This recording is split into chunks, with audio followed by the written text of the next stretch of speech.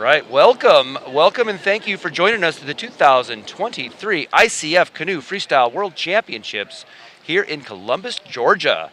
Today, we're just over the river on the Phoenix City, Alabama side, kicking off the Squirt Preliminaries. The water of the Chattahoochee River has been turned on, and we are looking forward to some great tricks along with the amazing mystery moves to come. My name is Hojo. I'm out of the United States, and I am joined here with Zach from Canada to bring you today's Squirt action. Thanks, Hojo. This is the start of a week-long competition with athletes from across the globe giving it their all for a spot on the podium. These athletes train for years to reach this competition and represent their country. Today's squirt competition is taking place on a section called Love Triangle. Paddlers will have 1 minute to put down a technical ride with a range of moves. All of this will be multiplied by a mystery move where the paddler submerges their entire self underwater for a sustained drop. Some of the paddlers to watch for today will be Great Britain's Audie Robertson-Shaw, Japan's Hitomi Takaku, and Taft Sibley of the United States. Thanks, Zach. Yeah, this competition is sanctioned by the International Canoe Federation based in Switzerland. Known as the ICF, the Federation is the premier organization for paddle sports across the globe. There are three main disciplines that the ICF governs: sprint, slalom, and freestyle. Freestyle is the newest of these disciplines, where the first formal competition took place 30 years ago, just about 3.5 hours north of here in Tennessee. All right, yeah, we'll be beginning the competition in around 20 minutes here at 10:15 Eastern U.S. time. We'll see you then. Yeah, that's right. So, Zach, 1993 in the fall, Risa Shimoda, along with some other organizers, formally organized what many consider to be the very first scored competition in freestyle. Now, there was a competition a few years earlier in Wales. However, this one took place at what's called Hellhole on the Ocoee River, where the squirt competition took place at Cat's Pajamas. The competitors were somewhere around 50 to 100. You ask Clay and you ask Risa, and they will engage you in long discussions about who was there and how many were there. And there was about 10, maybe a little less than 10 nations that joined up. And that year they did 3 days of competitions. And one of the great spots that they did it at was basically a pool above, where they would do these canoe enders into the pool below. So it was moving freestyle. Clay Wright, who's going to be out here in our men's class, was 26 years old back then, which does disclose how old he is today. That's right. So it was organized by Risa Shimoda of the American Canoe Association. She has been on the committee at the ICF level for many years. And this event that's going on today now is a wonderful evolution of the sport of freestyle and squirt. Now, Zach, tell us a little bit about what we're going to see today in the squirt competition. All right, so today is the newest and latest iteration of the squirt competition. You'll see all these paddlers in these very low volume boats hanging out in the eddy at Love Triangle, and they'll have 45 seconds to accomplish as many points as possible. They will start off with, well, they might start off with a mystery move depending on how they prefer to do their rides. However, it's very common to see them start off with going for a few ends, throwing a couple tricks, trying to get some points on the board, and then drop it into that mystery move to get a multiplier on that full ride. So depending on how far down you go underwater, that multiplier can go up, I believe, from 1.4 times to 2 times multiplier. So, and your ride does not end until you come back out from the water. So sometimes you'll see them drop in just before the buzzer, get that multiplier, and then keep scoring underwater. We've seen a couple throw some absolutely insane times underwater yesterday, including, I believe, there was a 40 to 45 second downtime, which is, it's a long time to hold your breath under there. Yeah, last year we had the World Cup here, as he stated. We had 1 day of squirt competition in the same spot. If you're watching the screen, take a look at the gentleman there waving. That's one of the Germans there trying to get his team members. But we've got head judge Paul Shep running around down there getting everyone set up. As you see that number 185, that's the launch point where they're going to push their boats into the water. So they have this little carpeted board. They'll load up there, they'll go into the water, and if you look in the back of your screen there, they've got the running water. Between here and that pool is basically the competition area. Now when they go in for the actual mystery move, they'll move a little bit closer to the main flows coming in there in your right of your screen, spin underwater, and again, the whole ride is 1 minute. If they choose and can, hold their breath for that long, they can mystery move for the entire ride. And we saw Taft Sibley do just about that. Now, there's some other technical things they can put down, like when they come out of the water, there's an exit move. You'll hear talk about that. It's a fun event to watch. It is just exciting as these guys really show their technical acumen on the surface. All right, so yeah, as Ojo mentioned just a minute ago, just off to the far back right of your screen is that seam in the eddy line where paddlers are going to want to try to get underwater. It's actually what makes the love triangle here is there's this weird, funky little triangle of water where the eddy comes out and meets the current's coming down, and it creates this weird little pocket. And it's a really calm spot, but also has the perfect drop zone underwater where paddlers, it's super deep, that's where they're going to be dropping down and seeing how far down they can stay under. Now, Ojo also mentioned how sometimes you'll see them come up to do an exit move. There are two categories of exit moves. There's an exit 1 and an exit 2. You'll see a lot of exit 1s today, whereas an exit 2, their entire boat actually has to make it out of the water and flip in some form. So I believe right now the only one we've seen recently is called the flying fish. It's an extremely tricky move to pull off, but hopefully we'll see at least 1 or 2 today, maybe. That's right. Okay, so we're going to have one heat of 7 in the women's and one heat of 8. That'll be your your preliminary rounds. They'll go into semifinals, where they'll take 10 of those paddlers on. And we're going to see Nina Sankova from Slovakia. We'll see Layla from Great Britain, Naya from Germany, Seiko from Japan, Risa Shimoda, again, we've already mentioned her, the organizer of the first competition here in the U.S., first real world competition from the United States, Tamsin from Great Britain, and Rebecca from Great Britain. I'm going to hand the commentator over here to Mason Hargrove of the U.S.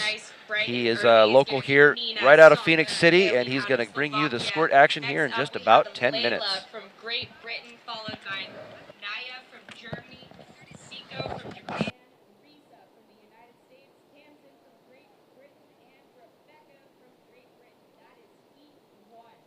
Heat 2. For this preliminary round, this is going to be 2 rides, and both rides count. We're going to add these 2 rides together, and that is going to make up the score. There's currently 15 ladies signed up for the prelims round, and they are going to cut to the top 10 for semifinals once the women and the men's classes have gone. So the mission for this first round, make it through to semis, so you get to keep playing the game. After that, they cut to the top 5, and then finals will be later this afternoon. Today is all-day squirt boating, but there is tons to do here in the Phoenix City, Columbus, Georgia area. South Music Festival taking place Saturday and Sunday down at Woodruff Park, just downstream. You will not want to miss it. Headliners Jaws and Government Mule to bring you rock that venue. Once again, welcome. This is going to be squirt boating. If you have not seen this style of kayak, it is long, it is tiny, it is very, very slicey. They look almost like surfboards, but you somehow manage to sit inside of them.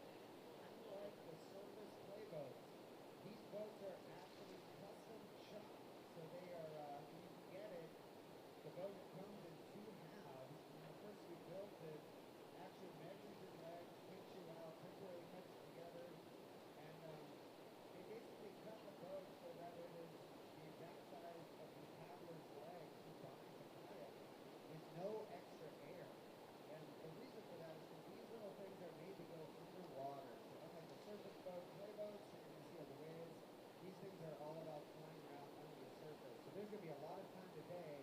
We're going to be looking out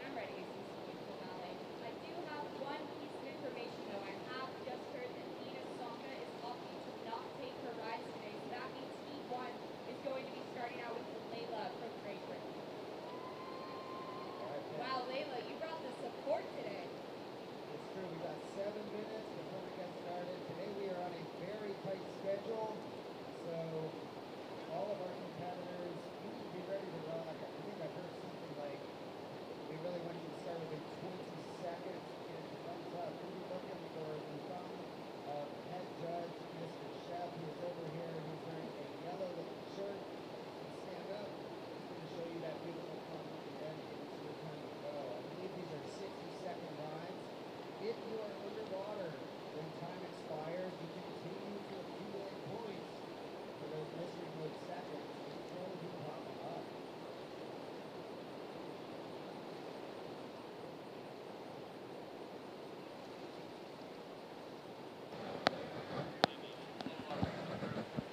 Alrighty, I think we're getting ready here. We got about 6 minutes till we're getting started. My name is Mason Hargrove. I am joined here with Zachary Zwanenberg of Canada. We are getting excited for this squirt boating prelims here. We're going to be cutting to 10, so we're going straight to the semifinal rounds. We have a heat of 6 and then a heat of 8. Nina Zonka has opted not to paddle today. She is one of our judges for the other events, so she's going to be focused only on judging. So we're going to start off with a Great Britain, Lila. She competed at the last World Championships in her hometown of Nottingham, England, so it's really cool to see her here across the pond competing.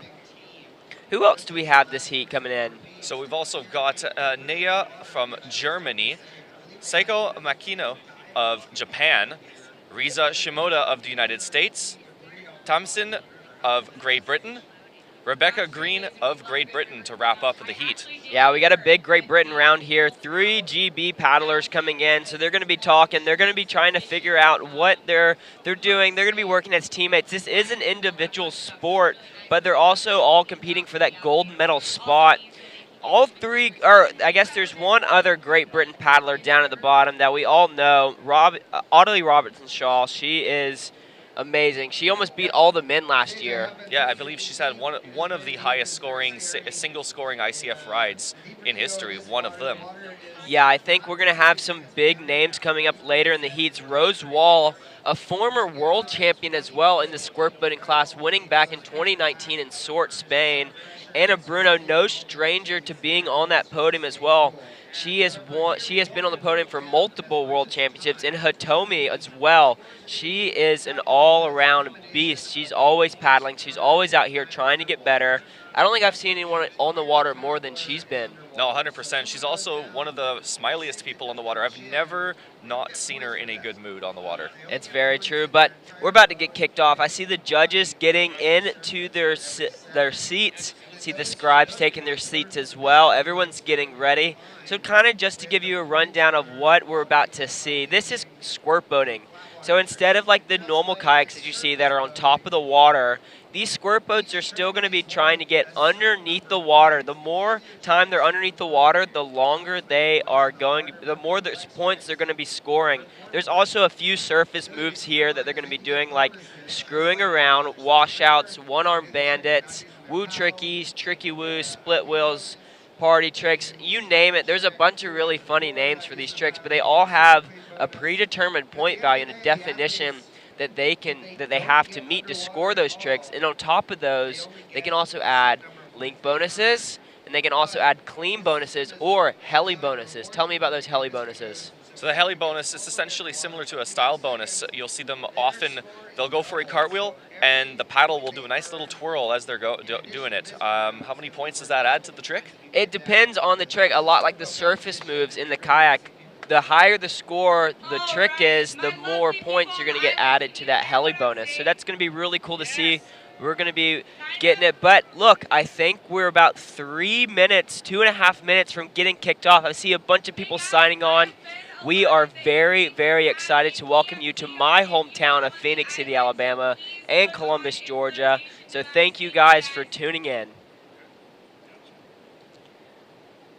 I think all the athletes are getting inside their boats. I see them on that ramp over there. Yeah, we've got a crowd building here on the side of the Chattahoochee River as well. It's a beautiful venue. The sun's shining. It's an absolutely gorgeous day. It's actually supposed to be a fantastic week as well for the rest of the competitions over on the other side of the river at Good Wave. We've got all the nation's flags. I see Japan representing with their flag. It's looking to be a fantastic competition today. Looks like we are very close to starting out here. I hear the arena announcers getting ready to hypen up the crowd. Yeah, everyone's getting loud. I hear this. You can hear the crowd behind us just getting hyped up for their fellow countrymen. There it is. Look, we have our first paddler ready for this World Championships. We are about to officially kick off this World Championships. How crazy is that? It's an absolutely incredible moment. Every year when it starts it off with the Squirt competition, it is a fantastic feeling for competitors, for spectators, and anybody who really loves this sport of whitewater kayaking. Yeah, this week is going to be absolutely insane. I think we're going to see some of the biggest rides ever done in kayaking here in Columbus, Georgia, and Phoenix City. I'm excited. 100%. It's been an incredible week of training for all the athletes. The sun has been out. Again, it's really hard to complain about what we've got here with this venue here in Columbus and Phoenix City. It looks like we have our first paddler starting to paddle out to the squirt seam. So we call this the love triangle here. Stephen Wright found this the past few years ago, and he was like, this is one of the best squirt seams in the world. So we had to have a World Championships here. It's kind of crazy that we have a world-class feature right here, and then if you look 200 yards across the river, you have another World Championship feature, Good Wave.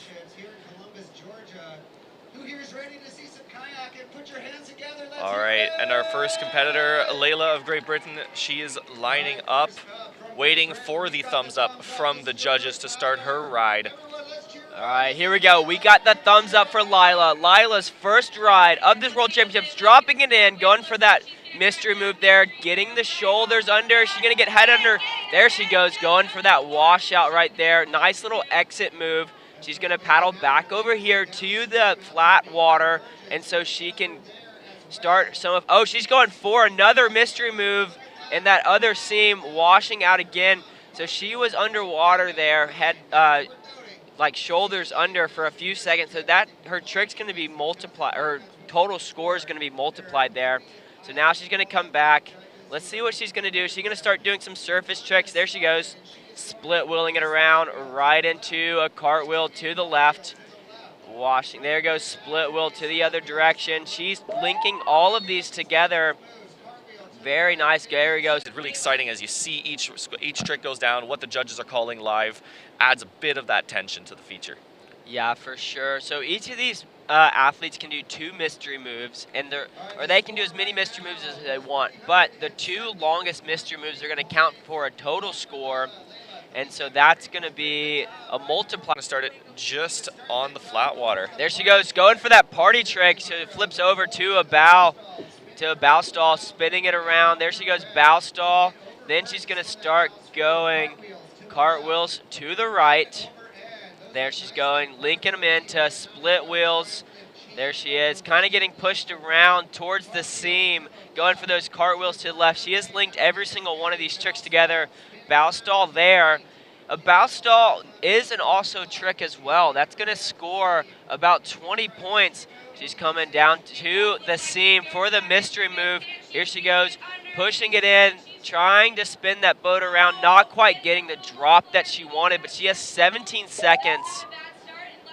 She's going to paddle back over to this kind of flatter pool. There she goes, screwing it around. That's a good 30 points right there. Now, we mentioned that these are a lot of really entertaining names to some of these tricks, and you just mentioned screwing around, and that's definitely one of the stranger ones. And what should the audience be looking for whenever we say that trick? Yeah, so what she did actually was called a washout. So it's what you do, you push the bow down and you're going over vertical, trying to keep your head out of the water, keep the boat above 30 degrees.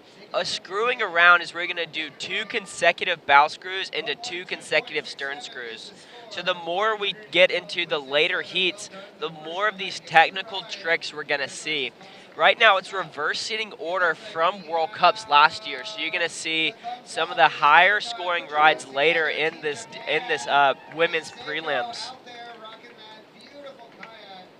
All right, next up here, we've got Saiko Makina of Japan. She is waiting again in that eddy for the thumbs up, doing a couple spins there, warming herself up, making sure she's ready to go. Oh, our time has started. She's already got 13 points. There she goes, going for that bow stall right there with that beautiful squirt boat. Look at all that metal flake on that thing. She's going to come back over here to this main eddy here. This is where I like to set up for our squirt, for our mystery moves. You kind of come into this cross current that comes in, you paddle out on it, and then you drop it like it's hot. Here she goes, dropping that edge in. Can she get the boat to start spinning?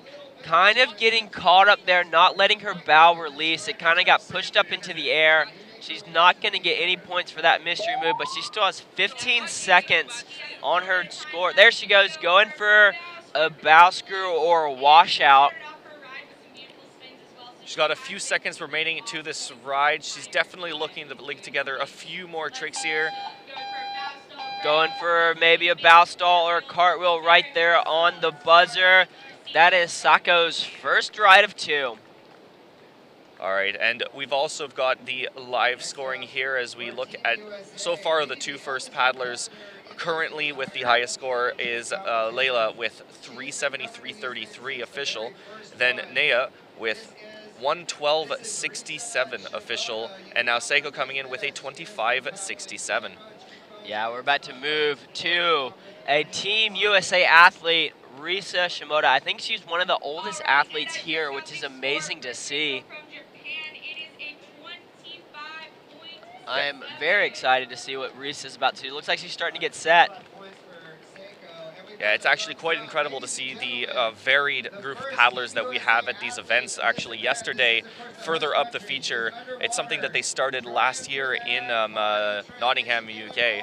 Oh, time looks like it just started for Risa. Yeah, looks like we're in. She went for the party trick right off the start. So that's basically you flip upside down and you push your boat underneath you into a bow stall. That boat has to get over 70 degrees to score. So we'll see what the judges think for that one. She's going for that mystery move. She's still got chest under. We'll see if the judges gave her that one or not. 30 seconds back on the clock. She's paddling back over to this main love triangle eddy. Oh, wait, actually, she's looking for the big drop on the main seam line. Here she goes, dropping that bow in. Can she get it down? Not quite getting that stern to come under, but she's not giving up on it. There she goes, starting to get the boat under. Very nice, Risa. Maybe looking for some cartwheels. Going vertical there. Can she go over vertical? Oh, quite just flipping over. All right, and that's the end of this ride, ride number 1 for Risa.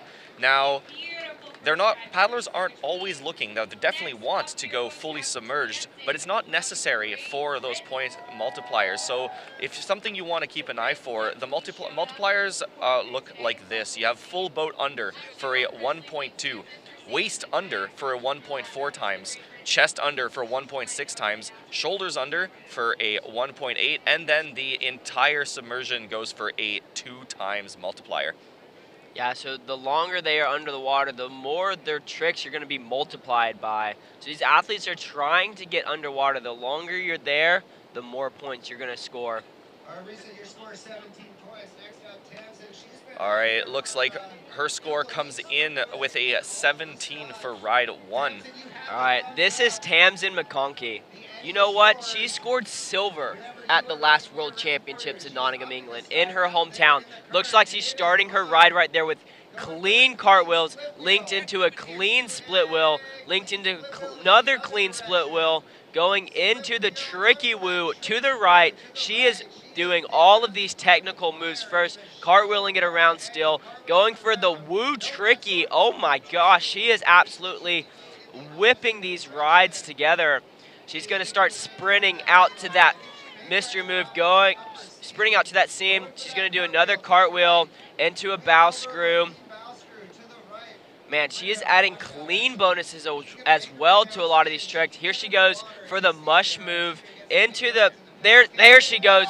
Boom, head under for a second with the nice flying fish. There's that screwing around over vertical, over vertical, over vertical, into bow screw, into stern screw. This is going to be a huge ride. Can Tamsin get one more drop in before that time goes down? If she drops it before, oh, she got there right after the buzzer went. But if these athletes drop their boat right as the time's going, they can continue their mystery move for as long as they want. Yeah, and we're definitely going to see a couple absolutely massive mystery moves throughout the day today. It's one of the original features of squirt boating. It still remains one of the more impressive parts of it. Even though you don't see too much of it, it's still so impressive to see how long they stay underwater. Yeah, these athletes, they have to keep their boats super flat. If they lift up a bow edge or a stern edge, it's going to kind of lift you back to the top. But look, we got a great score from Tamsin. Absolutely incredible. Starting her first ride with a 673. That puts her into first place by 300 points. Insane. Yeah, and as you mentioned, how the heats are seated in a reverse order from last year's World Cups here in the same location.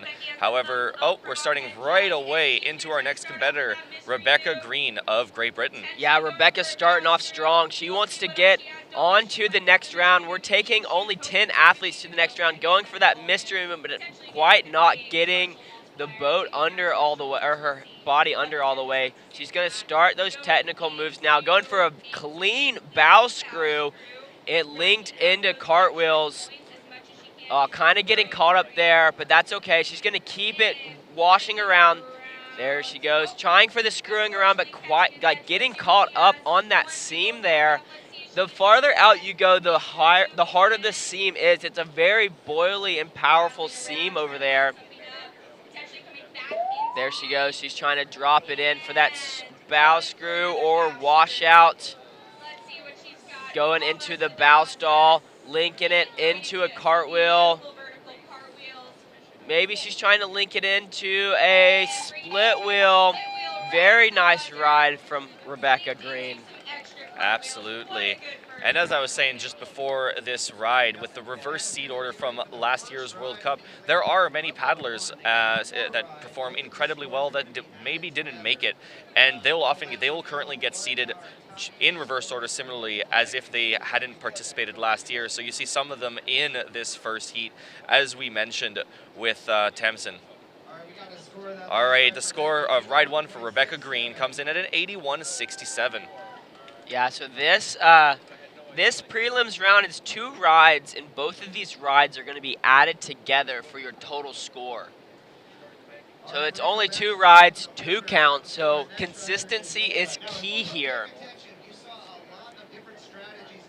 Yeah, and the format for these events as the different, we're seeing here right as mystery move at the beginning, not quite getting the mystery move she wanted there, but she had well, there's the last in that came around.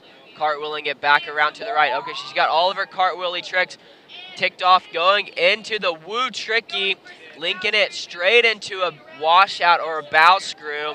There's another bow screw to the other side. Bow screw again. There she goes. One arm bandit right there. One arm bandit to the other side right there on the buzzer. Oh my gosh, that ride was full. 100%. She really brought it her all for her second and final ride for the prelims. And as Mason was saying, this is a go big or go home situation. There is only 2 rides and both count to make it past these preliminary rounds. It is an extremely stressful situation here for all athletes. When it comes to competition of this level, you could be one of the best paddlers in the world, but at the end of the day, it's all about that mind game, how you approach the competition and how much fun you're having. For sure. Lila just came in with the 285 points for her second ride. So it's going to put her at 658 combined. That's currently putting her in at second position. Yeah, we have 14 athletes and only 10 are moving on. Yeah, it makes for a very intense cut here at this year's World Championships. There's actually been a bit of a change up in the format this year due to some lower amount of water. Oh, and here we have Naya starting off her second and final ride here. Yeah, she's going for that bow stall into kind of like a bow screw, linking it into a flurry of ends, into the cartwheels. There she goes, pulling it around for the split wheel, linking it into the cartwheel. There she goes. Beautiful link bonuses there. Oh, she's pulling it around for a bow screw the other direction. That was a very nice fluid movement right there by Naya. She's already up past that 100 points. She's going to paddle out to the main part of this feature. Here she goes, dropping it in, trying to get that boat to start sinking. There she goes, maybe getting chest under, but we'll see what the judges give her. She's going to cartwheel back around, try and make it back to the main part of this eddy to score a few more points before her time is up. Going for maybe a one-arm bandit right there, quite not getting the over verticality that she needed, and that's going to be time. Yeah, so that'll do it for Naya's second and final ride of these preliminary rounds. We'll see her score coming in shortly, and hopefully that'll be enough for to carry her through to that final top 10. All right, her second ride coming in at a 155.33 for a total of 268 flat. Yeah, she had a better second ride than her first. She was starting to feel it out there. She just missed those one-arm bandits right at the end. That really would have brought her score up to maybe that 200, maybe 300 points. Those one-arm bandits are worth 30 points, but if you linked them together, then you get an extra link bonus onto them. But looks like we're moving into Sako's second ride. She's spinning it around. She's going to get 10 points for each of those spins right there. There it goes. Boom. She has about 20 points on the board as of right now into that bow stall right there. Oh, her bow just hitting one of the rocks down there. This is a natural river. There she goes, cartwheeling to the left. Not quite bringing that stern around like she needed to score it. There she goes. Looking for maybe this mystery move here. All right, looks like she might be approaching the seam here, looking to get as far under as she can. There's the initiation. She's looking to maybe try that one more time. She's spinning it around, trying to push down. Looks like she might go for the second seam there down a little bit. Yeah, about 7 seconds on the score, on the board left. Can she cartwheel it around, try and get a few more points, and that's going to be time for Sako's second ride. Yeah, and as you saw at the beginning of this ride and throughout all of this first heat, the way the time works is the judges will hand a thumbs up and then wait for the paddler to make the first move. So the paddler will initiate their first trick, and that is when the time starts. So we're just waiting for confirmation on the final scores for Psycho. And there it is, ride 2 coming in at a 25 flat, very, very consistent with her first, for a total of 50.67. Yeah, I just wanted to talk about each of these squirt boats are custom made to these athletes. So they send in their measurements to the boat designers and they custom chop these boats. Oh, look, we have Risa getting started already. I'll come back to that topic in a second. Risa going for that party trick just like last time. It's where you flip over and go into a bow stall, going into those cartwheels to the right. Very nice flurry ends, changing direction right there, going to the left. Very nice, cartwheeling it around, trying to get all of those ends together before she goes for that mystery move. Looks like she's going to start paddling over to that main eddy to set up for her first drop. She's working her way back up that side eddy, looking for that seam, getting a little bit of speed. Looking to potentially drop the bow into that water. There she goes. Spins it in to try to initiate that mystery move. Gets it just a little bit under. She's got 7 seconds left to her ride. Looks like she might be paddling right for that second seam at full speed. 1 second left. Can she get it under? Doesn't quite initiate before the buzzer. So that'll be it for Risa's second ride. Wow. Risa really threw everything she had into that one. What a special moment for her. She is out here. Look at that big old smile. She is having such a good time. This is what it's about. It's about having a good time out here with all your friends. Everyone's watching. Risa came in with a whopping 32 points that ride, so almost doubling her score from last time. She's going to be very, very excited with that. But look at this. We still have 2 more riders from across the pond, Great Britain, Tamsin McConkey, with the giant first ride, 673 points. What do you think we're going to see? Oh, I think we're definitely going to see at least the same, if not more. There was definitely more that she was looking for with some of those final tricks after her last mystery move. I do think that she can pull it off and that we'll see her best it. Yeah, she's backing it up. Here we go. Second ride started. Boom. Straight into cartwheels, getting that clean bonus, putting that paddle in the air. Clean split wheel to the right. Link to clean split wheel to the left. Link into a tricky woo to the right. Being an absolute technician there. Cartwheeling it around to the right. Going into that woo tricky. There she goes, cartwheeling it back around into that wash out there. Going into the... she's screwing it around there. She's going to keep doing 2 more ends to get the bow screw and the stern screw. Now she's going to rally out to the edge there and drop it in. Can she get it down? Oh, not quite getting the drop that she had on that first one, but it's okay. She has another seam out here to come to drop it in. Here it goes. Boom, dropping into that seam. Down, there she goes. First head under mystery move we've seen. That was a great one into an exit move, into screwing around the other direction. Bow screw left, bow screw right. Huge ride from Tamsin, throwing past the buzzer. Wow. Absolutely incredible ride. And I know we predict that people will always best their first rides whenever they start into their second, because that's what all the paddlers want to do when they're out on the water. But looks like she may have just pulled it off. We'll have to see what her ride comes in when the judges finalize it. But either way, absolutely fantastic second ride. Great first ride as well. Yeah, Tamsin is an absolute machine. She never stopped moving her boat that entire ride.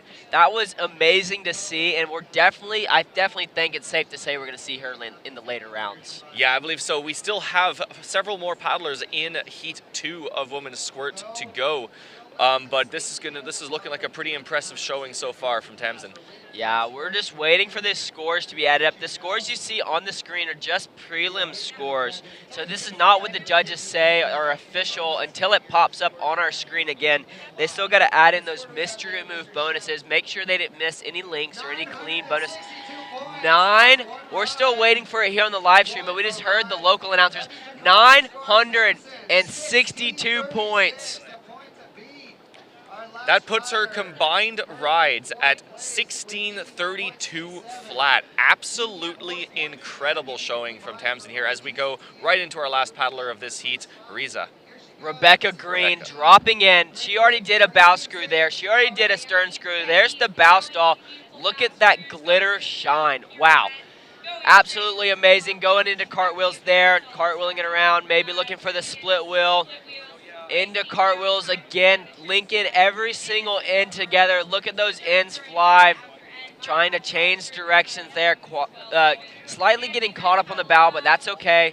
She's going to look for that washout. There's that washout there.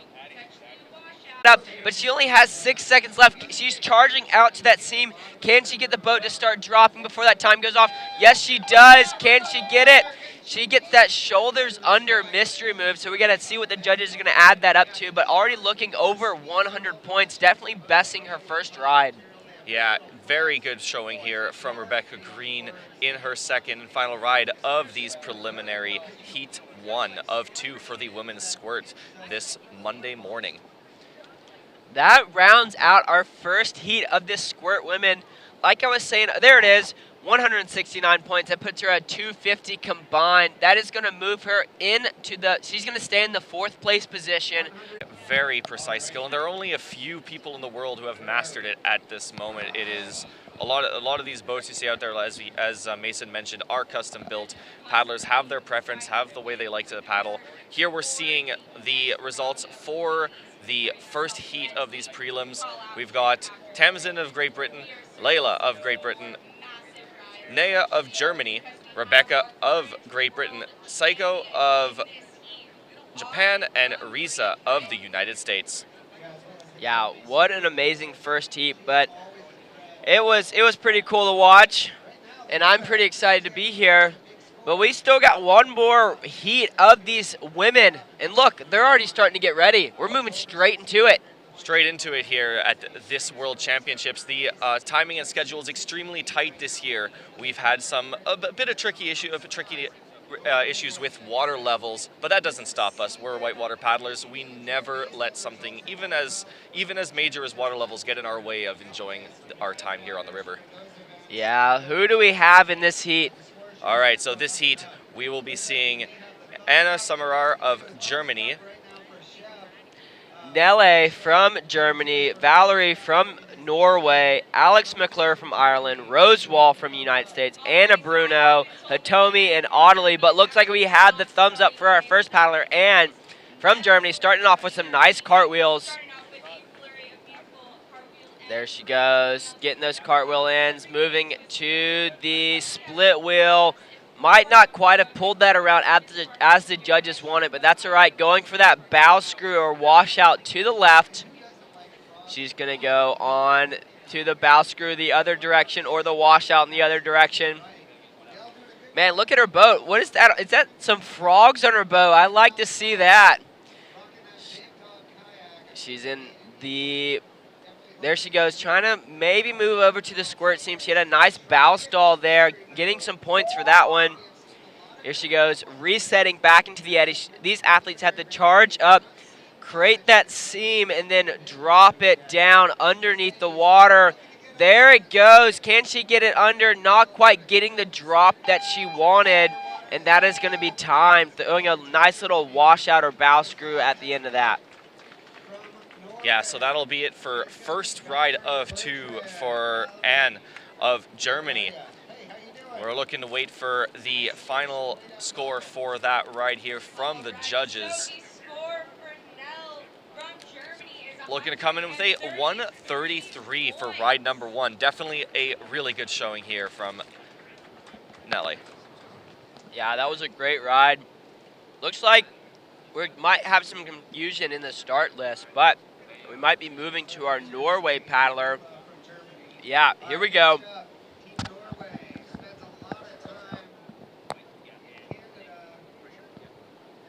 All right, here we go. Thumbs up for Valerie. She's looking for that one-arm bandit to start things off. Moving into split wheel. Moving into split wheel the other direction. Being a technician, going for the cartwheels around to the left. Maybe looking for a clean bow screw there. Maybe, and then she's going for a nice little washout after that. Going for the split wheel. Or, no, there she's going to turn it around for the tricky wheel. Can she keep that angle up? These tricks have a definition. They have to meet to score these tricks. They're not just throwing ends without any reason. She might be looking for that mystery move. Kind of. Oh, there it is. Dropping it in. Can she get it to drop? She's still working at it. Nice little exit move there. She's going to charge back out to the bigger eddy line. Can she get the drop in? 2, 1.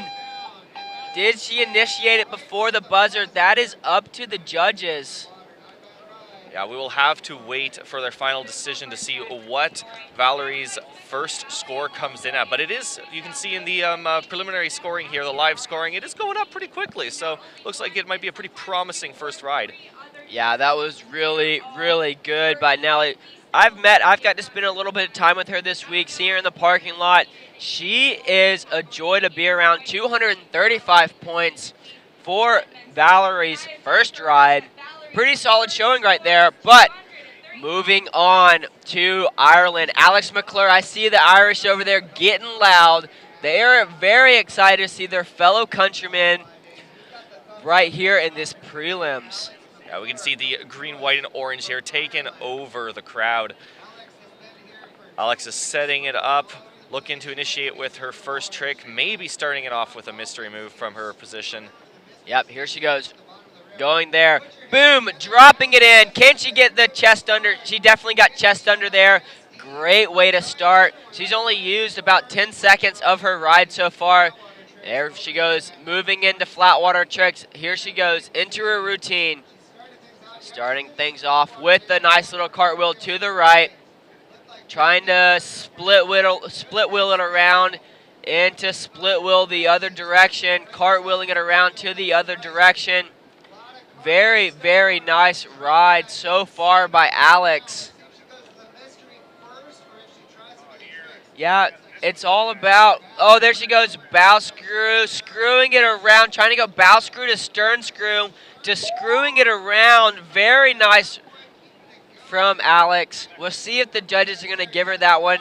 These tricks have to be performed in a fluid motion, so she might have had a little bit too much pause in between that, but we are just announcers. Going for that mystery move again right there on the buzzer, and that is going to be time for Alex' first ride.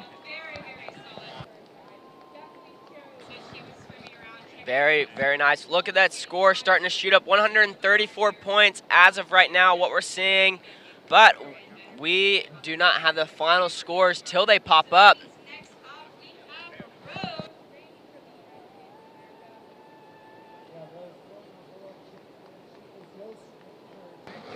All right, 149 points for Alex' first ride. Very good showing from there. Looking at a 149 for her first ride. This is some good rides coming in from our second heat of this women's squirt competition. Next up, Rose Wall. She's hand paddling it out there, so you'll see that paddlers can choose to either go with a paddle or hand paddle. Starting off with a mystery move right off the bat, trying to get her head all the way under. There it goes. She's gone. She's got the drop. She is gonna, there she is, pop up. What a great mystery move. Rose is a former world champion, and she is one of the former world champions for Mystery Worlds as well. So the thing for Mystery Worlds, you're under for as long as possible. So she is really good at being underwater. She's going to go for the double mystery move, dropping it again. She is absolutely amazing at getting underwater and scoring those multipliers. She is maybe looking for another mystery move again. Rose just opting only for mysteries this ride. Going, there she goes again, quite getting it under. Look at those sparkles, oh my gosh. Going for a bow screw to the left. And that's going to be time for Rose's ride. Okay, so you see only 3 points there right now, but watch this. As they add up those mystery moves, the score is going to jump up. Yeah, so that's it here for Rose's first ride, and she's probably one of the first paddlers we've seen today that is opted just for the mystery moves. It is a very different strategy. And at the end, you saw her after her third one. She went to try to throw a couple ends there. You know, you want a couple extra points, so you might as well grab those free points as the mystery move multiplies your points. And there you see it. Those mystery moves paid off with a first ride of 366.67. Absolutely incredible showing here from Rose Wall, showing that the traditional squirt method still holds up in a modern ICF format. Alrighty, that was a great ride from Rose, but now we're moving to another Team USA athlete, Anna Bruno, starting things off with a split wheel to the right, linking it into right cartwheels, trying to split wheel it around to the other direction, getting all those vertical ends, so those are going to be scoring nicely. She's trying to charge out to the eddy line to get the drop for the mystery move that she wanted. There she goes, dropping it in. Trying to get her head under, definitely getting shoulder under for a good second or two. That was a very nice mystery move by Anna. She's going to charge back into this eddy, going for a washout or a bow screw. Bow screw there into a screw it around. There she goes, end over end over end. That's a very score. Yeah, so Squirt, oh, there it is, 382 points. That's going to be a really great ride from Anna. I think that's going to move her into that third place position, just outing Rose. But we're moving in to... And a lot of the paddlers prefer to just get rid of that blade completely and go hand paddle. It's very, very true. With the mystery move, it's easier to keep the boat flat with the mystery... there it is, like that. dropping it in, going for an exit move out of that one. Not quite getting the drop that she wanted, but she's going to come back for that one. She's going for the flat water tricks. There she goes, cartwheeling it around into trying for that super clean split wheel, but not quite getting it. There she goes, screwing it around to the left. Bow screw into stern screw. Those are going to be some high-scoring tricks.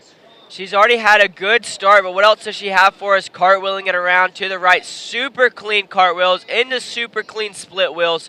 Keeping those hands out of the water. There she goes, split wheeling it around the other way, changing directions into a screwing around the other direction, into bow screw, into stern screw the other direction.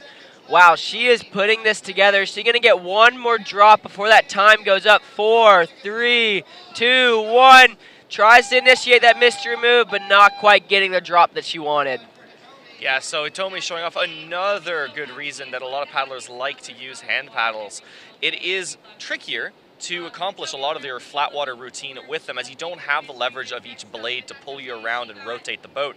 However, you saw Itomi go for a lot of clean moves where her hands or the blades of the paddle would not touch the water. And that is a lot easier with that when you don't have that paddle in your hand accidentally tapping the surface as you're going around, especially when you're sitting that close to the surface.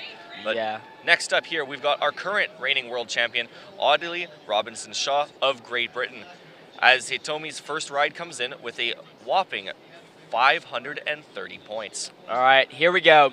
You are about to see a ginormous ride. I've seen Audie at the last World Championship scored over 1,700 points in one ride. She is an absolute beast when it comes to any form of kayaking. Yeah, you can give her single blade, no blade, any type of boat, and she will show you how it's done here as she's getting ready for her first ride. Looking to, well, knowing her, she's definitely looking to set some more records. Yeah, she definitely is. This is one of the better squirt seams in the world. When it's fully kicking, it is fully kicking. She's going to start with some flat water, going for that split wheel to the right, split wheeling it to the left. Oh, actually changing that around into a tricky wheel, keeping that paddle out of the water. There she goes, cartwheels around, into split wheel, around, into another tricky wheel. Oh my gosh, she has gotten all the cartwheeling moves out of the way, cartwheeling it around. She is already over 200 points, and she's not even halfway through her ride. Going for the woo tricky there. Very, very technical trick. Cartwheeling it back around. Now she's going to head over here to the seam and try and get her boat underwater. Here she goes, Audie, dropping the bow end. There she goes. Bam! And she is underwater. Very nice. She's going to do an exit move out of there into screwing around, into bow screw, into not quite getting that stern screw to come around, but she's going to try and rally back out to that other seam to drop it back in. Can she get the boat to start going under? Yes, she does. She's got that drop. Very, very nice ride from Audie Robertson-Shaw. Yeah, and she definitely showed us what she's got here at this world-class feature here on the Chattahoochee River. And you see her points just keep racking up here. I think we're going to already see a fantastic ride. And she definitely will be getting down deeper next time. I have heard her talking about her. Yeah, so squirt boating, the first comp was 30 years ago this year in 1993 on the Ocoee. They had the hellhole down there. They did the surfing there, but they went to Cat's Pajamas for the squirt boating. There's Audie's score, 786 points. They had around 60 competitors at that event in 8 nations. It was organized by Risa and Susan. So it's really cool to see 30 years ago Risa was competing, and she's still competing today. And not only competing, but organizing these competitions, which is incredible to see. But here we see Audley's first ride already putting her into that first place position. Yeah, just some giant rides from Audie right there. All right, we're moving back up to the top of the heat with Neil from Germany. She's starting her ride into cartwheels to the left. What she's got us going 48 seconds on the clock still. Going for a split wheel to the left. And there's a bow screw to the left. Trying to get things going. Trying to find her rhythm here There she goes, washing out to the left, getting that bow screw there. Back into another bow stall. She's got to hold that for 3 seconds for it to count as a bow stall. But she's going to paddle out to this squirt seam. What does she have for us next? Looks like she might be going in for that mystery as she looks to set herself up in that first seam here. She's climbing back up the eddy. She's got 8 seconds left. See if she can get that initiation as she puts the bow under, starts the spin. Looks like she definitely went under a little bit, but not quite as much. You saw her shake her head a little bit. I'm sure she was looking for a little more downtime on that, but still a great showing here from Nelle of Germany. Yeah, she might not have gotten the ride that she wanted, but it might be enough to put her through the next round. We're going to have to wait and see what the rest of these ladies do and see how it all shakes out. Again, this is the prelim, so it's 2 rides, and both of these rides are going to count to move on to the top 10 for later today. Yeah, a little correction to the previous screen we saw with the placement list. Audley right now is sitting in 2nd place after her first ride, right behind her teammate Tamsin. But here we see Nelly's second ride coming in at 119 for a combined of 252. And I think that's going to move her into 8th place. So we'll have to see if she can make it to the next round. But we're moving in to Valerie from Norway, starting it off with a one-arm bandit, straight into split wheel, and to split wheel the other direction. She's going to flow this straight into cartwheels. There she goes, keeping that paddle clean for a clean bow screw. That was really nice, right into a washout. She's going to make her way over to the squirt spot. She's going to try and mush move it in, drops it in. Can she get her head under? Getting a nice shoulders under mystery move right there. Still trying to work it around. There comes that bow up, so it's not her time for that mystery move is going to be over, but she's going to come back over to this main seam and drop it in. Can she get her shoulders under again? Yes, she does. Oh, there she got the head under for a second, and she's going to try and do an exit move, but kind of getting caught up on those boils of this cut bait rapid.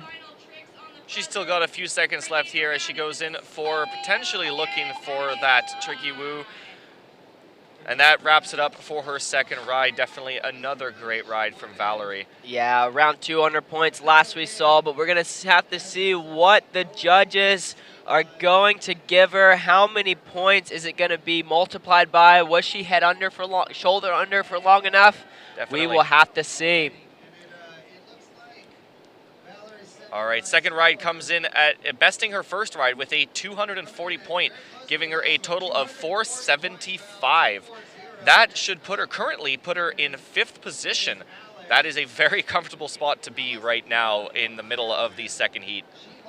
Yeah, it definitely is. All right, we're moving to the proud Irish, Alex McClure. She had a solid first ride with the 149, but she needs to do a little bit more if she wants to keep paddling later today into the semifinal rounds. All right, she's got the thumbs up from the judges, looking to start it off potentially with another initiation of a mystery move on that first seam here. There she is, drops the bow in, and oh, head under. She got the mystery move she's been looking for. She's still under. Exit move out of there. Wow, that was a great way to start her ride. Now she's going to move into the eddy there, and she's going to go cartwheeling it around to the right, starting her technical tricks. She's going to split wheel it around to the left, cartwheeling it around to the left, maybe going for the split wheel, kind of getting caught up. Still trying to cartwheel it around, maybe a bow screw there. There she goes, there's the nice little washout. Maybe trying to screwing around, but not quite getting her feet to come over her. There she goes, bow screw the other direction. And throwing that stern screw into the screwing around. There she is. That's what she wanted. Very nice from Alex McClure. She has about 8 seconds left. What is she going to do at the end of her ride? Trying to keep her paddles out of the water for a clean bow screw. Or changing directions. That was the first changing directions we've seen through it. Grabbing a little stick in the water. She's like, here we go. This is it. But I believe that was pretty good. There it is. Wow, much better than her first ride. She pulls in a 370-point ride. That mystery move really coming in for her. That should put her currently. We're just waiting for these scores to update, but I think that's going to move her into the 5th or 4th place position, which is... We're still just waiting for it to pop up on our screen. The locals got it a little bit sooner than we did. We're just waiting for it to show up on the live stream. In the meantime here, yeah, we've got our former gold medalist here, Rose. Underwater. This is a huge mystery move. Where did she go? Absolutely incredible. We can't see her at all here. We still can't see her. We are having to stand up to look at her. There she is. She popped out. A huge mystery, a 30-second mystery move by Rose Wall. Wow. That was absolutely incredible. That's the best we've seen so far this morning. Actually, it's probably going to be one of the better ones we see today. Absolutely incredible. It seems they came in at 25 seconds. She still has so much time left on. She's still going to need to do a few more surface tricks, or she might just call it off and be like, yep, that was it. I'm just training for the finals later. I'm saving it all for finals later. I want that gold medal. She's got a huge smile there. It's catching her breath under there for so long. She looks stoked with that ride. The points are racking up. Wow. Currently, from our previous ride, we've also saw Alex McClure now with her second ride, putting her in 5th position, just above Valerie at the moment. But we're now waiting for this absolutely incredible score to come in with a single ride score of 1,046 and 67 points with a combined of 14, 13, 34. Absolutely incredible ride from Rosewall. This puts her in 2nd place at the moment. Oh my gosh. Wow. Imagine if she had backed that up with another mystery move and some surface tricks. Wow. Absolutely incredible. That was unbelievable to watch. I know 3 athletes who are going to respond very well to that. Yeah, and these athletes are coming up just now. Right now we've got Anna Bruno lining up in the eddy. She just saw what her teammate accomplished, and she wants to do it as well. Yeah, there she goes into the into the split wheel, but tapping her stern on the bottom of the river. Not the best way to start your ride, but she doesn't care. She's going into those screwing arounds, into bow screw, into stern screw. That's going to be some high-scoring tricks right off the bat. Here she goes, looking for that mystery move, dropping it in. Can she go under? She's trying to. She's working the boat around, definitely getting shoulders under with that exit move there. Very nice from Anna, racking up the points she needs just to move to the next rounds. This is still a very, very nice ride. There goes a bow screw to the left. There goes that one-arm bandit. She's going to do the one-arm bandit to the other direction.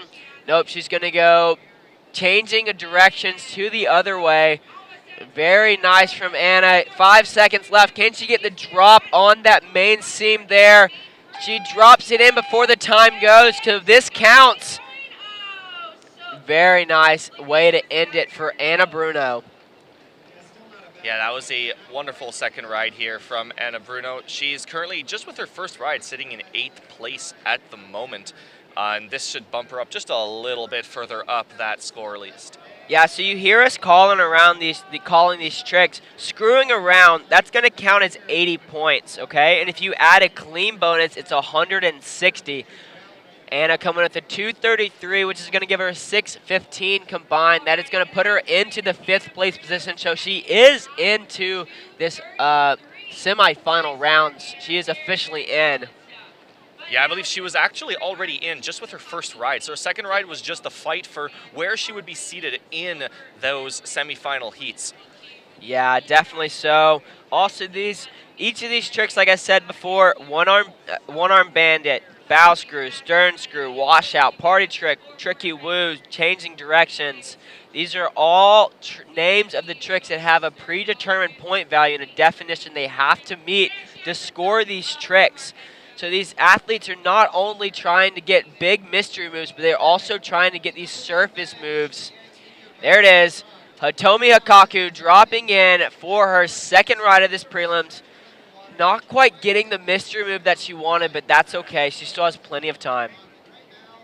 Yeah, she's working her way back up the eddy with those hand paddles, maybe looking for that first seam to throw down a big mystery. She's already qualified in 6th position at the moment, with her next paddler already above her. So right now she's just looking to continue besting her score, trying to spin it around, trying to drop just a little bit further underwater, not quite catching it the way she was hoping. She's going right into those clean cartwheels. Going for screwing around there. That was that trick I was talking about earlier. The screwing around 80 points linked into a bow screw, linked into a stern screw. So those points right there, that's a lot of points already. That's about 120 points in just 3 seconds. There she goes, screwing it around in the other direction, linked into bow screw, linked into stern screw. So that is absolutely essential to having a big score, is also doing those surface moves as well. Yeah, that was a pretty amazing ride from Hitomi. We're just going to wait to see what her score is. But then we have our reigning world champion, Audley Robertson-Shaw. Yeah, so we're currently just waiting for Hitomi's second ride to come in. Comes in with a 328.33, putting her with a combined 858.33 in 3rd place at the moment. Now we've got next up Audley Robinson-Shaw. She showed up with a first ride of 786.67, and she's going to be looking to do even better than that. She's always aiming for those top spots, and let's see what she's got for us here in her second ride. So right now, if she matches the score that she did last time, that's going to move her into 2nd place, right behind Tamsin. Rose in 2nd right now with a 14.13. Tamsin in 1st with a 16.33. So she has to put down a pretty big ride right here to move to the top of the leaderboard. But it doesn't really matter too much about what place you're in as long as you're qualifying. You go reverse seating order from what you went last from this event. So there it is. She's starting off her ride with a very nice, super clean split wheel into a super clean tricky woo, into cartwheels to the left, into the tricky woo again. Oh, quite getting caught up on her stern there, but she's going to repeat that trick. Clean split wheel. Oh, there's that heli bonus we were talking about earlier. She's going to add a bonus into that on the tricky woo. Into the woo tricky. She is just throwing flurries of ends over and over here. Her boat is not stopping. She's going to start making to her way. Oh, she's still throwing. There's the woo tricky again. She's just, as she's moving towards the seam there, she's just continually throwing tricks, not stopping her boat unless she wants to go for a mystery move just like that. Head under. She is gone. Bam, right up. There she goes. What a good mystery move. Into screwing around, into bow screw. Very nice ride from Audie Robertson-Shaw. Yeah, that was fantastic to watch as she wraps up this second heat of women's squirt. So now we're just waiting for her final score to see who will be qualifying into the semifinals. We'll have that list for you right here in just a moment. Yeah, it's going to be a tight one to see if she moved up into that leaders board, but we will have to see.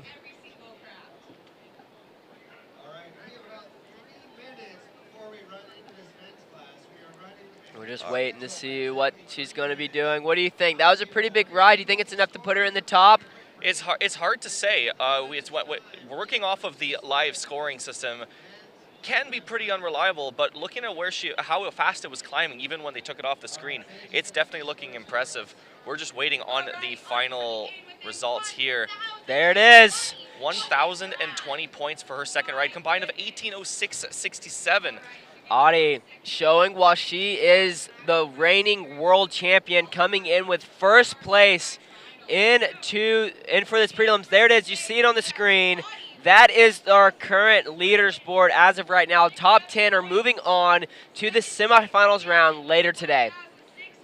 All right, and that wraps up currently the preliminary rounds for women's squirt. Congratulations to everybody who has made it through. An incredible job to all the paddlers in these prelims. We will be moving on real shortly into the men's squirt prelims heats 1. And for now, that'll be me, Zachary Swanenberg, and Mason signing off. We'll see you guys later. Thanks for joining us. Seventh place, Alex, 519.33. Eighth place, we have Valerie, 475 points. Ninth, we have Leela with 268 points. All right, ladies and gentlemen, you just saw the women's preliminaries. 2 rides, both rides count. 10 will go on. I'll be joined here shortly before we get the men's started. And we will bring you the men's squirt action in just one moment. Alrighty, guys, we're just gonna have one reminder. Men's first heat is going to be Aiden from New Zealand. Owen. Alrighty, I am joined here by There was one before, 2 years before that in Wales, but it was a little bit more of a pickup. Yeah, that's right. And that was an ocean one in Wales. And now this was on the Koe River. At the Cat's Pajamas, I'm to understand, for Squirt and Hellhole for the surface boats, correct? Yes, Cat's Pajamas is a rapid right above Hellhole with a really good seam, and we even a long time ago we were seeing long mystery moves there. That's awesome. And so you just completed in your semifinal round here, or the preliminary qualifying round. Tell me, of all the places you have squirt boated in the world, do you have a favorite? You know, I don't have a favorite. This is one of the best, though. That's because it is easy for those who are really good at certain levels. The consequences of not doing well are none because it's just flat water, so it's not dangerous. In fact, Rose, when she just did her 25-second run, she said she waited and counted till 20 and then pushed the up button. She could have gone longer. Gotcha. Oh, that's wonderful. That's great. So, such a big mystery move spot. This is awesome. You know, you're saying it's safe, but we did hear there might be alligators. However, we're going to have to peel off to the men here. From Aiden from New Zealand, thank you for joining us. We're going to have to take the call. Risa, thank you so much. Thank you. Alrighty, so Aiden is going to be starting in the green kayak just to our right. Thank you. Red kayak.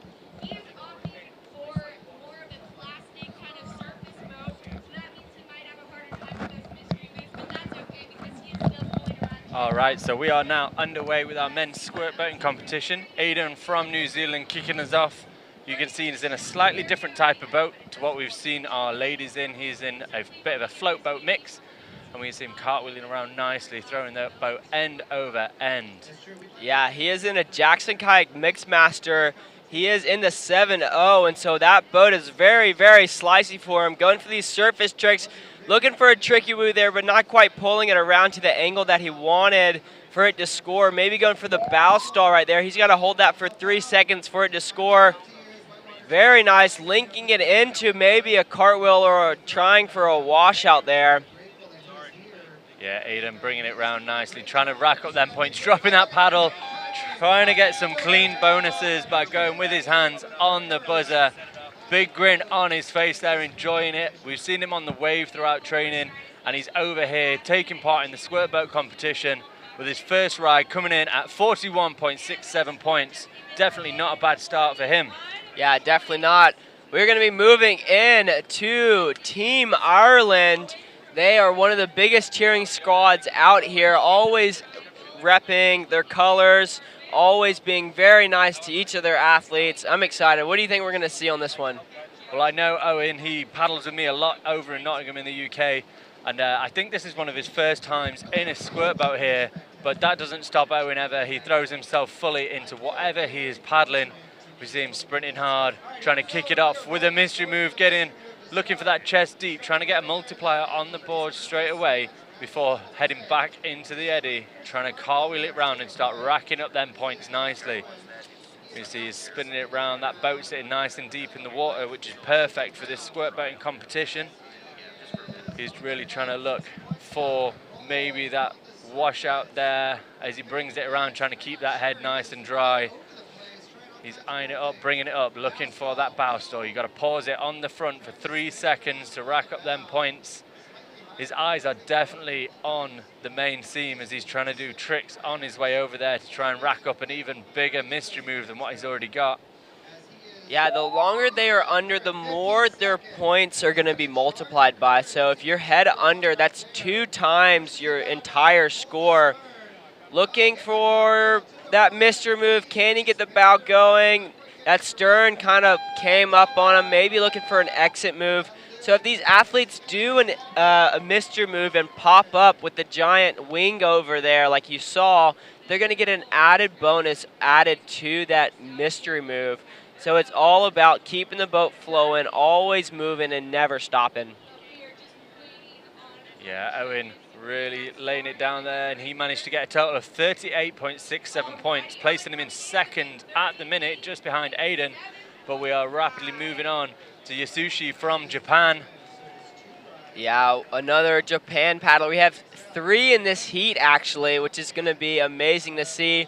The whole team of Japan is absolute machines. They are always paddling, always laughing, always smiling. If you don't see a Team Japan water on the water, it's probably because the water's not on. Yeah, those guys go from dusk till dawn, keeping it going even throughout the night.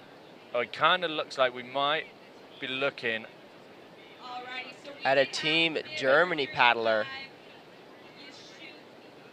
Yeah, Yashumi, I think not quite taking part today for whatever reason he's got. So we're going to be moving on to our next paddler from Germany, Mirko Huntman from Germany.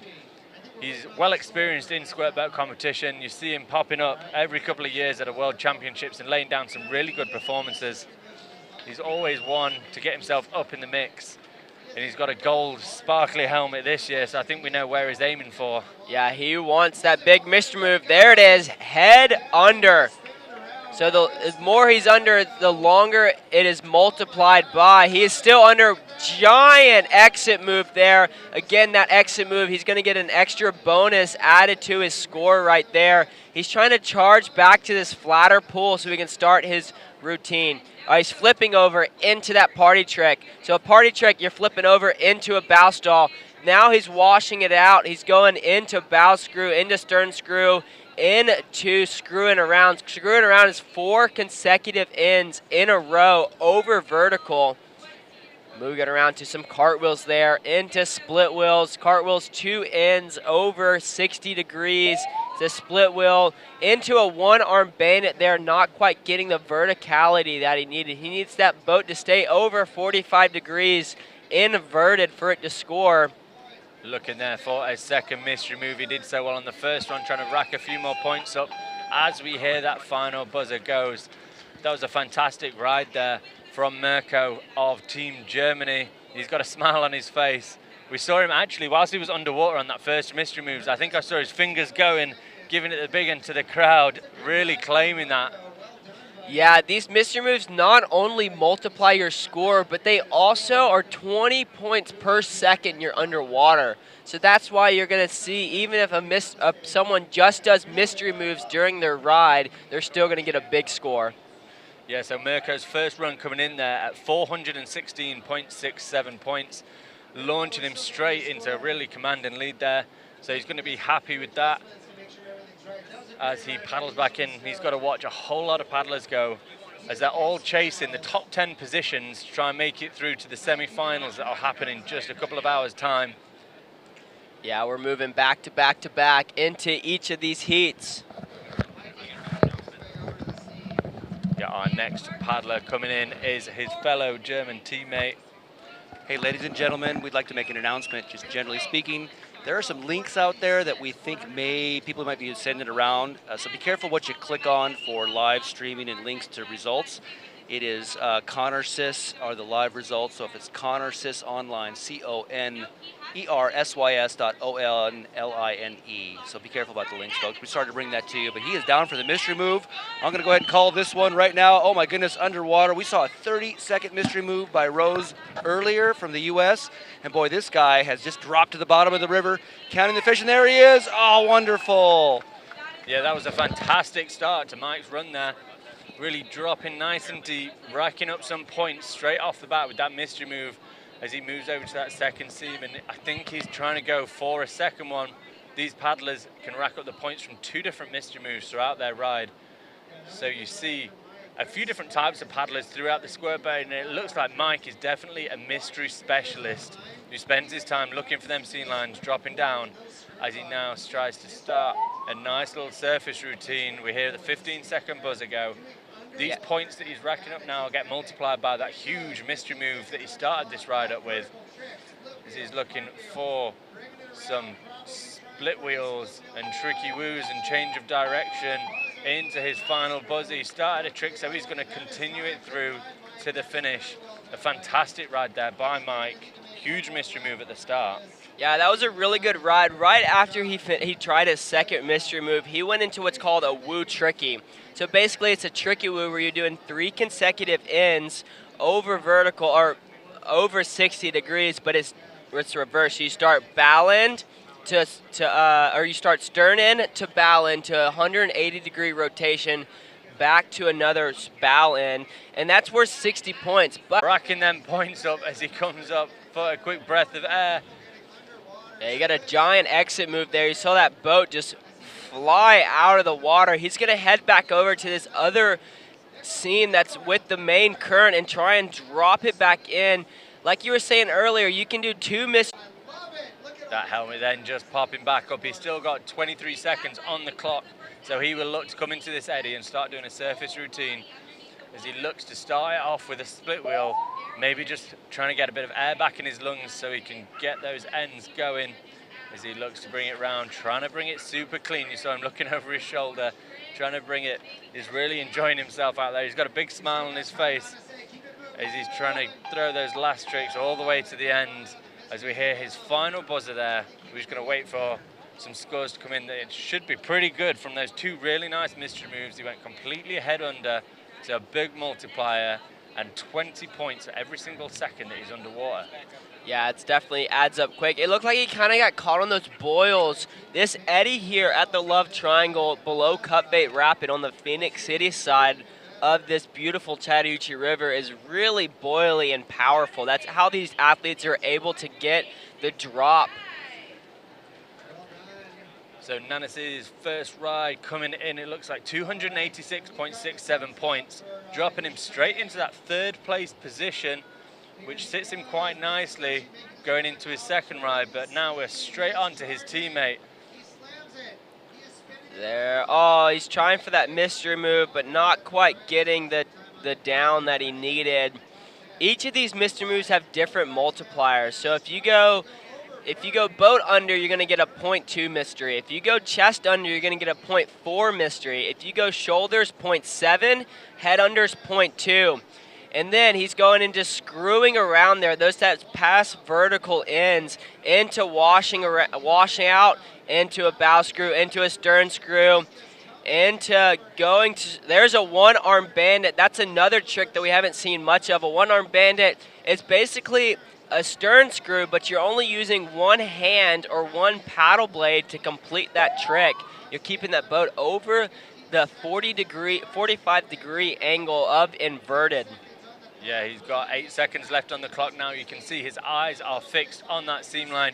All he needs to do is initiate this like that just before the buzzer goes. As long as the trick's initiated, it continues on even after the buzzer as he went for that mystery move. I think he managed to get it up to somewhere around his shoulder, so looking at 1.7, 1.8 to multiply all those surface tricks that he did, which was pretty good. A nice solid first ride there from Yoshike's of Team Japan. Yeah, that was a pretty good ride to watch. He did a nice mix in between going for the mysteries and going for the surface moves. So he had that routine definitely planned in his head and knew what he wanted to do. Looks like we have a score, 319 points, a solid first ride score that's going to put him into 3rd place. Yeah, leapfrog in his teammate Nanase straight into that 3rd position spot. But all of these paddlers have a second ride, and those second ride scores will add on to these first ones. So we're going to see those scores just going up and up and up. But right now we are going into Alex Edwards of Team GB of Great Britain. He is a multiple World Championship medalist, multiple European champion as well. So he knows exactly what to do at this stage. The name of the game here is to progress through to the semi-finals. and he knows exactly what to do that. Alex usually using a paddle, but opting for hand paddles this Worlds because of the mystery move factor. Getting a nice little head under there for a few seconds and getting a good little flying fish or exit move there. He's dropping it back down in that main seam, and you get a little bit of head under. That'll be up to the judges to see if he actually got head under for a second, but he still has 30 seconds left in this ride. He's going to start his surface routine right into cartwheels, into the split. We see how he keeps his hands in the air. He's going to get an extra clean bonus for that. Into the tricky wheel, which is that trick we were talking about sooner. He's going to move into split wheels. There he goes, adding that clean bonus, maybe going for that tricky wheel. Did he keep the angle over 60 degrees? That's going to be up to the judges to say if he scored that or not. Yeah, Alex is really a surface wizard. We normally see him, as you say, with a set of paddles in his hand, throwing those moves around on the surface, opting for the hand paddles here to try and make the most of the mystery moves, but it really hasn't hampered him on the surface as he threw a whole load of amazing tricks there. They'll all get multiplied by that mystery move. He was looking for his head under to earn some extra points from it and double his score. So now we're just going to have to wait and see what that score comes in at, but it looked like a fantastic ride to me. Brilliant surface moves, 2 brilliant mystery moves as well, so I'm sure it's going to be a big score to beat. For sure. So that split that split wheel I was talking about earlier, and how I was saying it was clean. We can add extra bonuses to each of these tricks. So a normal split wheel is worth 40 points. If you add a clean bonus, it doubles and goes to 80 points. If he did it super clean like Alex did and didn't use his hands at all for the whole rotation, that is going to be 160 point trick. So it's crazy how fast these tricks can multiply up into very, very high scoring rides. And I think Alex is going to get a really big score from that one just because of how well he did for the surface moves. And there it is, boom, 920 points for Alex's first ride. Wow, he just threw the gauntlet. Yeah, definitely taking this competition by storm, putting his mark on it from the very start. But right now we are going to Team America's just in colours. America's first paddler of this men's squirt boat competition, who will look to drop it down into a mystery move. That head disappearing straight away, maybe just the top of his helmet, but he's definitely gone now. There is no sign of him out there. He's just spinning around underwater, counting up them points. Every second he's underwater is 20 points added onto his tally as he pops up right at the bottom of the eddy there, over. And what will he go for now? Is he going to look for some surface tricks to add on to his score for that multiplier, or is he going to look for a second mystery move and rack up them points further? As he paddles towards the eddy, I think he's going to go for a second mystery move as he starts spinning it round, just looking for that head to go under, looking for one last deep breath before he hopefully submerges. That's his helmet gone. He's now adding more points onto that tally. He's almost definitely got a 2 times multiplier on this run with 10 seconds left on the clock. We will see what he goes for, whether he thinks he can better one of his mystery moves. Yeah, it's cool to see the different techniques and different ride plans from each of these nations. You have Great Britain, where it's doing a ton of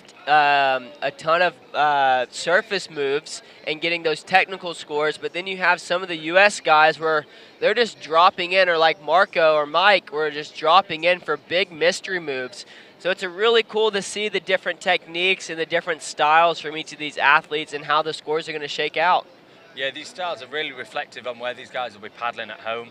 So I know back in the UK, we don't have too many amazing mystery spots. So all of our paddlers will be doing a lot more surface stuff. But out here in the States and in Canada, definitely there are some world-class eddy lines where the guys just drop down and they do those mystery moves for days. Justin's first ride there coming in 820 points, straight into second place. As we come back round to the top of the order with Aidan Hegg from Team New Zealand.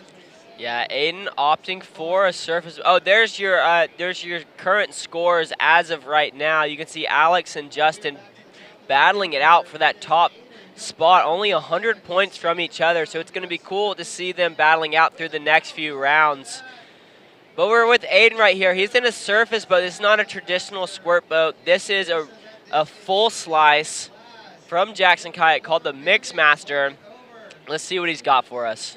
Yeah, he started off trying to go for the lean clean with a heli bonus, spinning his paddles around. Now he's looking for them nice cartwheels, using all of this eddy, trying to find the nice deep spots as he brings it in, looking for that bow stall, facing the water, holding it over 60 degrees for 3 seconds into that tail end. He's looking to add points to his first run score of 41.6. He's in his last 10 seconds now. Will he give a mystery move a go in that surface boat as he looks for maybe a stern screw there in a taily fashion, bringing it round that final buzzer? That run was definitely full of a lot of moves, making the most of that float boat to really show off what he can do. Yeah, definitely a higher scoring ride than his first. We're already seeing 110 points, which is pretty cool to see in a surface boat. These athletes are still trying to battle out. This is a 2-ride format with both rides counting. We're taking the top 10 to the next round of the semifinals, where it's going to be 2 rides and only 1 counts. Yeah, so Aiden there, 110 points, so a total of 151, putting him in 7th place. But right now we turn to Team Ireland's Owen Kelly. Owen, this is Owen. Owen only having a 41 his first ride, but he knows he can throw some big old tricks like those cartwheels there to the right. Somewhere around belly button level, out into a tailie, spinning it round on that final buzzer. A fantastic for a combined score that's going to put him currently in 8th place. Yeah, not bad there from Owen. He'll keep his eyes on the scores that are coming in, hoping he can stay in a top 10 position. But right now we're back to Team Germany's Mirko Huntman with his beautifully shiny gold helmet. Lovely wooden paddles as well, keeping it old school. All right, Marco, he got a pretty sweet mystery move the first ride, and there he goes again, mystery moving, and he is gone.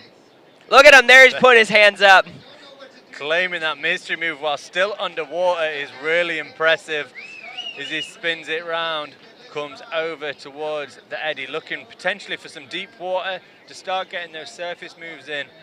As we look, he'll initiate with a bow screw into a party trick, spinning it round into some nice bow screws, maybe looking for a screwing around there where the ends have to be really over vertical as he goes for that split wheel and then into the opposite direction of cartwheels, adding these points up as he goes. Looking last 15 seconds now. He's going to make his mind up what he goes for. Yeah, he was looking around. He's like, all right, do I have enough time to get back to the main seam, or do I need to go out to the far seam? He's dropping it in. There he goes. Can he work it under? He's trying to keep that boat flat. And there he goes. Nice exit move to finish his ride. Very nice ride by Mirko. Yeah, fantastic work there. He was sitting on his first run score of 496 points. Looking to add more onto it. We can see in the corner there his points steadily adding up as they add every single trick on, add the multiplier on. So it looks, at the minute, it looks like it's going to beat his first run score, but these scores are just added together. We're waiting for it to come in to be confirmed by our judges to see what he can do. And that's a 576 points. That bumps him straight up into first place with a total of 1,073 points. We can see a whole range of moves coming in there. Lots of tricky things where they rotate around.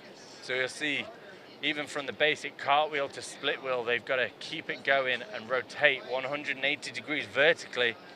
Moving on to Mike Lockney of Team Germany. And he is gone. Underwater. Still underwater. There he pops up. That was a nice 4 or 5 second mystery move right there. He's going to make his out. Now he's going into his technical moves. Get a bow screw, stern screw. Now into changing, into screwing around, into some more past vertical ends. He was just throwing it around there. Yeah, they look for about 6 of those at over vertical ends. Then they get screwing around a bow screw and a stern screw as Dave now looks for that second mystery move. Just hanging around shoulder height, maybe not quite hitting the spot, but he's still got plenty of time on the clock.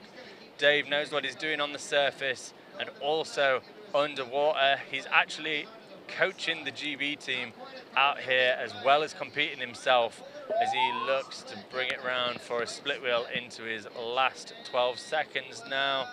Trying to keep it clean, just looking at his final buzzer go. A really good ride there for Dave. Started off with quite a nice mystery move into some really technical surface moves.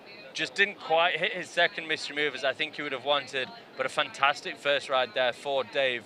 As we can see his score slowly creeping up, sitting around 750 at the minute. Yeah, that's still a very, very solid ride score. 2 of those, and you're comfortably into the next round. As it sits right now, to make it into the next round, you need to get a 93 points. So he's comfortably with a very solid start to his prelims campaign right there. Yeah, 756 points there for Dave Rogers. As we move back to Canada with Mark Richard. All right, Mark Richard, he's been here for a while. A very smiley guy, always down for a conversation, always wanting to paddle no matter what it is. Squirt boating, surface boating, creek boating, whatever it is, he wants to do it. Maybe looking, is he going to paddle? Yeah, he's going to paddle out to that main eddy to sit and reset. He's not going to go for that mush move. The difference between a mystery move and a mush move, a mystery move, you start in an eddy and paddle out into the current. A mush move, you're in the current. The score will hopefully rack up nice and quickly for him. His clock has started now, he's initiated it, he's spinning round, slowly getting deeper and deeper until that helmet is completely gone there.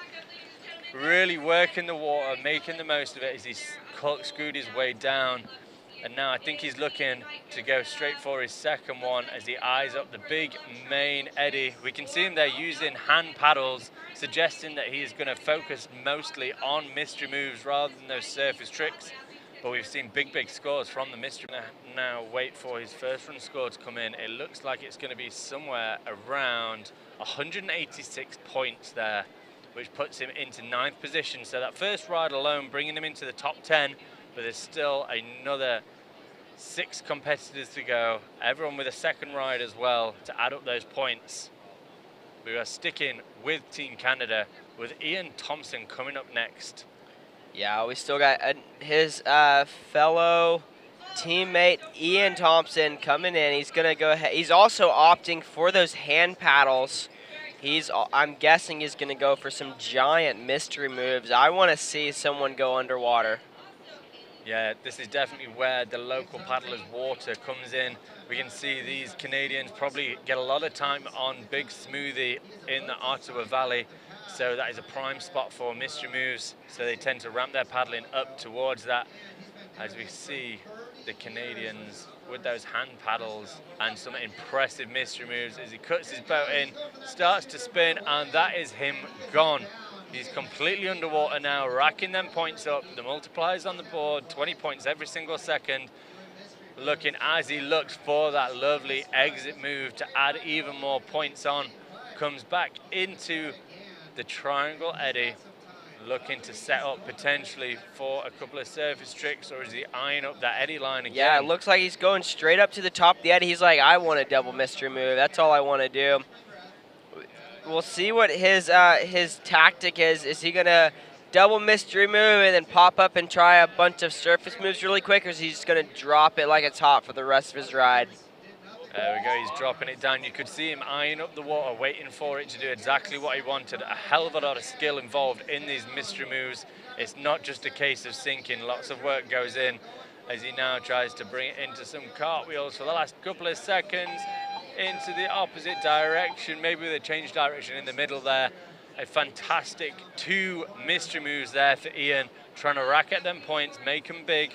We'll watch his score bounce up and up and up as it's already in the 500s. Yeah, very nice ride from Ian Thompson there. It's going to solidify at 593.33, moving him into the 3rd place position in this heat, not in the overalls. I think that's going to move him around 8th place overall so far. So he's still not 100% safe into finals or into semifinals yet, but he still has another run to add to his total score. We are moving to Lawrence Redding from Great Britain. Yeah, this is Lawrence's international debut, but he has been squirt boating for a long time back at home as he starts it off looking for that nice split wheel, straight into the second split wheel. Oh, he's bringing that one round into the tricky woo, slightly trickier, but racking up more points, looking for that woo tricky there in the direction, making the most of the paddle blade that he lands on to bring that straight into the next trick as he brings it round, starting this ride off with some fantastic surface moves, rotating the boat around his body, keeping track of what's upstream, what's downstream, where he's going to sell these super vertical ends to the judges, bringing them around nice and calmly. Lawrence knowing exactly what his ride plan is and just sticking to it as he's looking now over vertical. That 15-second buzzer is gone, which for him, I think it looks like in this ride plan means time to drop and disappear, hopefully. He's done some surface moves, time to get that mystery as his head just dips under. You can just about see his paddle into an exit move right over that nose as he looks to make the most of these last few seconds, try and rack up a few more points, getting caught up. That was a fantastic ending to Lawrence's run. We saw maybe a different technique and tactic to what a few of the other paddlers have gone. Lawrence started off with a very solid surface routine, making sure he racked up a good few points, then used that 15-second buzzer as his warning time to go for his mystery move as he sprinted up and tried to drop it hot. The risky part of that is if it doesn't work first time, you've not left yourself a lot of time. But Lawrence smashing that first one, 586 points, which brings him straight into 4th place of this heat and 9th place overall. He'll get a second ride to add points onto that, which is going to be important if he wants to make these top 10 positions overall. All right, I think we are moving into Team USA. Andy Grizel in the water right now. Mystery moving it up, kind of staying at that eye level the whole time, not getting the head under Mystery that he's want. Andy has been paddling squirt boats for a very long time. He is a mystery move technician, and so I'm very excited to see how long he can actually get under for. He's going back for it because he knows that he can do a better mystery move. Not quite getting the drop that he wants today. Oh, there he goes, bam! He just pulled that out of nowhere. That experience really coming through, taking advantage of maybe just hitting the eddy line, looking for that mush move that you said about earlier, where you transition from the float into the eddy and disappear there as he looks for another one. And we can just about see the top of his helmet, not quite getting the push down. He keeps going, and that is him gone. He didn't get it at first, but he kept going and disappeared eventually as he steadily pops up with an exit move on that final buzzer. Yeah, so this is, like we were saying earlier, reverse seating order from World Cups last year. So Andy Grizel placing 3rd at World Cups last year. So he knows what it takes to be on top of that podium, but not quite getting the ride that he wanted for that one. He's getting a 346 on that one, so he's going to need to definitely up his score if he wants to paddle again later today. Yeah, still a respectable score though, bringing him straight into 5th position of this heat. Just outside our top 10 in 11th place overall. But as you say, you'll have a second run to come back and add way more points onto that as you move back to Team Germany with Finn Krossig starting another one, looking for those super clean ends, super clean cartwheels into a super clean split wheel, really adding them points on, making them count. We can see him holding his paddles up nice and high, looking for that, maybe that super clean tricky woo, just dabbing the paddle and making sure the trick comes round, which is more important than the bonus. Looking for more cartwheels, really making the most of the bonus points that you can score as he looks for that woo tricky, starting on the tail, onto the nose, and then spinning it round onto the tail. Eyes over the shoulder, trying to push it back into looking for that super clean split wheel, trying to bring it all the way around. 15-second buzzer. He's looking now for that mystery as he buries his nose and drops it, and that's him gone into a nice big exit move. You saw his boat fly out of the water there, looking for points on the end of it. Keeping going with his surface routine all the way till the end. If you start a move before that final buzzer and you complete it after, it still counts as long as it started before. That was a good first ride there from Finn. Some really technical surface paddling, making the most of some big bonus points for not using his paddle into that big drop for a mystery move, looking for the 2x multiplier, maybe even a few extra points while he's down there. Yeah, but you know who we're moving into next? Clay Wright. The 860 points for Finn. Wow, great first ride. Clay Wright, reigning world champion, 5-time squirt boating world champion, the inventor of the front loop in a kayak, Team Jackson Kayak, Team Kogatat. This guy is amazing. He can read the water and knows the surges. He's literally looking at the water right now, watching the surges, and knows exactly when to drop and how long to drop for. Yeah, we are sure to see a masterclass of squirt boating here. Clay always brings some surprises though. I remember watching him back in 2017 in Argentina where he just disappeared out of the eddy and nobody knew where he went, and that was one of his many world championship titles. But Clay now on somewhat home water in the USA, he's gonna be a master tactician, just watching that eddy line, waiting for it to do exactly what he wants before he paddles over and drops hard. Here he goes, up to the top of the eddy. You see, there he is. He's watching that surge. He knows when it needs to go for him to get the best drop. He also knows his clock won't actually start until he initiates his first move, so he can wait for it to be doing exactly what he wants, as there he goes. And he is gone. He's going to be gone for a while, folks. I've seen him underwater for 40 seconds here before. 5-second mystery move, so now watch this. Clay's going to start his flat water routine, score some more tricks, and then go back into the squirt seam and drop it like it's hot again. Yeah, he's now racking these points up. He's using hand paddles, so maybe not quite got the rotation and the power to get the ends, but Clay really showing experience there. 15-second buzzer into the screwing around, looking for his 5th and 6th end to get the bow screw, stern screws. He starts back in the opposite direction into that 4th end for the screwing around, keeping it going for the bow screw, stern screw, hoping that the judges maybe counted the first 2 as a bow screw, stern screw, and the last 4 ends. Water coaching. Oh my goodness.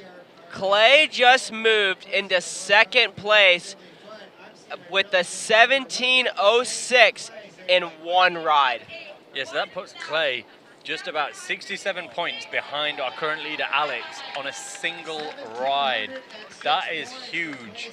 Really showing that those mystery moves can rack up the points super fast, but Clay also added a whole bunch of technical tricks on the surface to really rack up maximum points. But up next, we have Taft Silby of the United States. Yeah, Taft is the current world record holder for the highest score ever done in a squirt boat. 2,400 points in one ride. It's really impressive, and now he is here as he's just gone. He's just going to be gone for a very, very long time. Yeah, and he made that drop look effortless. He just sort of paddled over, did a little rotation, and was gone as he pops up just before the main flow. It'll be interesting to see what he goes for here, whether he's just going to look for some big mystery moves. He's looking for a couple of ends now. A cheeky little split wheel there going from the front end to the tail end with a quick 180 rotation in the middle, making the most of the movement back up to the top of this mystery spot as he looks for a second one. Last little breath of air, which makes me think this is going to be his big one, as he was sucking air until the last minute, and he is just gone He's somewhere underwater. Oh, 15 not second buzzer. quite getting the big drop that he wanted, but again, this is all about consistency and getting the ride that you need to move to the next round. He doesn't have to throw a finals ride right now, but he got it. He got the drop right before the buzzer went off, so this counts for as long as he's under. This is only going to be, only his best two mystery moves are going to count towards his score. And there it is, Taft. Wow. Yeah, they were 3 big mystery moves. I think if anyone else had managed to get even one of them, they'd be really happy. Taft looking for 3 of them. A real mystery move technician, just looking to drop it hot. These guys looking to make the top 10 position overall so far. So Taft being the last person in this heat will start to be able to tick off and work out who is going to progress through to the semi-finals. 920 points there for that first ride. A couple of good mystery moves as we move back around to the top of the order with Matt Hamilton from Team Canada. Yeah, Matt having a very nice ride in his first one. There it is. If you take a look at those are the current standings as of right now. Top 10 are going to qualify to the final or to the semifinals. Yeah, so we can see a little queue next to our top 5 paddlers so far, because with 5 paddlers left to go, the top 5 theoretically are safe. So right now, to make it into our semi-finals, Mike Lockney is in 5th position with that last place with 1,170 points. That's what you need to beat to make it, as Matt looks to kick off with a mystery move, spinning around, maybe just waiting for the water to grab his boat and go. But he's definitely sitting around shoulder height, so that should be about a 1.8 multiplier on the rest of his score.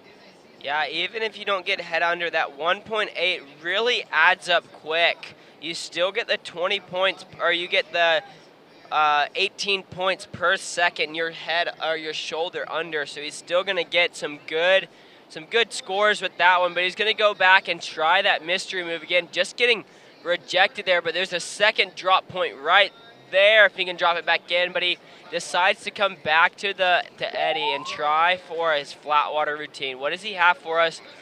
Going for the woo tricky to the right to get things started. There he goes, doing a bow screw into some cartwheels, into a tricky woo to the left, right there on the buzzer. Very nice ride from Matt Hamilton, and we'll have to see what those mystery move multipliers add his score up to be.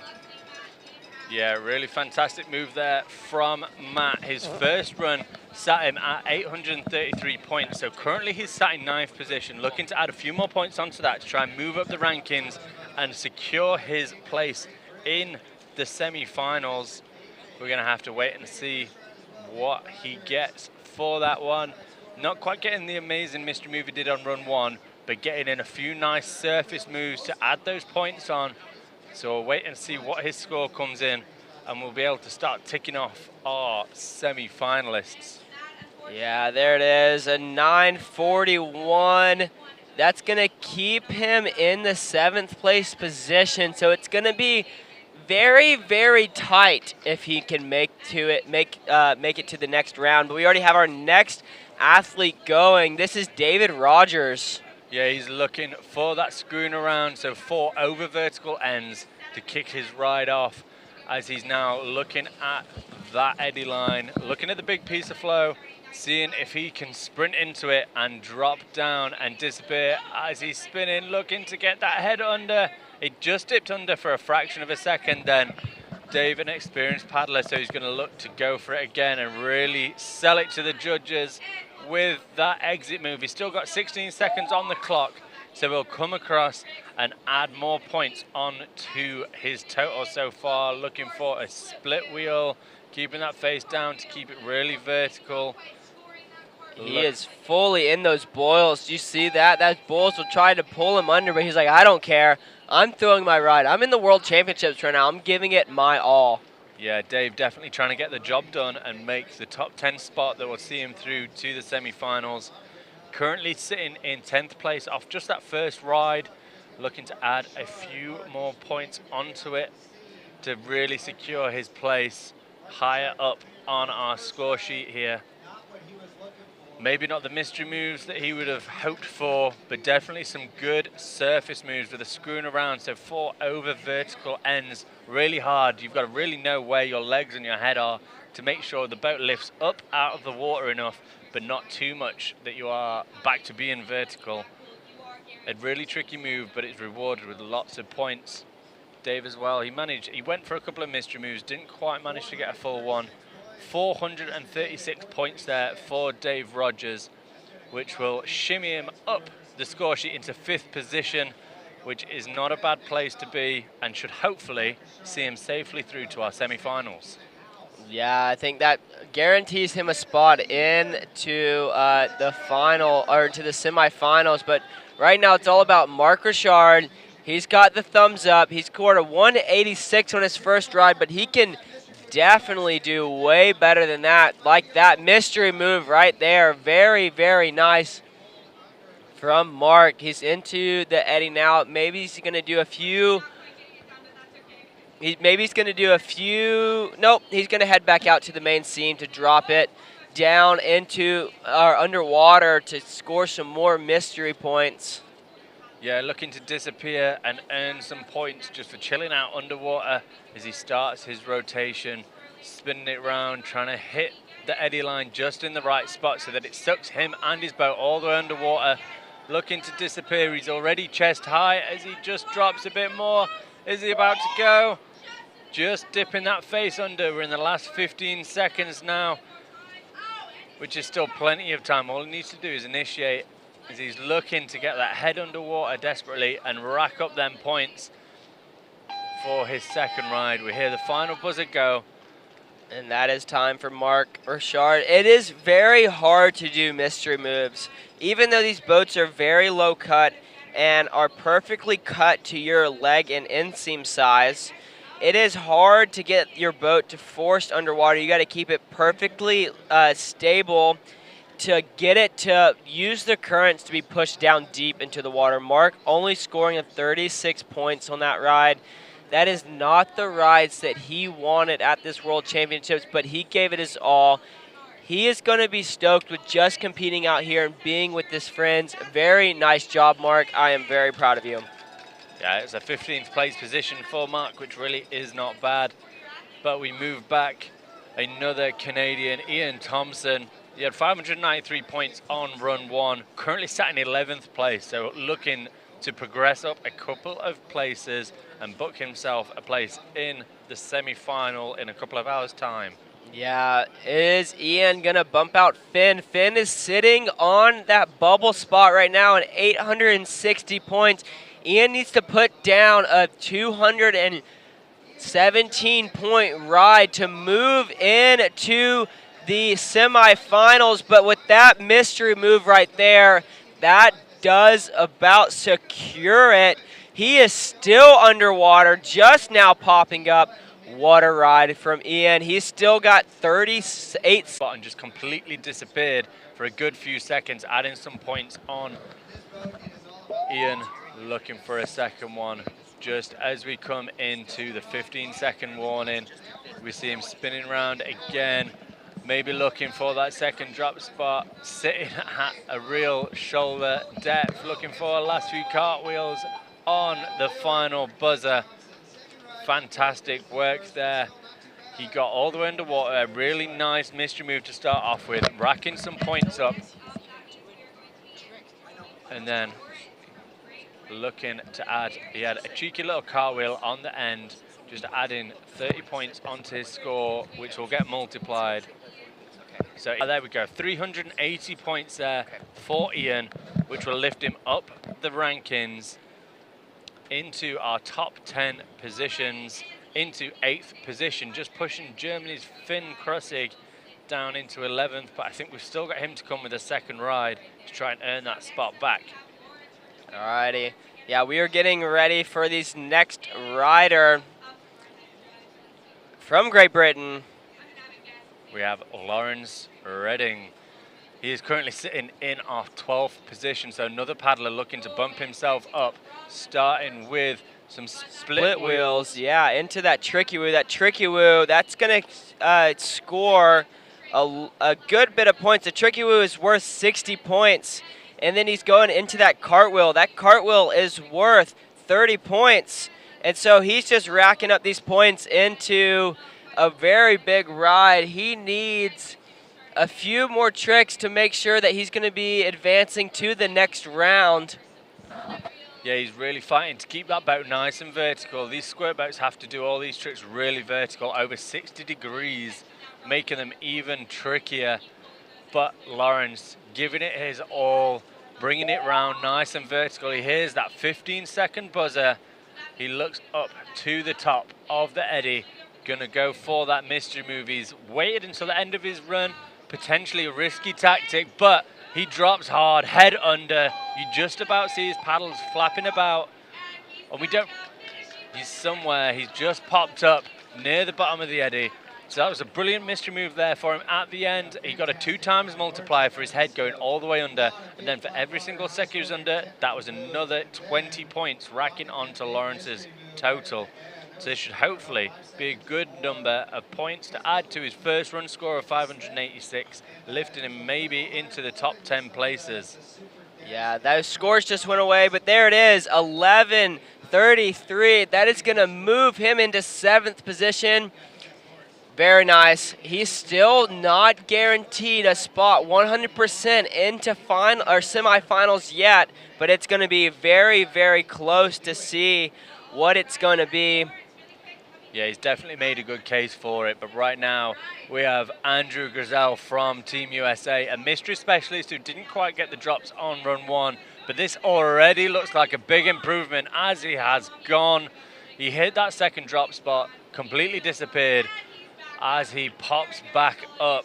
A good maybe 10 seconds there, completely underwater, adding somewhere around 200 points to his total with that 2x multiplier as well.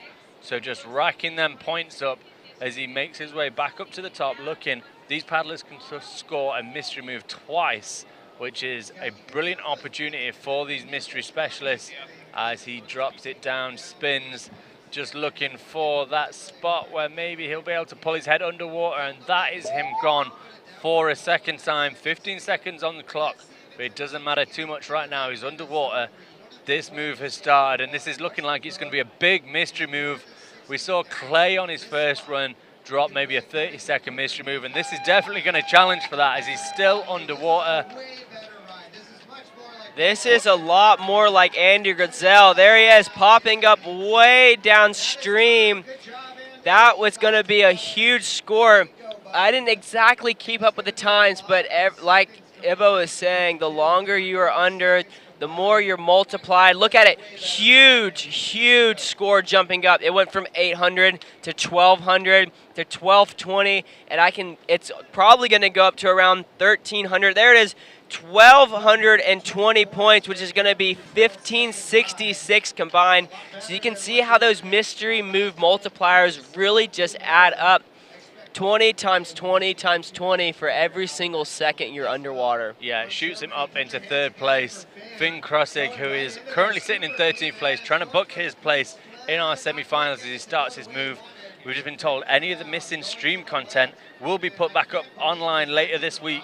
So if you're missing anything, don't worry, it will appear and you'll be able to watch it all back later on as we see Finn looking for some of those super clean split wheels. As Mason explained earlier, it takes a split wheel from 40 points up to 120. So if you can keep your paddle out of the water, it is worth the points.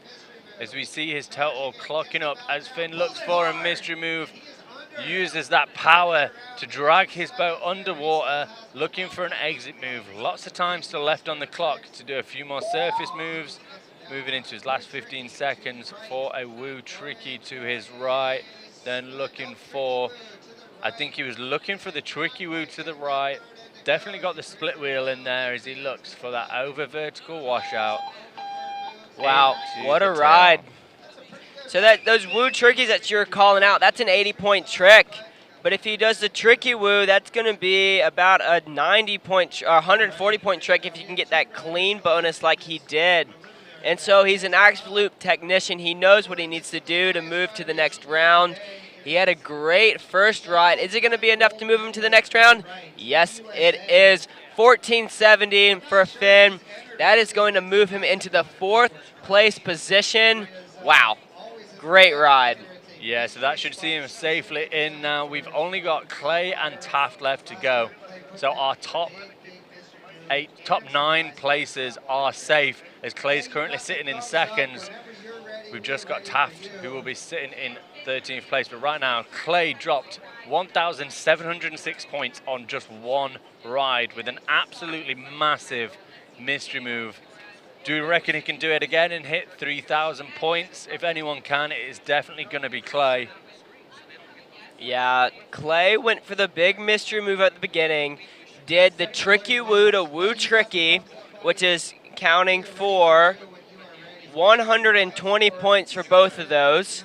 And then those are multiplied by every single second he was underwater. That's why his score was so big. Yeah, we are going to see a wizard at work. He's eyeing up that eddy line, looking for the perfect second as he cuts in. Oh, he hit the rock. But his experience really shining through. He hit the rock, it stalled him, but he kept going, got that second drop spot, and he has gone. So we're going to try and keep track of how long he's underwater for. I think he disappeared at about 55 seconds left of his ride. So we're already on 15 seconds. Those points adding up huge. He could be anywhere under there. He'll know exactly where he is himself. But for us, we've just got to guess. Try and guess where he's going to pop up. It could be anywhere as he flies up. There we go. Fantastic exit move. Around a 30-second mystery move again on this second run, as he looks to screw around to the right. One of our biggest scoring points on there, as he is keeping it nice and vertical, floating on the nose. That screwing around is 80 points as he goes, changing of directions there. Into bow screw, into stern screw. Clay knowing what each of these points are worth, so he's doing it and he's going to claim that one. Yeah, I think we're going to see another massive score there for him. Clay's real experience of competing coming through, as we saw him tap the rock right at the start, but it didn't put him off as he kept going. He knew there was a second drop spot that he took advantage of and just disappeared for somewhere around 30 seconds. I'm excited to see what score this brings in. I think it's going to shoot him into a huge lead. 1,690, so nearly 3,400 points. That is a huge lead, almost double that of second place off his runs. So I think we can safely say Clay is through to the semi-final now. Clay is safely through to the semifinals with a commanding lead. He said, "Fear me, I am here." He inserted dominance. Yeah, but now we have our final paddler of these prelims, and it is Taft Silby of the United States. He's currently sitting in 13th position, so outside the top 10. Mirko Huntman of Team Germany is sat in 10th, so he's going to be watching this closely, as the only person who can upset this top 10 is Taft, who was there a second ago. But now he's gone. He's gone. He's down there hunting them points, gathering them up from the bottom of the river, just adding them into his tally. We can kind of see his brightly colored helmet as he pops up. You can see it just before he breaks the surface. And that was a good maybe 15 to 20 second mystery move, adding them points up as he looks once again, trying to get that split wheel just as he moves up the eddy line to add some points on for that big multiplier. The split wheel looks like 40 points on the clock, 40 points onto his tally, which multiplied by 2 is the lovely 80 points. But the majority of his points coming from the first mystery move and now the second mystery move, that 15-second buzzer going. It doesn't matter, he's underwater. He can be as underwater for as long as he wants. It started before the buzzer. We just get a nice wide shot now of almost the entire river, as he could pop up anywhere on this frame. His time's up, so as soon as he pops up, that's the end of his ride.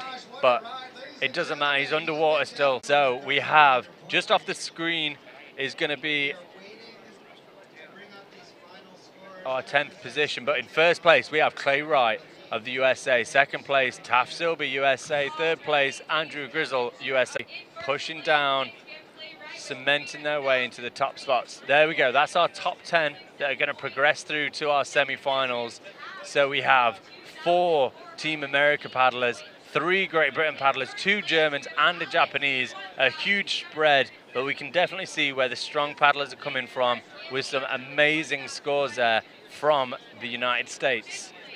Yeah, that was an amazing showcase. Y'all stick around. We're going to have a short break. We're going to move straight into women's semifinals rounds of the squirt boating. Don't go anywhere. We'll be back in just a bit.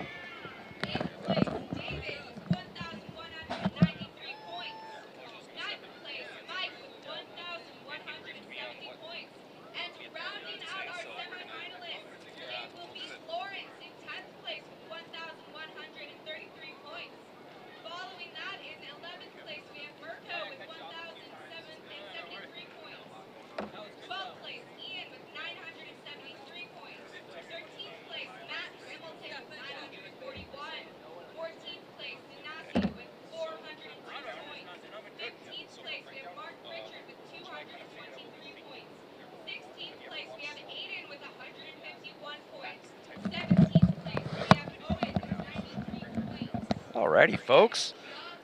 We just saw the preliminary rounds go. We are going to select 10 paddlers for the women, 10 paddlers from the men, and move on. There have been some streaming issues. We're well aware of that, folks. We do understand what's going on. This is the nature of broadcasting down by the river. The missing stream content will be put up later in the week.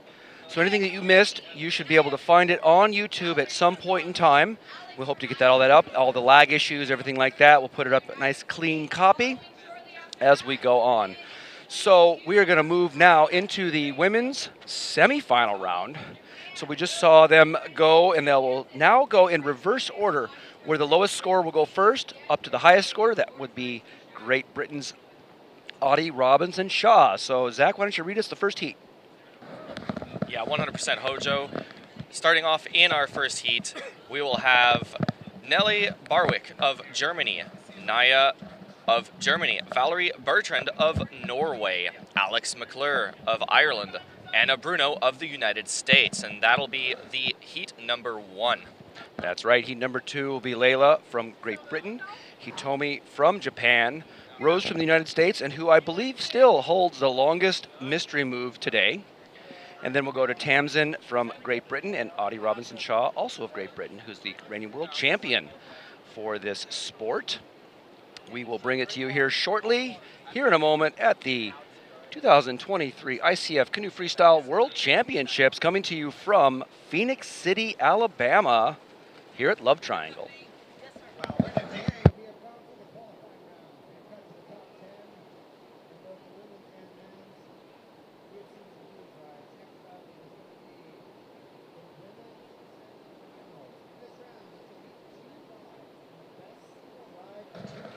So in the semifinal format, they will do 2 rides. However, only their best score counts, so they do have a throwaway ride, as we would call it. And this throwaway ride is one where if they just don't get a good score, they have another chance. However, all of these paddlers will absolutely want to throw their biggest rides, both. Looks like we've got Nell of Germany paddling out. All right, I think we're getting on our way here. Neela's paddling out. Again, I'm Hojo from the United States, joined here by Zach from Canada. All right.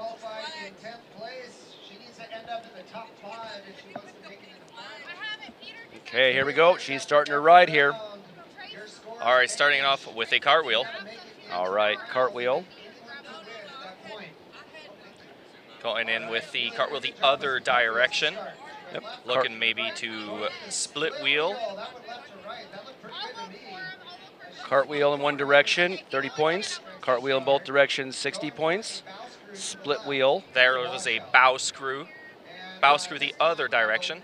Bow screw in both directions will add some more points to her score, although 93 points showing right now, which means they've scored some of those moves, but not all of them.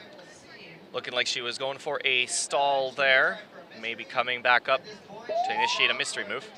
Stall is 5 points. Goes to initiate that mystery move. Doesn't quite make it under. He'll look to set it up again. And that'll be time for Nelly's first ride of these semifinal rounds. So Nelly of Germany, 2 rides. She came in 10th place, qualifying for semifinals here. She'll get another ride here shortly as we bring it into Naya of Germany. In this round, we have 2 from Germany, 1 from Norway, 1 from Ireland, 2 from the United States, 1 from Japan, and 3 from Great Britain. Lots of nations showing up here in the southeast of the United States, here in Columbus and Phoenix, Georgia and Alabama. Again, if you're just joining us, we will put that missing content up later in the week for the stream content. The networks on rivers, always a tough proposition. All right, Naya is up and running now. Thumbs up for Naya. She is going to begin her ride shortly. Naya is our second paddler from Germany in these semifinals. Initiating it with a party trick. Looking for some bow pirouettes. A bow screw. Into some cartwheels on the right side. Splitting it 2 cartwheels to the left. Of course, cartwheels are worth 30 points each. He's changing direction, the other direction. Maybe looking for a potential tricky woo. Yep, change of direction is a 10-point move. Tricky woo. 60 points. Here comes to the main seam, looking for that mystery initiation. Trying to pull it down. She's going almost chest under. 20 seconds per time they're down. 20 points per second they're down. All right, going for a 1-arm bandit, left side. 1-arm bandit, 30 points. Looking, maybe trying for the other direction. Not quite pulling it around. That mystery move multiplier, if it was chest under, would have been a 1.6 times. That's right, so 1.2, 1.4, 1.6, 1.8, but they are all going for the 2.0 modifier, which is full head under. All right, so that wraps it up for her first ride, sitting at 196. That'll currently put her in the first place position above her teammate Nelly. All right, next up, we're looking for Valerie from Norway. Naya, your score, 196 points. It's now the score. All right, Valerie starting it off with a split wheel here. Going for the split wheel the other direction. Linking it to a cartwheel. Nice bow screw left side, washing out from it. That's right, so cartwheel is 30 points. Split wheel is a 40-point move. Bow screw, 20 points. All right, she's doing a flat spin there as she approaches the seam for her mystery move. 10 points for a spin. Not quite getting it, going for a maybe washing out of what could have been a mystery move. Going for the second seam. There she goes, initiating her mystery, goes shoulders under. Getting caught up a bit in those whirlpools makes it a little tricky to keep the boat down. That is right. Yeah, it's time for her. They are going to calculate the score and bring it to you here shortly.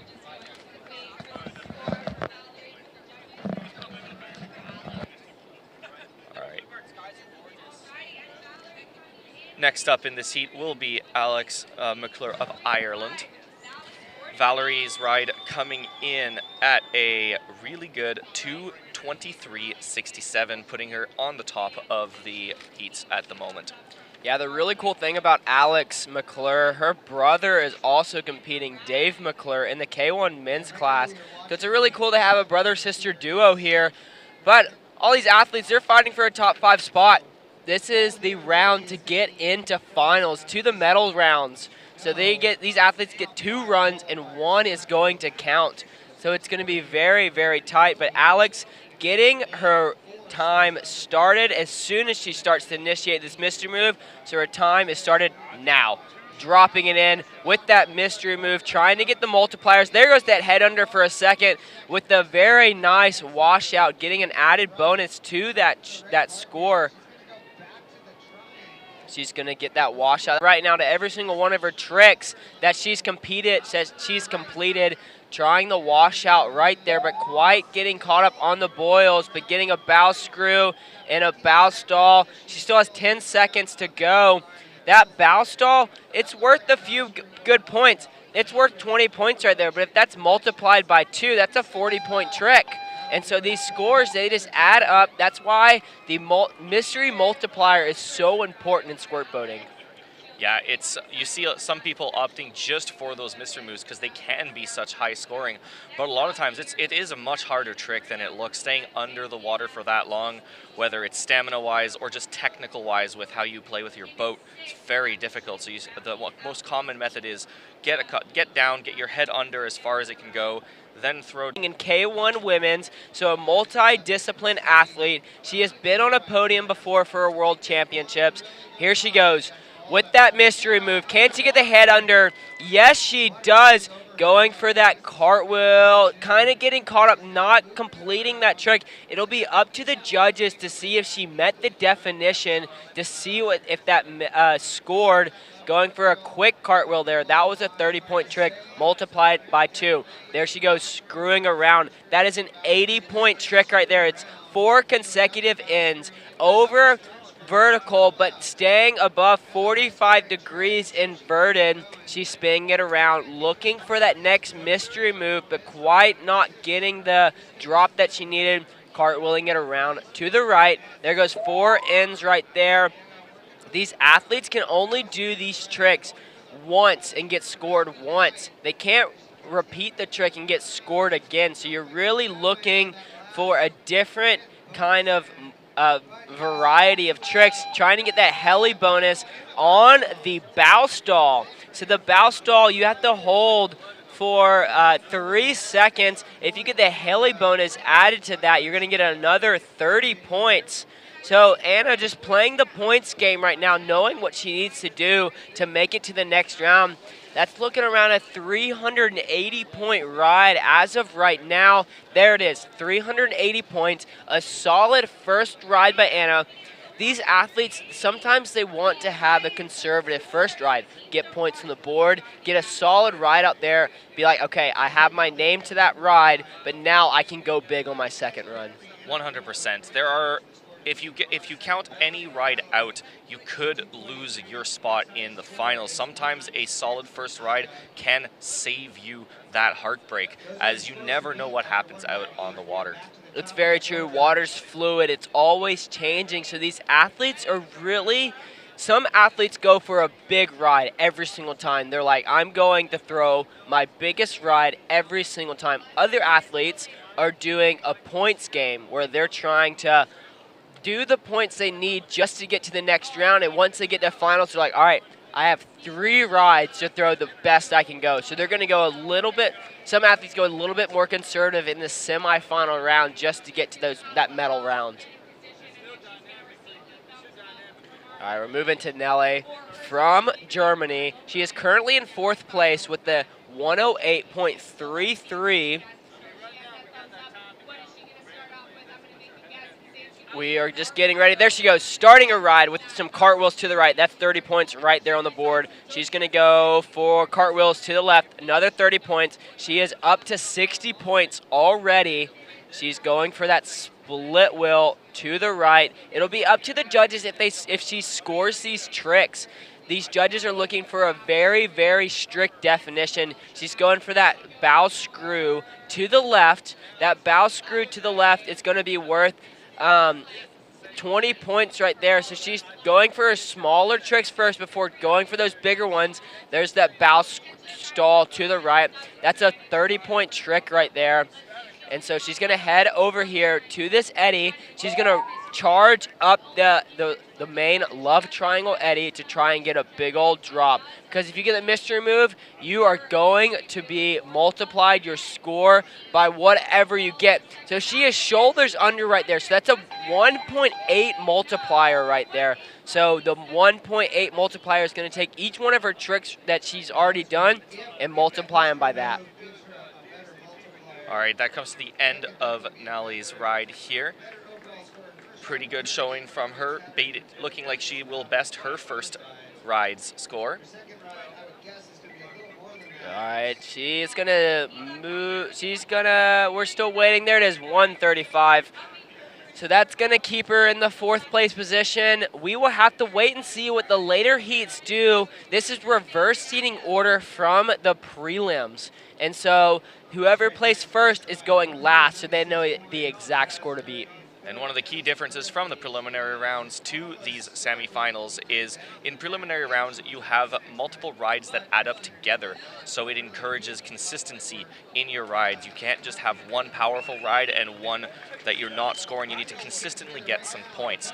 Now, as we move into the semifinals, we're looking at the best ride out of 2, and finals will be best ride out of 3. It's true. All right, there we go. All right, her ride is started. Naya from Germany. She started with the nice bow stall right there into a bow screw. That's some good points on the board. She's around 50 points right now already. Into that cartwheel to the right. She's going to be up to about 80 points there. Into split wheel. Now 120. She is adding these points up very quickly. You can see those scores down to the bottom right. If you see a .67 there, that means that 2 judges gave it and 1 didn't, but there's an 85 right there. So that means all the judges gave every single trick that she did. So she's at 85 points, trying to get a multiplier right now. There she goes. Chest under, shoulders under. She's still underwater. Bam, she is up. That score is going to multiply and jump up very quickly, already at 130 points right there. Maybe going for a one-arm bandit, but not quite getting the verticality that she needed. If she scores that one-arm bandit she just did, she's going to be around the 200-point mark. We're going to see what the judges give her. The score is still going up, 185 right there. Wow, what a ride. Another great ride from Naya, looking at a 185. We'll see what comes out when they finalize the score. Yeah, she's not quite besting her first ride of 196. Looks like she will stick with that first ride for these results. Yeah, she is in the 3rd place right now, but that's okay. We still have one more heat to come. She threw her best ride. She's at a World Championship. She's made it here this far. You should be proud just to have made it to a semifinals. You are top 10 in the world right now. That is absolutely amazing to say that you've made it here. But we still have a bunch of athletes to go, and we have our athlete all the way from... There she is, dropping in. Boom! Mystery move, trying for that exit washout move, but not quite getting the boat to come over her head. That's okay. She's going to move into her flat water routine, trying for some cartwheels there, but it looks like her bow end is just not coming up. That trick is going to be worth 30 points if you can get both ends consecutively over the 60-degree mark. She just did a split wheel right there, and that's a 40-point trick. She also has a cartwheel, so she's around 70 points right now. You see the 64.33. That means 1 judge gave that cartwheel, and the 2 others did not. So that's what that .33 means. It's an average score from all 3 judges. She's dropping in for that mystery move there. She's going about chest under mystery, so that's going to be about a .6 multiplier. Going for that washout to the right, a very good buzzer trick. She's trying to complete this tricky wheel on the buzzer. She started it before the buzzer started, so she's going to score that trick right there. So very nice. That tricky woo is worth a lot of points. Right now, she should be around the 300-point mark, 560, depending on how much of a multiplier she got. This is going to be interesting. What do you think it's going to be? It's going to be hard to say. As you saw in the mystery move, she wasn't quite able to get past her shoulders. But it looks like her score did come in here Not quite a those. 130 and 33.33. So she's going to stick with her first ride score. That's okay. Again, it's going back to that, maybe doing the conservative ride first and then going super big at the second ride to show everything and lay it all out on the line. That was her second ride. She's going to stay in second place. She went for a maybe more risky ride, not quite getting everything she wanted, but a very solid first ride. All right, Alex McClure, 5th place as of right now, but boom, there's the mystery move. Very nice with the washout mystery exit move. Very, very good. She got a mystery 1. So the mystery 1 is going to be worth 80 points along with the points that you got. Mystery 2 is where your boat comes completely out of the water. We call that a flying fish. That's going to be a lot more points. That's going to be about 100 points. So the higher you go, the more points you get. She's getting some nice cartwheels to the right. She should be around that 115, 116 points. It'll be up to what the judges believe that she scored. Move her into the second place position. A very good ride by Alex. She's going to be absolutely stoked with that one. Spinning the boat around, trying to force herself underneath the water. She's still got the shoulder under multiplier, so that'll be a pretty good score. Cartwheeling it around to the left. She's going for the clean bow screw to the left. That is a very good trick right there. She's around the 90 points. You can see that score just shooting up over there. Bow screw. Oh, she drops her paddle slightly. Good recovery there. She's going to reset. She's going to paddle back into the eddy and get things back going. There she goes. Into the screwing around. That's an 80-point trick multiplied, but what she had already into an extra one-arm bandit there to the right. Cartwheels to the right. Maybe looking for the split wheel, just slightly getting caught up. She's around that 200-point mark. The judges are still got to add that multiplier in. 182. Maybe looking for the party trick. That's a 50-point move right there. Wow. She did not stop moving her boat at all. We're going to have to wait and see what the judges. I'm just an announcer, so I'm just calling it as I see it. I'm not actually judging, but the judges look like they're rewarding her nicely. She's around that 311 mark. Yeah, we should see that score jump. We'll have to wait and see what comes out of it. But she did look like she was able to get that 1.8 multiplier. Second ride coming in at 311.67. Not quite as good as her first run, and she will stick with that 380 points as we move into heat number 2. All right, who do we have lined up for this next heat? This next heat, it's going to be a very big one. This is reverse seating order from prelims, and so it's going to be Lila from Great Britain, Hitomi Hikaku from Japan, Rose Wall from the United States, Tamsin McConkey from Great Britain, Audley Robertson-Shaw, our former and reigning world champion. Yeah, it's an absolutely stacked semi-final this year at the 2023 World Championships.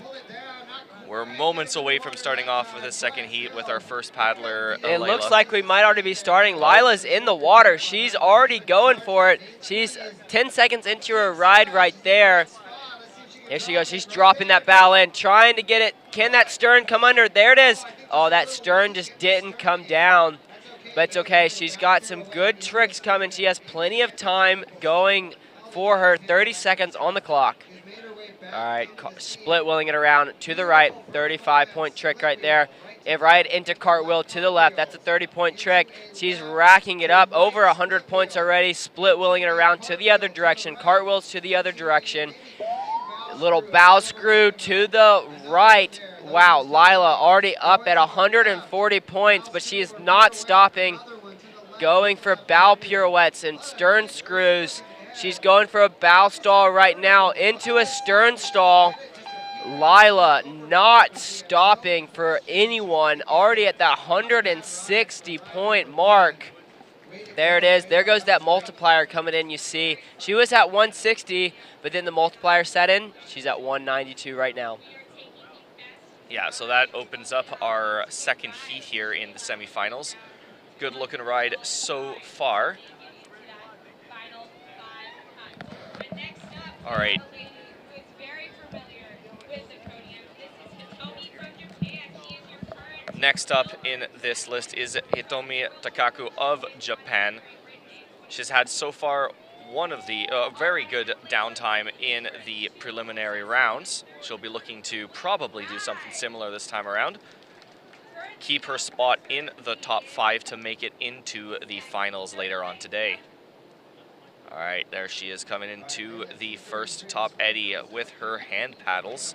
Again, what are the advantages and disadvantages we talked about of hand paddles? So hand paddles is a little bit harder to do the surface moves, but the mystery move, which is one of the, honestly, the highest scoring points that you can get in squirt boating, it makes it way easier because you're not getting caught up by having the blades on both sides. You can do that right there and do giant mystery moves with a big old mystery 2 or exit move 2. So Hitomi, she started off with a solid ride. You see those super clean cartwheels to the left. Those cartwheels to the left that are super clean, those are around 120 points. She's going for screwing around. That screwing around is so many points. It's an 80 points, but she got head under. So that means it's going to be multiplied by 2. That's a 160-point trick right there. All right, there she goes, cartwheeling it around to the right. She's going over vertical, over vertical, over vertical, into a screwing around the other direction. Hitomi is just racking up these points. You can see how the points are just adding up so quickly on your bottom right side of your screen because of that multiplier she did. Split wheel to the right, 30-point trick right there. Cartwheels to the right, another 30-point trick right there. She is just racking them around. There she goes, trying for that one-arm bandit. Wow. Hitomi Hikaku coming in with a solid ride. You can just see that score bouncing up. 460, 690, 700. Wow. Absolutely massive ride here for her first ride from Hitomi. All right, if these athletes score higher than a 380, they are automatically into finals. Hitomi, automatically into finals. 746 point for Hitomi. We will see her in the finals later today. The only thing left for her will be to find out if she can, what position she will be starting in the finals heat, as it is reverse seed as always. It is very true. If you're last to go, you are the last to say what position you're in and what position everyone else is in. So these athletes, even though they are already in finals, they want to be in the top. Rosewall dropping in, trying for that mystery move, but not quite getting what she did the first round. The first round we saw, it was crazy. Giant mystery move, 35-second mystery move. That was absolutely amazing. Here she goes, coming back up to the optimal position. She has 38 seconds dropping in, so that you see that first multiplier. She only got belly button under, so she only got 12 points on that one. She's gone. But this one, this is a 2 times multiplier. Every second she's under is 20 points. Each second, though, is multiplied by 2. So 40, then 80, then 160, and continues from there. So the longer you're under, the higher your score is going to go. Boom, she pops up. That was about a 15-second mystery move. That's going to be a very, very high-scoring trick. She's doing some cartwheels to the right. That's a 30-point trick, but now it's going to be a 60-point trick because she got that multiplier. Yeah, as soon as your head has gone under in one of those mysteries, every time you go for a move, it's even more gratifying because you know it's worth double the points. All right, now we're just waiting for Rose's first score here. Whoa, we're seeing 940 over there on the screen. Is it going to lock in at 940? Is it going to be higher? We can only wait and see. Yes, it is. It's going to lock in 940 points. Rose Wall is officially into the finals. Absolutely massive ride for first, and she's still got another one left to go. It is very true. We are absolutely amazed at what these ladies can do and all the big tricks, all the big mystery moves they are throwing. All right, Tamsin McConkey dropping in. First ride of semifinals, starting with a 30-point cartwheel into a 40-point split wheel, into another 40-point split wheel, into an 80-point tricky woo. There she goes, cartwheeling it around into a woo tricky. That woo tricky is worth 65 points. And looking so maybe to set up, looking for that seam here for her mystery move, as she's got 30 seconds left on the clock. Initiates it, looks to go under. oh, she tried for that mush move there. The difference between a mush move and a mystery move. A mush move, you are in the current and you're trying to work your way into the seam and drop there. A mystery move, you're coming out of the eddy into the seam. Tamsin there's that mystery move or mush move right there with an exit move 1. Very nice with the bow screw to stern screw to bow screw to stern screw. If you do 4 consecutive ends like that, that is called a screwing around. That's an 80-point trick right there. That's one of the higher scoring points or higher scoring tricks in the definition and score sheets for the squirt boating. So we're just waiting to see what Tamsin's score is going to be. Looking around at 376. Oh, there goes that multiplier. She got the head under. The judges said she got the head under, so it's multiplied by 2. 716 points, 741. It is keep going up. This just shows how important that multiplier is for the squirt boating. Yeah, and that score will definitely put her comfortably into the finals. All right, Audie Robertson-Shaw. Here she goes. This is our reigning world champion. So she's waiting for the thumbs up here in that upstream eddy. Maybe going to initiate it with looking for a clean, super clean split wheel to cartwheel to split wheel the other direction. Nope, turning it into a tricky woo. Wow. Tricky Woo's worth 60 points, a huge scoring ride, and adding super clean bonuses to it. She also just added the heli bonus. That's something we haven't seen very often. The heli bonus is going to add an extra bunch of points to it. So a normal Tricky Woo is 60 points. Heli bonus times it by 2 as well. And if she does a mystery move, that's going to be times by 2 again. Her score, trying to head out to the seam again and get the boat under game. She is gone. She is gone. She is there. This girl's got game. She's amazing. Going for another exit mystery move on the way back up. Now there are 2 exit moves. You got exit 1 and exit 2. And exit 1 is worth 40 points, and it's the one you'll most commonly see, as only half of the boat, a majority of the boat of one end of the boat has to make it up and above the water. The exit 2 you won't see too often. It's extremely hard. The entire boat has to clear the water and get out of the water on your way back up. So already, though, you see the points racking up in that bottom right corner. Incredible ride. Wow, Audie, over 1,400 points right now. I think it's comfortable to say that she is going to make it into the finals. Yeah. That is definitely a good assumption to make at this point after witnessing that ride.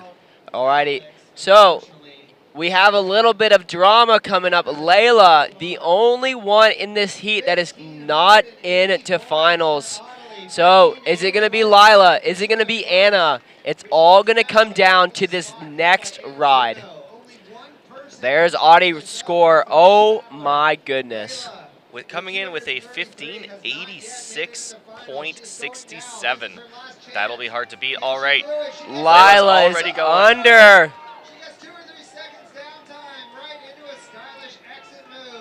Yeah, she got a great exit move out of that. Nice mystery move. She's coming back out. She's going to drop it back in. Just getting a little rejected on that one, but she's already got a very good start to her ride. Going for trying for the split wheel, not quite pulling that around. Going for the cartwheel right there. These cartwheely tricks have to be over 60 degrees vertically for them to count. Split wheel to the right, cartwheel to the left. Going for that bow stall, but quite not able to hold it there. There she goes, party trick. That is another fun trick we haven't heard much of. The party trick, that's a 30-point move. Now she's going into bow stall. That bow stall, it's going to be a 5-point trick. She's going for a one-arm bandit, the one-arm bandit. That's a 30-point trick, so it's going to be very, very close to see who's going to make it into the finals. Is it Layla? Is it Anna? It's looking very close. She's currently at a 290-point ride right now. 330. Is it going to bunk up? 410. Lila has done it. She is going to move on to the finals. All right, we are still waiting for the official confirmation, but it looks like it does come in with a 410 points, bumping her into that 5th spot. This means that our finals will be already, now there's still an extra ride for a lot of these competitors to decide seating order, but it looks like it is going to be the previous top 5 paddlers from this semifinals round.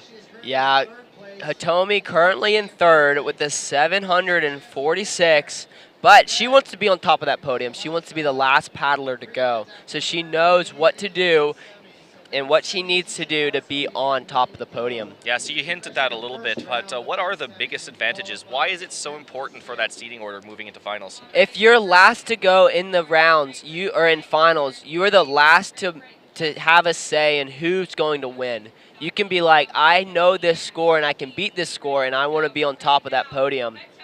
All right, Hitomi is initiating right off the bat with a mystery, potentially getting her head under, but definitely shoulders for that 1.8 at a minimum multiplier. Looks like she's resetting in the eddy, maybe going to start into her technical routine, going for potentially super clean left cartwheel. So these mystery moves have to be underwater for at least 2 seconds to score as a mystery move. If the judges don't think that she's underwater for that 2 seconds, then she doesn't get the multiplier. But that exit move that she tried will still count as a washout, and that washout is a 30-point trick. She's done some cartwheels, she's done some split wheels, and that's why she's at 115 points right now. She's looking for that mystery move, but she's not quite getting the drop that she needs. But it's okay. This is just a practice ride for Hitomi. Yeah, she's already seated currently in 3rd place. Was trying to go for another mystery move there, not quite making it down the way she wanted, but she's got a smile on her face. She knows she's in. She knows what she's accomplished so far. Yeah, she is always fired up. She is paddling more than anyone else. She's always on the water. It's a very amazing thing to see. All right, next up, Rose Wall. Rose is a former world champion back from 2019, so she knows what it takes to win a world championships. And so she's going to battle it out with Audie and the rest of these women who have made it to the finals round for the medal. Yeah, and here we see her lining up, getting ready for her first initiation trick. Now, when the head judge gives the thumbs up for you to start your ride doesn't actually start until you initiate the first trick, so you do have the control on when. So here we go. She initiates her mystery move, puts it all the way under, and her ride has started. She is gone. Yeah. This is something she's very good at doing. She is very good at doing this, and it scores a lot of points very, very quickly. Like we were saying earlier, 20 times 20 times 20 for every single second you were under is 20 points, and then you get multiplied by 2. And so this is amazing. Around a 25-second, 30-second mystery move. Absolutely amazing from Rose Wall. You know what she's going to do? She's going to paddle back up to the top of the eddy and drop it. Yeah, 100%. She's looking for that second mystery because you can score. Your 2 best will score in your ride. Yeah, Rose not a fan of doing much top water surface move. She just loves that mystery. She is the mystery world champion. These squirt boaters have another championships on their own that they compete to see who can stay under the longest, and Rose is the queen. And now she initiated, and she was underwater before the buzzer and her time ended, meaning her time's not done yet. Her time will end when she exits the water, and she's not back up yet. She is still down. She is still down. There's that beautiful shot of, you can see Cutbait there with the giant eddy this thing makes. She just popped up 150 yards downstream from where she started. Like, we know the math on how to calculate that, but I can't do it without a calculator right now. It's too much. That was incredible from Rose, staying under for how many seconds did we count? That was about another 30-second mystery move. She is going to be 54 seconds fully underwater. That's the longest I believe we've had so far. That is the longest we've seen all day long. And Rose Wall just dropped it with the 2,160-point ride. Wow. That is incredible. Rose Wall just said, put me in with the men. I will beat them all. 100%. She is the highest score we've seen all day long. And I know a few people who are going to react very strongly to that one, and one of those being Tamsin McConkey right here. Currently in the 4th place, but she does not want to be there. She wants to be up top. There she goes, mystery move, nice exit move. That's going to be a good set of points right there. She's already over that 45-point, 60-point barrier because she got the head under, which will be multiplied at the end. She's going cartwheel to split wheel, cleaning it up, getting those extra bonuses added into the tricky wheel. This is very high scoring. She's already around 200 points so far. That tricky wheel being scored 60 points with that split wheel, clean as she was doing with its 80 points, timed by 2. So you do the math, 160 points. That's a lot of points. She's dropping in for another mystery, though. Yeah, she tries to get her head under, makes it down to her shoulders. Not quite, but she keeps going, pulls it out into that cartwheel, looking for potentially the screwing around here. She gets, I believe that's enough ends right there, with screwing around worth 80 points. Yeah, the screwing around is one of the highest scoring points on the score sheet for squirt boating. So you're going to see a lot of these top women doing this to try and get that multiply. It's 160 points in about 4 seconds. That's a lot of points right there. Her score already looking very good right now, currently sitting at an unofficial 558.67. Those decimal points meaning that not all the judges may have scored the same trick, so there is a averaged in points between them. That is very, very true. You know what a really cool thing is? Rose showed up here today. This is her first time paddling the squirt seam since last year, and she has the... That just shows the amount of skill she brings to these events. Now it looks like Tamsin's ride not quite beating her first ride, sitting at a 696.67. She'll keep her first ride and make her way to finals later. All right, Audie Robinson-Shaw. It is former world champion against reigning world champion. Who is going to claim the world championships title today? We won't know till later today, but this is to tell us who's going last. She's going super clean split wheel to super clean split wheel. That right there is a very high scoring points, with it being 240 if she scored it. Looking for the super clean split. Oh, going for a tricky woo to the right here. Wow, she's going woo tricky. She's going with the heli bonus. This is an Audie Robinson-Shaw. Yeah, you see those points still racking up on that bottom right, sitting just at the 820 at the moment. Very, very impressive ride. I am not sure it'll be quite enough to dethrone Rose at the moment. I'm not sure that any of the paddlers here today may even pull that one off. That was honestly an incredible ride to watch, and we're still waiting on the final score here for Audley's second ride and the final ride of these women's semifinals to confirm who will make it into, officially confirm who will make it into the finals later today to fight for those podium spots. That's very true. Audie paddling back over to the side. That was an amazing showcase of what squirt boating is and what can be done inside a squirt, but we saw a lot of technical tricks. We also saw some giant mystery moves, so it's a good mix in between both of them.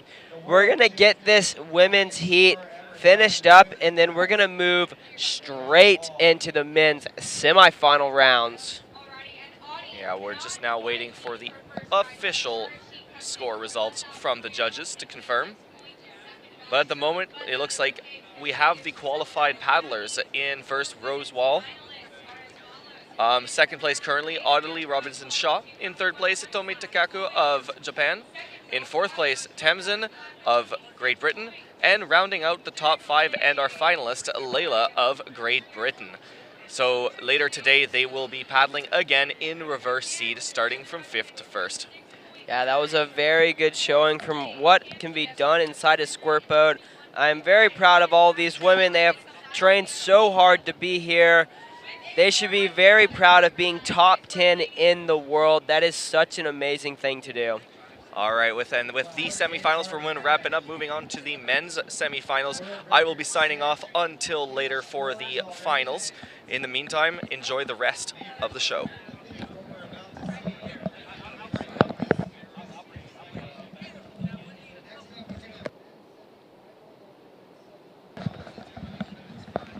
What a wonderful ride that was. Getting ready for the men's here in the semifinals. We are under a very tight schedule. The eastern United States here, southeast United States, is under a really large drought. And as this is a dam-fed river, we can control exactly how much comes through. They call it GENS, and this is by Georgia Power. Georgia Power, one of the main sponsors of the area. Synovus Bank, another. WC Bradley. All these guys have come together to put this competition on, but the water is one thing that we are fully dependent on nature. They have worked with the governor and some of the senators to work with the Army Corps of Engineers to guarantee we have water for this event. And it was been a really, really tentative situation as we came into this. So we're going to go ahead and just thank our lucky stars that we got enough water here at Love Triangle as you're looking out there. And we're going to go to the top of the men now. Again, we are looking at Lawrence from Great Britain. Tell us about Lawrence. Yeah, so Lawrence is one of our paddlers from Great Britain. This is actually his international debut. And I know watching at home is his daughter, Emily. So big shout out to Emily, who I'm sure is watching her dad really proud as we see him just launching into the eddy. Coach Den there giving him a hand to drop into the eddy, ready to start off his semi-final campaign. These guys looking to make our top 5 that will progress through to the finals that will take place a little bit later on. But Lawrence kicking it off with his surface routine, looking for some nice moves. Right into a split wheel. You notice he hit the bottom there as he's coming around split wheel to a tricky woo. Bringing it all up. He's got to keep that paddle in the water for that tricky woo, which is a 60-point move. He's coming around here. Yeah, hitting the bottom is a little tricky there. What's Lawrence have for us now? Looking for a tricky woo the other direction. Into a split wheel. There's the tricky woo to the right. He's linking it back into the splits. There's no link bonus into this, but then he's going into the woo tricky. Same points as the tricky woo. They're both 60-point moves. You initiate one with the stern and one with the bow. All right, coming in for the mystery move. The mystery move is where it's at right here. This determines how much bigger your score gets, and he is almost head under, full shoulder under. Head under's got to be for 2 seconds. That looks like it. Into an exit 1. Mystery exit 1, adding a nice set of 40 points. You can get a little higher with the exit 2 if the whole boat comes out of the water. We're sitting right now at 240 points, 320 points. With those multipliers, the points are going up. Yeah, Lawrence had a really set run there. He knew exactly what he wanted to do. He made a plan with his coach, Den, beforehand, and was just executing it to his best ability. We saw him take the tactic of starting off with his surface ride, getting all those rotations and tricks while he still had all the energy in the bank before looking for that mystery move right at the end of his time. And that run comes in with 413 points. So Lawrence setting the bar right at the start. Yeah, these men aren't messing around. This is only 2 rides and 1 counts. So these guys are really, really having to put it down. Some are playing the game of, do I go conservative first ride and then throw it down on the second ride, or do I just go straight for my big ride to make sure I'm going to get it into the finals? Yeah, you definitely see people's experience shining through in this sort of situation. As we move on to Mike Lockney of Team Germany. Oh, he was trying that first mystery move, but if you come out of the eddy too high, there's a rock that's slightly underwater. It's just below where you can't see it. So he bumped that, but he's going to go back up to the top of the eddy, find that cross current, and drop it down into the seam. Yeah, he's just looking to hit it hard as he disappears there. His helmet completely underwater as he keeps rotating, clocking some nice downtime there. Yeah, so everything he does from now on is going to be multiplied by 2. He's on every second he's under, he's scoring 20 points times 2, so that adds up quickly. 20, 40, 80, 160, 320 points for every single second he's under. So the mystery move, a very important trick. There goes cartwheels. That's a 20-point trick right there, but it's actually 40 because he got the multiplier into those split wheels and finishing it off with the cartwheel. Very nice ride by Mike. Yeah, Mike was going from the start to the finish. He might not have started off with the mystery move that he wanted, but very quickly and composed, he went back for it, got that downtime, hit the multiplier, so doubling everything that he did, as well as clocking up a few points. So we can see his score steadily ticking up, sitting at 343 points there. Puts him in second place off that first ride. And we now take our eyes up to Mr. David Rogers of Great Britain. We mentioned earlier it's his birthday today, so he's out there having a good time. Dave, well experienced in competition. He's multiple British champion. He's been on the podium on the World Stadium before, so he knows what to do. Takes advantage of the second drop zone there to really make sure he gets his downtime. Going for this screwing around. That's an 80-point trick right there. Then he's going into bow screw, stern screw, which are 20 points, and they're both 20 points consecutively, so that's going to be a lot of points for him. He's dropping it back down for another mystery move, getting that exit move there, so definitely taking advantage of doing both mystery moves. Going for the screwing around. That's an 80-point trick right there. Doing changing of directions. That changing of directions is very hard to do. You're basically doing 2 consecutive ends, then stopping your rotation. That's an 80-point trick as well. There's a one-arm bandit. We haven't seen too many of those. That one-arm bandit being a 30-point trick. Wow. David, never stop moving. Yeah, the final buzzer, he was taking it all the way to the end, trying to use every second to rack up them points, hunting down a top 5 spot. He's been in this situation before. He's been at World Championships. He's been on the podium. He wants to get back up there desperately. And what a special birthday present that would be if he could make it on his 30th birthday. That first ride score there coming in 780 points, a solid start to that campaign. Yeah, that was definitely a really, really good ride by David. He didn't stop moving his boat. He did a lot of the very technical moves along with that mystery move, so he was able to get the multiplier onto there. So playing a very good points game. I wouldn't be surprised to see a much riskier ride from him at his second ride to try and up his score even more. Yeah. Gone, the more points he is going to score. So the longer he's under, there it is. Very great. That was about a 10-second mystery move. So that's around 200 points or more right there.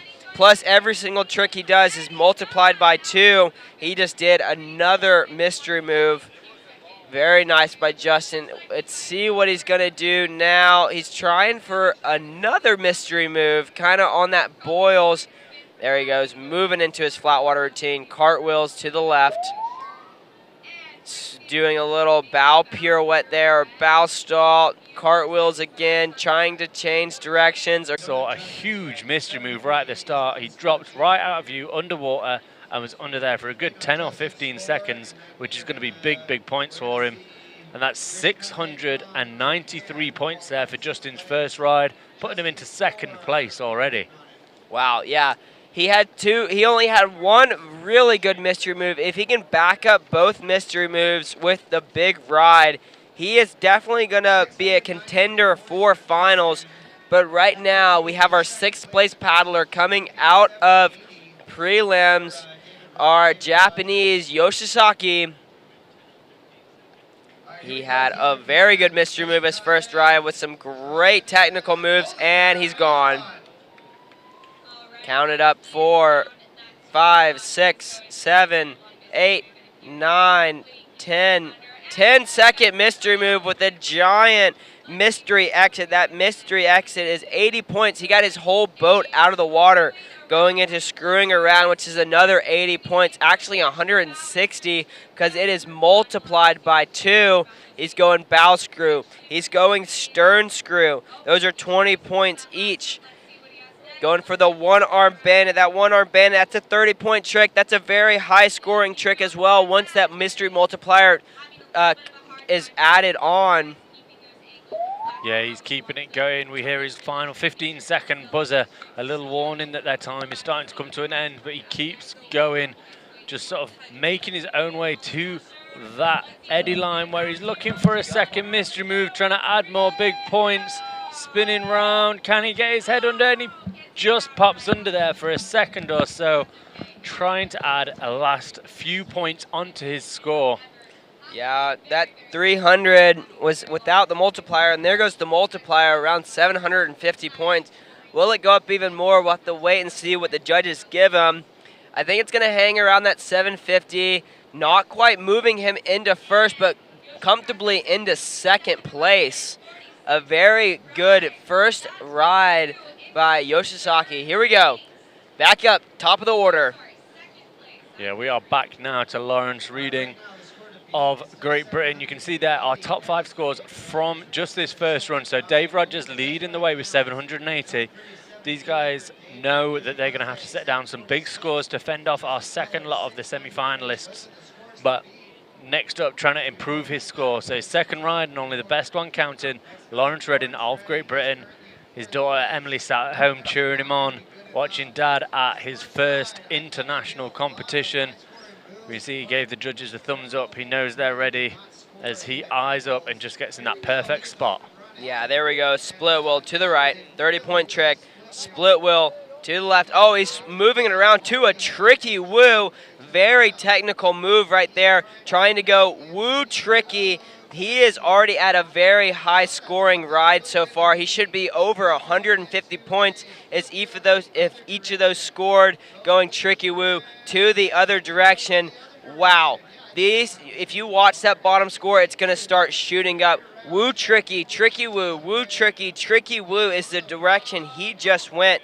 He is absolutely flying right now. Over, should be around that 200-point mark. Oh, going for that washout to the left. These judges are looking for a very, very strict definition of what these tricks have to be. So they're going to be watching very closely. Did his boat stay over that 60 degree? Did it rotate as it's supposed to? And he dropped the boat right on time. He got head under for a few seconds, and that's going to up his score for sure. Yeah, we saw him go for a lot of technical moves there on the surface, as you were saying, tricky woos, woo trickies, lots of rotation. He will be keeping track every time he spins that boat around. He'll have to keep track of where he started, where he wants to finish, finishing it up with a lovely mystery move, just ducking his head under, searching for that 2 times multiplier. But the further up the body you manage to sink, the bigger that multiplier as it progresses up there. Lawrence just waited to see. He's trying to better his first ride of 413 points. Currently sat in 4th place. That second ride, it is an improvement, 503 points, but it keeps him in that 4th position, which is very respectable for his international debut. As we look towards Team Germany's Mike Lockney. Currently in 4th place. Lawrence having a great ride. Mike, he's our 5th place paddler right now, currently in 5th, but he can go big mystery moves just like that one. He is undercounted out. About a 3 to 4 second mystery move there, not getting the exit move. But that's okay because he's going to charge back out to this main eddy. Bam, back under. You could potentially see just the top of that helmet there, that sparkly blue helmet, just tipping out the water. Maybe the judges saw that, giving away he wasn't completely submerged as he continues on to that surface routine, bringing it round, now looking to clock up them points for that multiplier to apply to. Yeah, going into those tricky woos to woo tricky. That's going to be the woo tricky to tricky woo combo is a 120-point trick. But with those hands paddles, you'll see he's lifting those hands out of the water to get an extra clean bonus. Each of these tricks, you can get an extra bonus added to them. So that clean bow screw that he did, normally it's a 20-point trick, but he lifted his hands out of the water and doubled his score, made it a 40-point trick. So look at that score, shooting up 553. Is he going to continue up from there? Is it going to stay? Only time will tell. Yeah, Mike currently sitting in 5th place, looking to improve his score, move up the standings. And that is an 820-point ride there from Mike. That mystery move giving him some big points. Wow.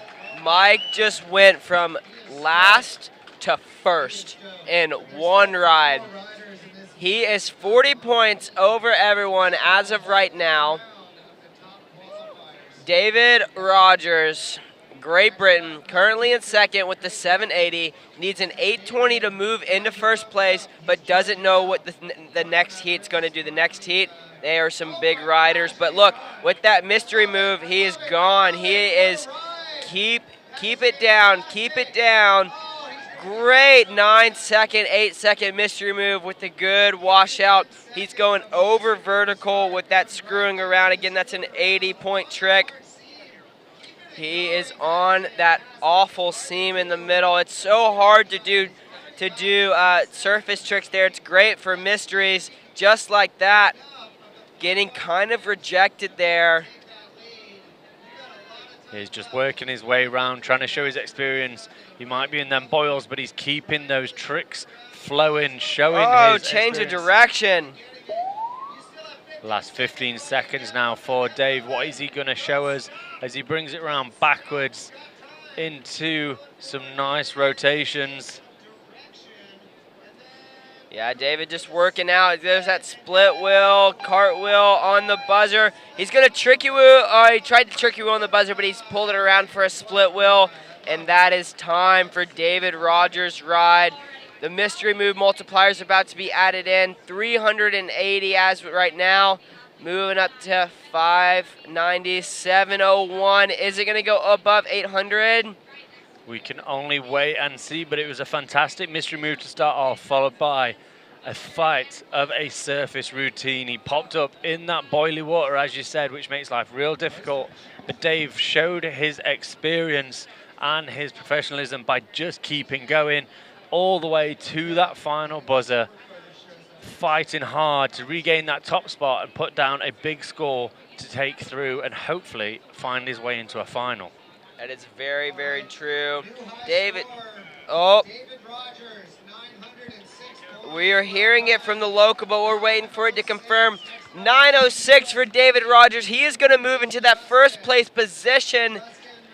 Very, very nice ride. Now all he can do is sit back and watch and wait to see what the other competitors are doing. We're waiting for the thumbs up from Justin Kohlers and all the head judges. Currently in that fourth place position with the 693. Ibo, what do you think? Is he going to throw some bigger rides?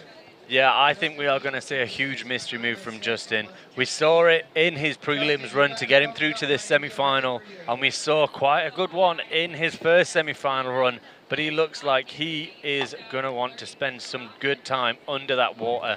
He's got an amazing drop right there. He went under so quickly. So right here for this squirt team, you get the first drop. You're fighting for about 5 seconds. And then you get a big drop. If you're under... Picking up them points. There he goes, popping on up. He's going to paddle all the way back over to those eddies, and we're going to see some flat water routines now. Yeah, bringing those cartwheels really high, trying to clock them points up now. This is a fantastic ride from Yoshiaki. He started off with his mystery move, a nice section of float tricks. And I'm not going to be surprised if we see a second mystery move from him. Change of directions into the screwing around. That's a very common squirt boating trick. You got to changing directions, which is 10 points, which is added to that screwing around. So you can go 4 past vertical in, screwing around, do a change of directions, get an extra 10, and then go screwing around the other direction. So that's 170 points right there as quickly as possible. You're not stop moving. Yeah, he continued with those woo trickies right till the end. You saw him raising one hand to show clearly to the judges that he was using one so he can score some points. We can see currently he's got 530, 610 on the board. We'll have to wait and see. I think we might have the mystery move bonus adding on there.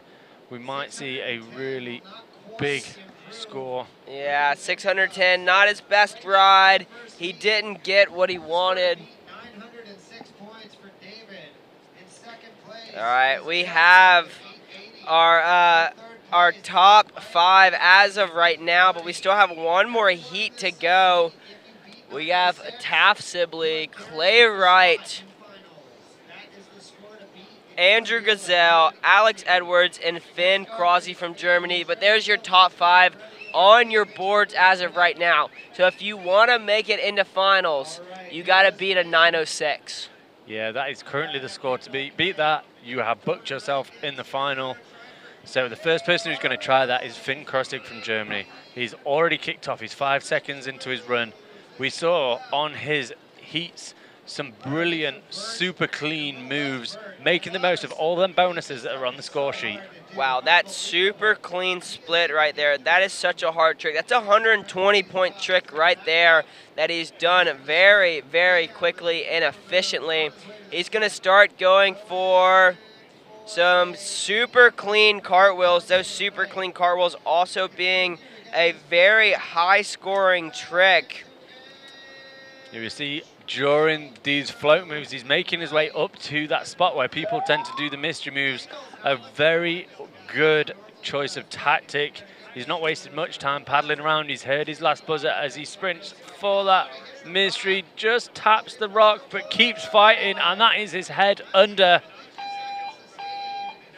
Wow, that was... Finn fought for that one. He knew he only had a few seconds left. He tapped the rock, but he was like, I'm here at a World Championships. I'm having to try as hard as I can. So he gave it everything he got just to get that head under mystery. Will it be under for 2 seconds? It'll be up to the judges to say. Yeah, we can see his score steadily ticking up. All of those precise points that he was doing. 523 points. So currently not enough to nudge into the top 5, but we'll see him again for a second ride to try and better it. It is very true. All right, here we go. Andrew Gazelle dropping in.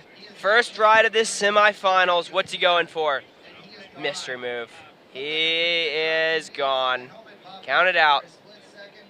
We're already up to somewhere around 5 or 6 seconds. And it looks like he really has caught the drop nicely as he stays under and just completely disappears. He is still gone. This is amazing. He is still gone. Yeah, he saw his fellow teammate Rose in the ladies semi-final hit that longest mystery move, and he wanted a piece. He wants to show what he can do. He's still under there. He is still gone. Oh my goodness. He finally popped up. That was a 45-second mystery move. Oh my goodness. Keep it going, Andrew. You can do a few more tricks to keep adding your score up.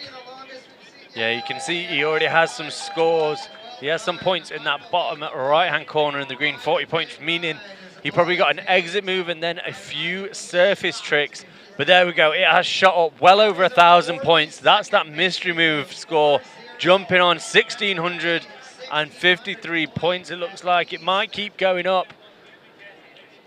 That was an official 40 seconds completely underwater. Some people can barely hold their breath for 40 seconds. Imagine doing it while keeping your kayak underwater and being thrown around from all the boils. These are true athletes at work. Yeah, a huge score. That sees him book his final place. So this second ride from him will just be for fun and to see what he can do. But next up we have Great Britain's Alex Edwards. He has won European titles. He has won medals on the world stage. He is still searching for that gold medal as we see him dropping for a first mystery move. He is gone. Oh, giant flying fister. That's an exit move too. That's going to be an 80-point trick right off of the bat. But it's going to be multiplied by 2, obviously, because he's got that head under. But look, boom, back again, head under mystery. So he's adding those times together. We'll have to see how much it's added towards the end because he still has a bunch of surface moves to do with that 20-point cart roll right there, right into the 30-point trick split wheel. Trying to get it caught up on that bow. It's a 10-point stall, or a 5-point stall, excuse me. Going for the super clean split wheel to the right. Clean split wheel to the, or clean tricky woo to the right. That was very impressive. Going for the woo tricky, keeping that hand out of the water, making sure the judges know he's not using it. For the tricky woo and the woo tricky, you were only allowed to use one paddle blade or one hand during the entire completion of that trick, or you don't score it. Yeah, Alex had 2 very solid mystery moves, dropping underwater, followed by a lovely surface routine. He is a surface specialist, but really showing that he can turn his hand to anything with some really good mystery moves, adding those multipliers on and a few points along the way.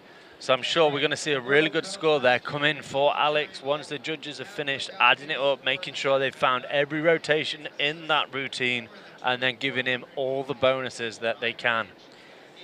So this sport of freestyle kayaking, this is a different discipline within freestyle kayaking. This is called squirt boating. Each of these tricks are different and they all have a predetermined point value and a definition. 840 points. Alex, you are in 4th place. You are not officially into finals yet. You need a 906 to be officially into finals. Next up, we have the mystery move man himself, Taft Sibley. He is the former World Cup champion. There he goes. He's under. Started at 54.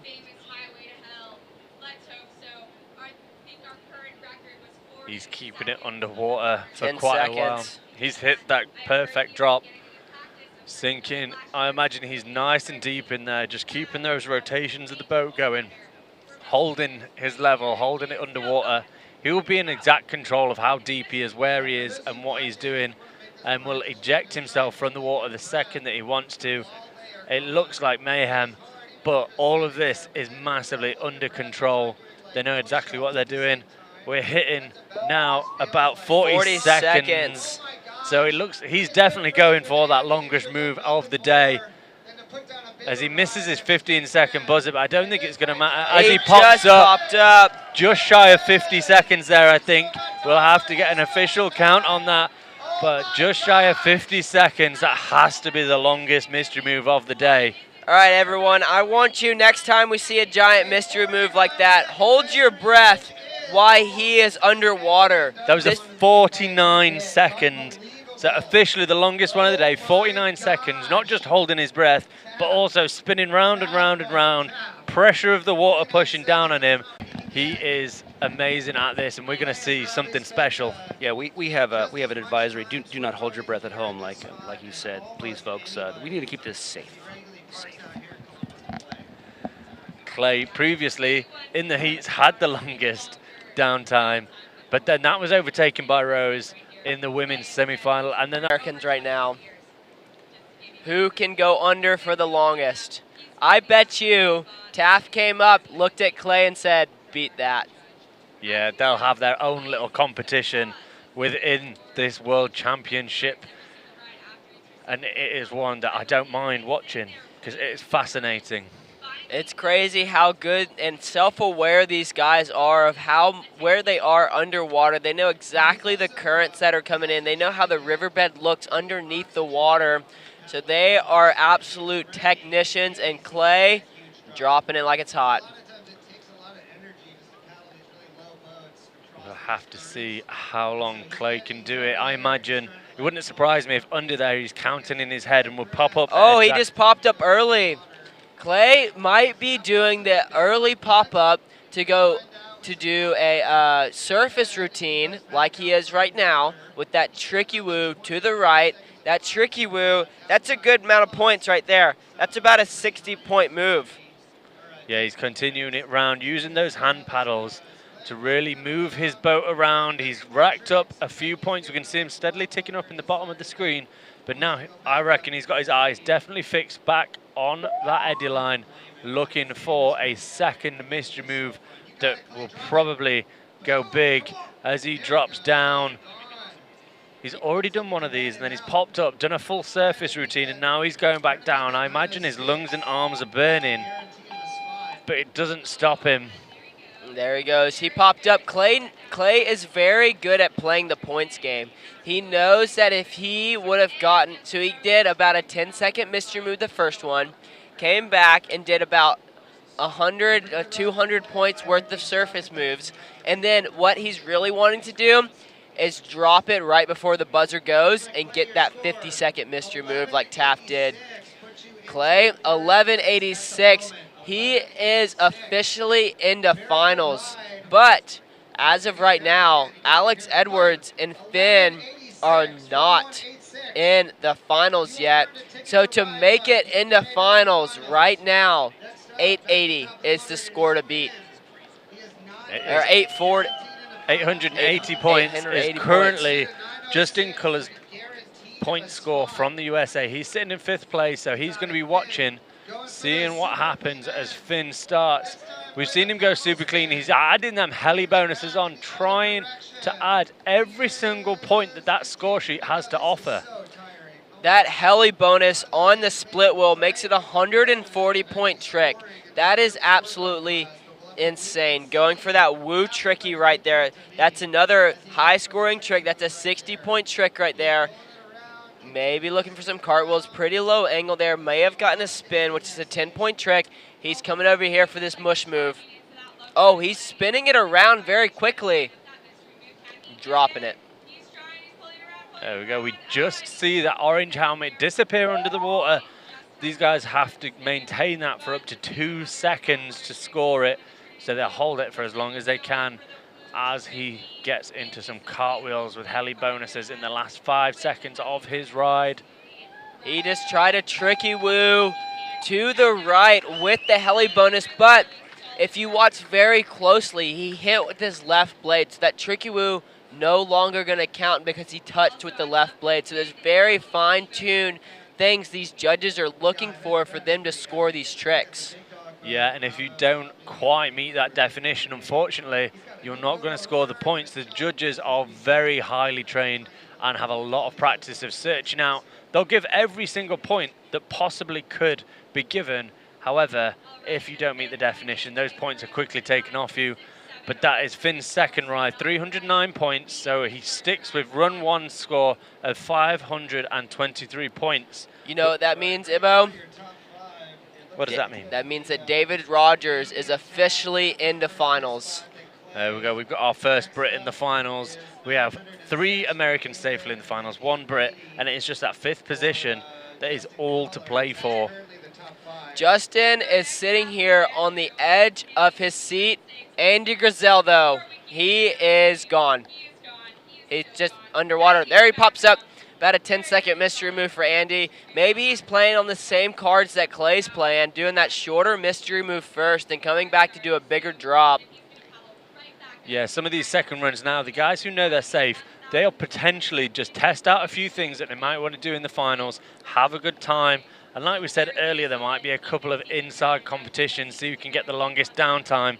Andrew is definitely making a play for that one as he has gone. That 15-second buzzer just popping up. There he is. He's paddling. He's charging out to that main seam. He's dropping it down. Not quite getting the drop, but that's okay. He already had 2 really big mystery moves and he's already very safely into finals. So this was just a for fun ride for him. Yeah, he's currently sitting in second place with a huge 1,653 points. That second run, it looks like it's just going to tip over 1,000, so we'll probably keep run 1 score, but he is safely through to our afternoon's finals. That is very, very true.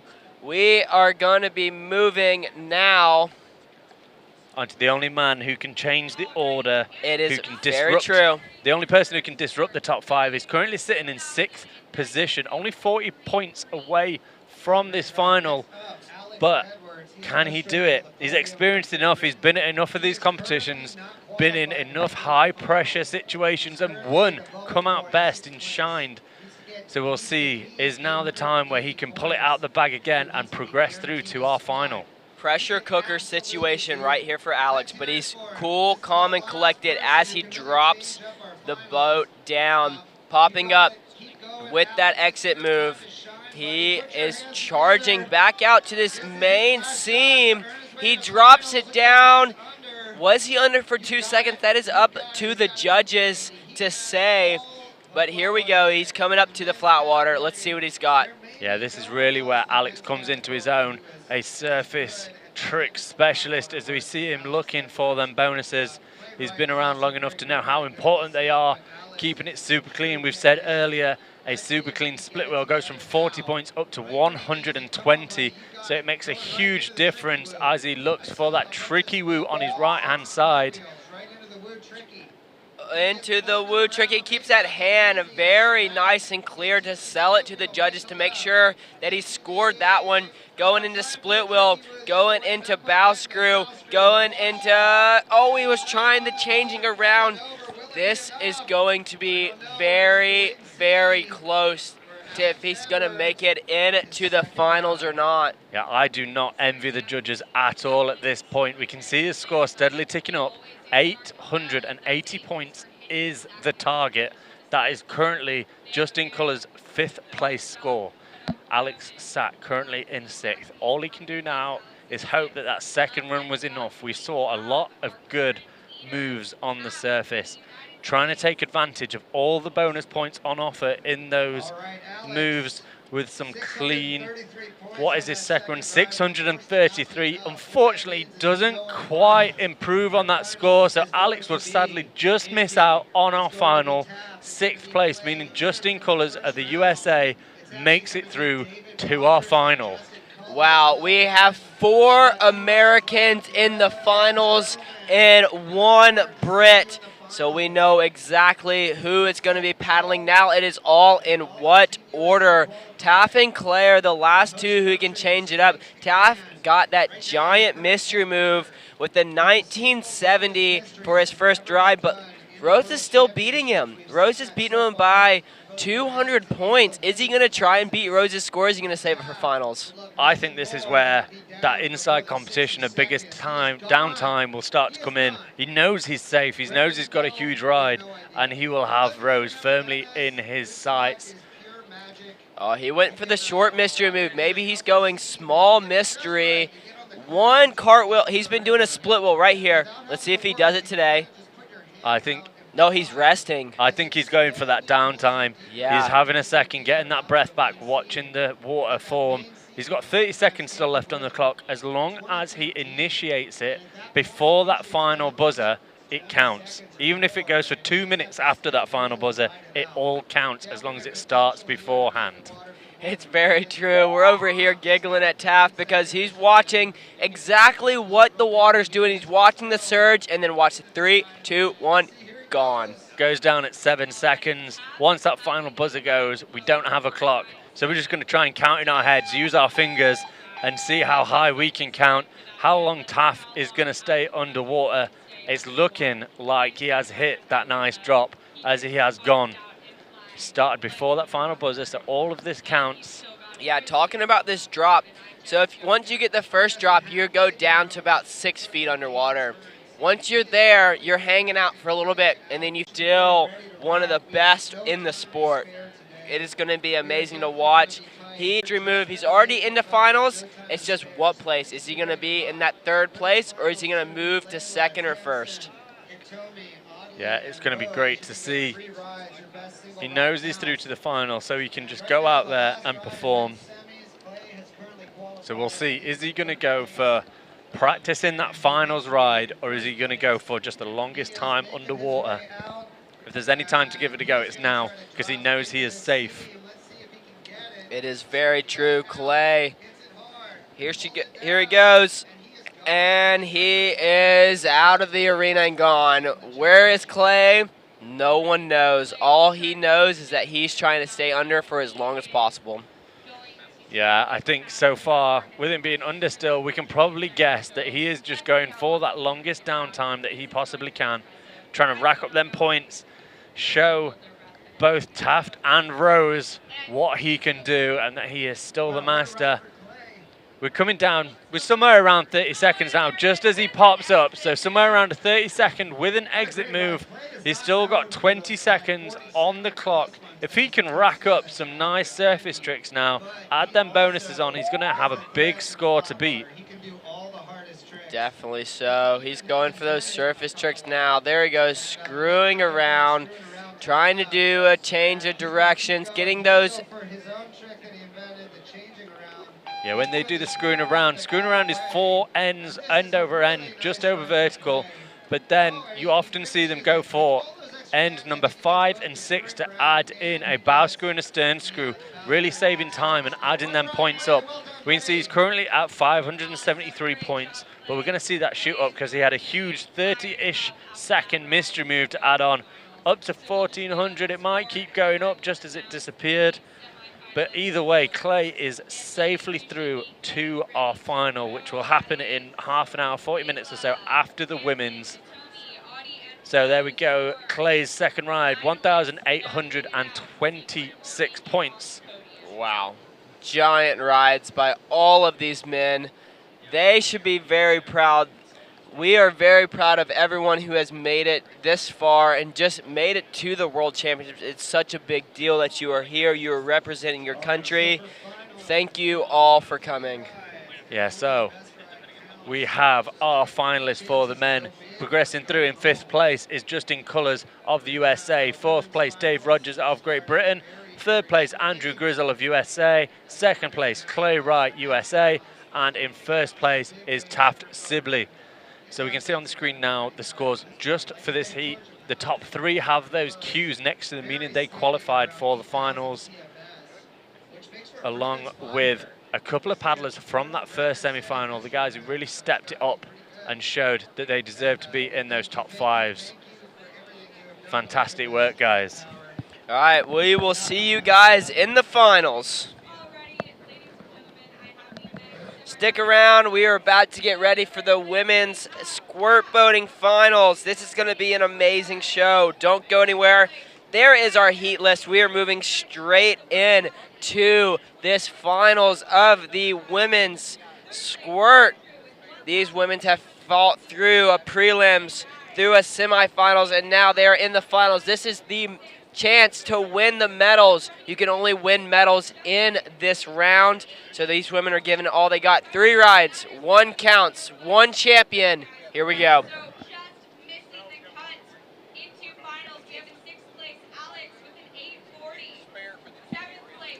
All right, we're going to be starting off these finals with Layla of Great Britain. Waiting for the thumbs up from the judges here.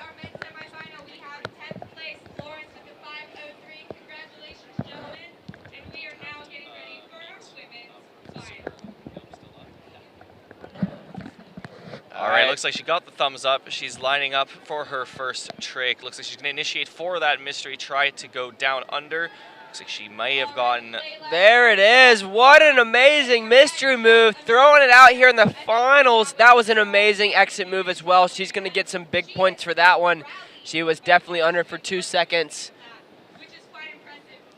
All right, she's working her way back up the eddy, looking to maybe start some of her surface technical tricks. going in for the cartwheel, or split wheel into cartwheel left, going for split wheel left.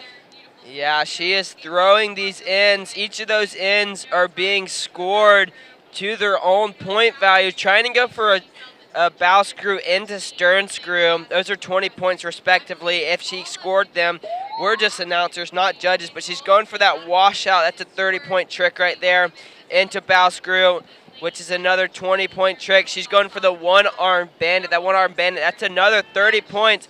One-arm bandit the other direction. Wow, another great ride by Lila, never stopping. Try that party trick right there on the buzzer just for fun. Yeah, great first ride. Now, there are 3 rides. You have a single ride that matters, so there is plenty of opportunity to throw down the biggest ride you possibly can. And now we're seeing that multiplier start to come in, sitting currently at around the 303 mark. We'll see what that settles at with the official score, with 303.67 for Layla's first of 3 rides. So what you're going to see is a lot of these athletes are going to go for their biggest rides they've seen today. They are not going to leave anything on the table. It is a go big or go home scenario right now, and each of these women want that gold medal draped around their neck. 100%. They can all see it. They're literally 20 minutes away from knowing who's going to be on that podium, and they all want it. All right, Tamsin McConkey, silver medal from the last World Championships, going with that that split wheel with the heli bonus and the clean bonus into cartwheel, into split wheel, into tricky woo. Wow, Tamsin's being a technician right here. She's already over 160 points. There you go, 180. She's going for that woo tricky right there. Each of these scores just going up. Woo tricky, 60 points. Tricky woo, 60 points. All with the added bonuses of the heli bonus, which is ×2 for each trick. Yeah, those heli bonuses add up a lot. So it turns, if you can hit it on both your tricky and woo tricky, you've gone from 2 60-point tricks to 2 120-point tricks. Makes a massive difference here. Looks like she's coming in looking for that final mystery with 5 seconds left to go. And she gets it almost down, tries to bring it back up with a exit move. And that is time for Tamsin's first ride. She was like, I don't know, my time's up. I'm just throwing until I'm told to stop. Exactly. Sometimes you do miss that final buzzer depending on where your head is in the water, so just keep throwing and someone will eventually tell you. Yeah, these ladies are throwing as hard as they can. They want to win. All right, her first ride coming in at 402 points flat. That puts her currently in first position. Yeah, we have their top 3 coming up. Hitomi Hikaku, she has had some very good mystery moves, not gotten a deep drop that she's wanted from the all comp. I've seen her do some really, really good ones. Is she going to put it together in the finals? She has a very beautifully routined surface tricks, so we're going to see what she's going to put together here. I'm excited. Yeah, she's always incredible to watch paddling. Not only is she great at mystery moves, she's also extremely technical with the surface tricks. But it looks like she may want to start it off with one of those mystery moves. There she goes, and she drops it down. Gone. Head down still, and she pops up. Nice 2-second mystery. That's about a 4-second mystery move there with an exit move. She's going super clean cartwheels. That's about an 80-point trick with the super clean tricky woo. That's another 120-point trick. Wow, she is moving quick, changing our bow screw to stern screw, bow screw to stern screw. That's screwing around. That's another 80 points right there. It's multiplied by 2. So that's 160. There's another 160 points right there. Hitomi just throwing down. One-arm bandit, 60 points right there. One-arm bandit the other direction. It's a 30-point trick, but she's multiplied by 2 because she's gotten the head under.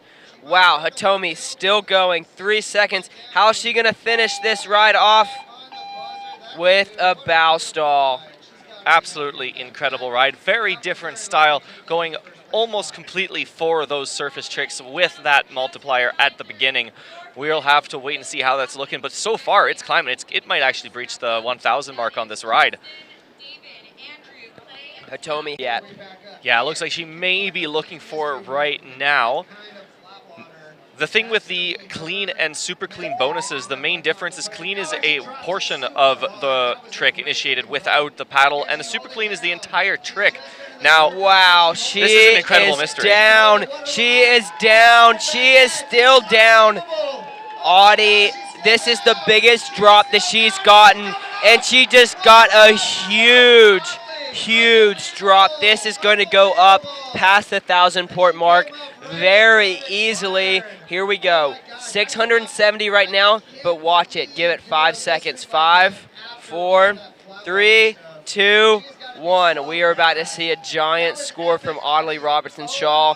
That is what she wanted to do in finals. Yeah, you can see her catching her breath from that. Not only is it exhausting to go under, it is way more exhausting after you've completed such a technical ride before your drop.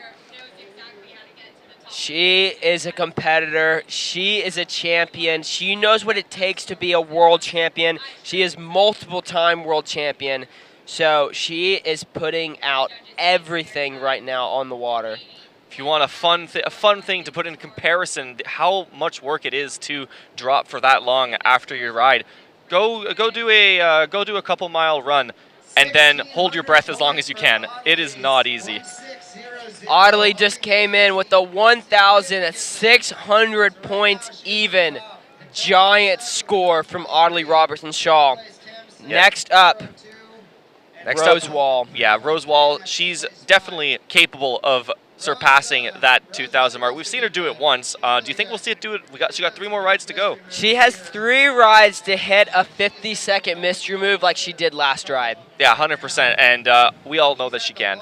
We all know that she can. She is the mystery move queen. She's not going to do the surface moves like Audley does, but she is going to drop it down like that. And now, count it out, guys. She is gone. She dropped that at 56 seconds. She has already been underwater for 6 seconds right now, and there's nowhere near enough time for her because she's just going to keep going.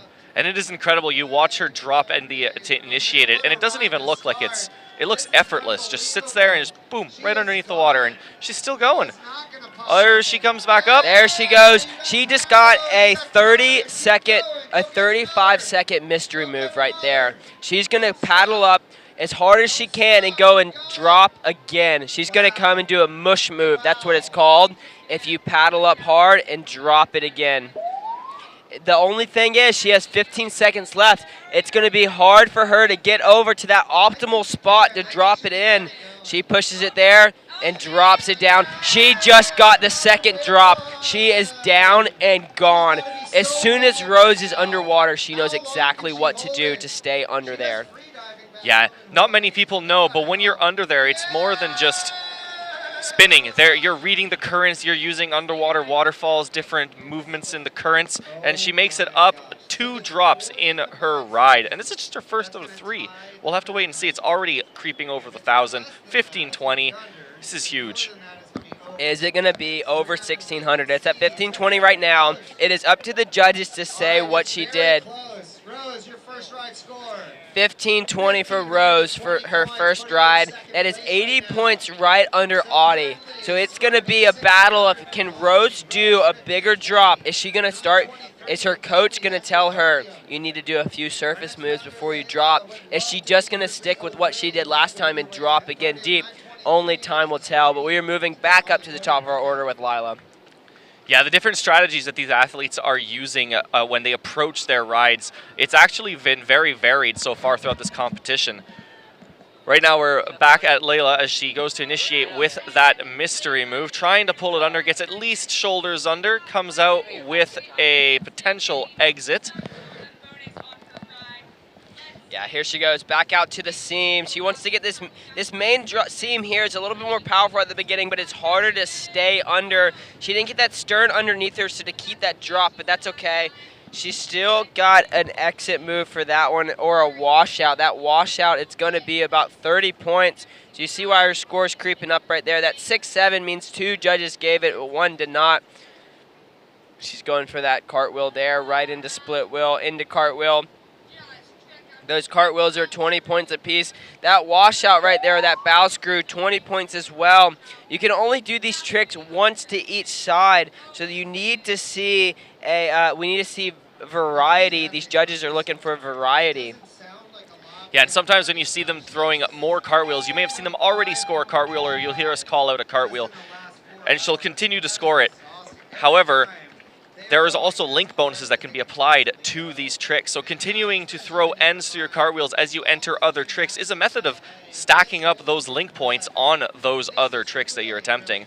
So that's down for her second ride here. We'll have to wait for the official score to come through. Yeah, her first score coming in at the 303.67. Second one sitting at 258.67. Not quite besting her first. She will stick to that first ride for now. Yeah, Lila, not upping her score, but that's okay. But you know who we're moving to next? Tamsin McConkey. She had some big rides earlier today. She's going to look for a bigger ride. Only a 4:02 right now. She at least wants to get on the podium. If she wants to be on the podium now, she needs a 9:23 to beat Hitomi. Yeah, and it's going to be an impressive feat. However, every single person in this heat is capable of those absolutely massive rides. We have seen it before as she initiates her ride with a cartwheel to a clean, super clean split wheel with a heli bonus. Those heli bonuses, again, adding so many points to each of these tricks. She's going for that split wheel into Woo Tricky. Those are 80-point tricks. Oh, she just fell over slightly. It'll be up to the judges if she kept that boat above the required angle for it to score. Those ends have to stay over that 60-degree, but under the -45. She's going to drop it down, and there she goes. She got head under. Will it be for 2 seconds? These mystery moves require 2 seconds to be under for them to score. There she goes, screwing around. That's an 80-point trick right there. If she scores it, right into bow screw, stern screw, 20 points respectively. Trying to get there. She goes down for a second. Very nice. If she gets down for a second, if she gets down for 2 seconds, head under, she gets the multiplier score by 2. Yeah, so her first ride came up to 5:02. She has definitely beat it at this moment. We'll see if it keeps creeping up. Currently, it's sitting at a 6:12.67, 6:63.33. We'll have to see where that settles. It currently looks like it may keep her in the same position, just with a closer score differential to Hitomi.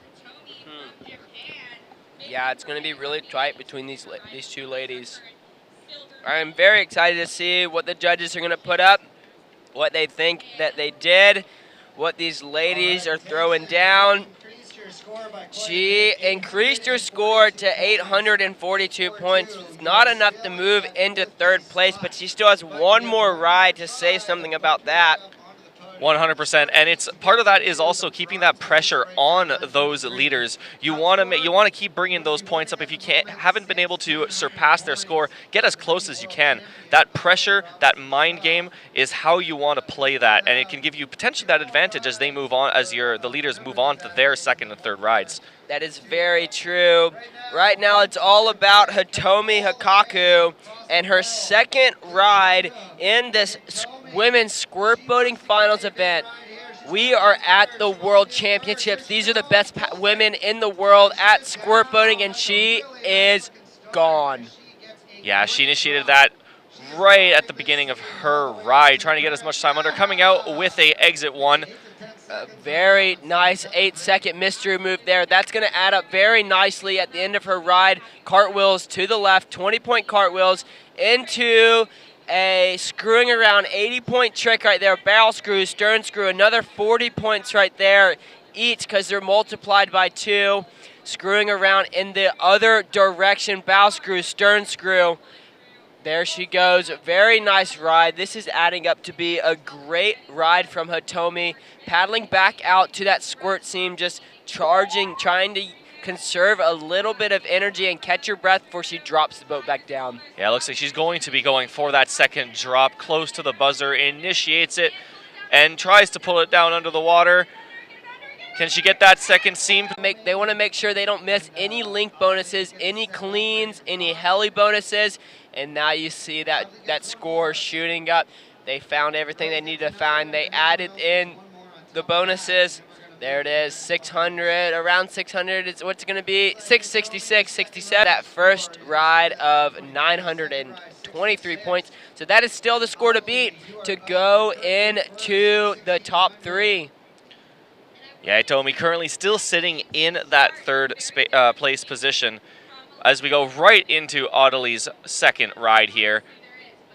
All right, Audley hopping in for her second ride, starting off with the Tricky Woo to the right with the heli bonus. So that's going to be ×2, ×3. Oh, just smashing the rock right there. Close to the island, going for the Tricky Woo. Didn't add the heli bonus that time, but that's okay.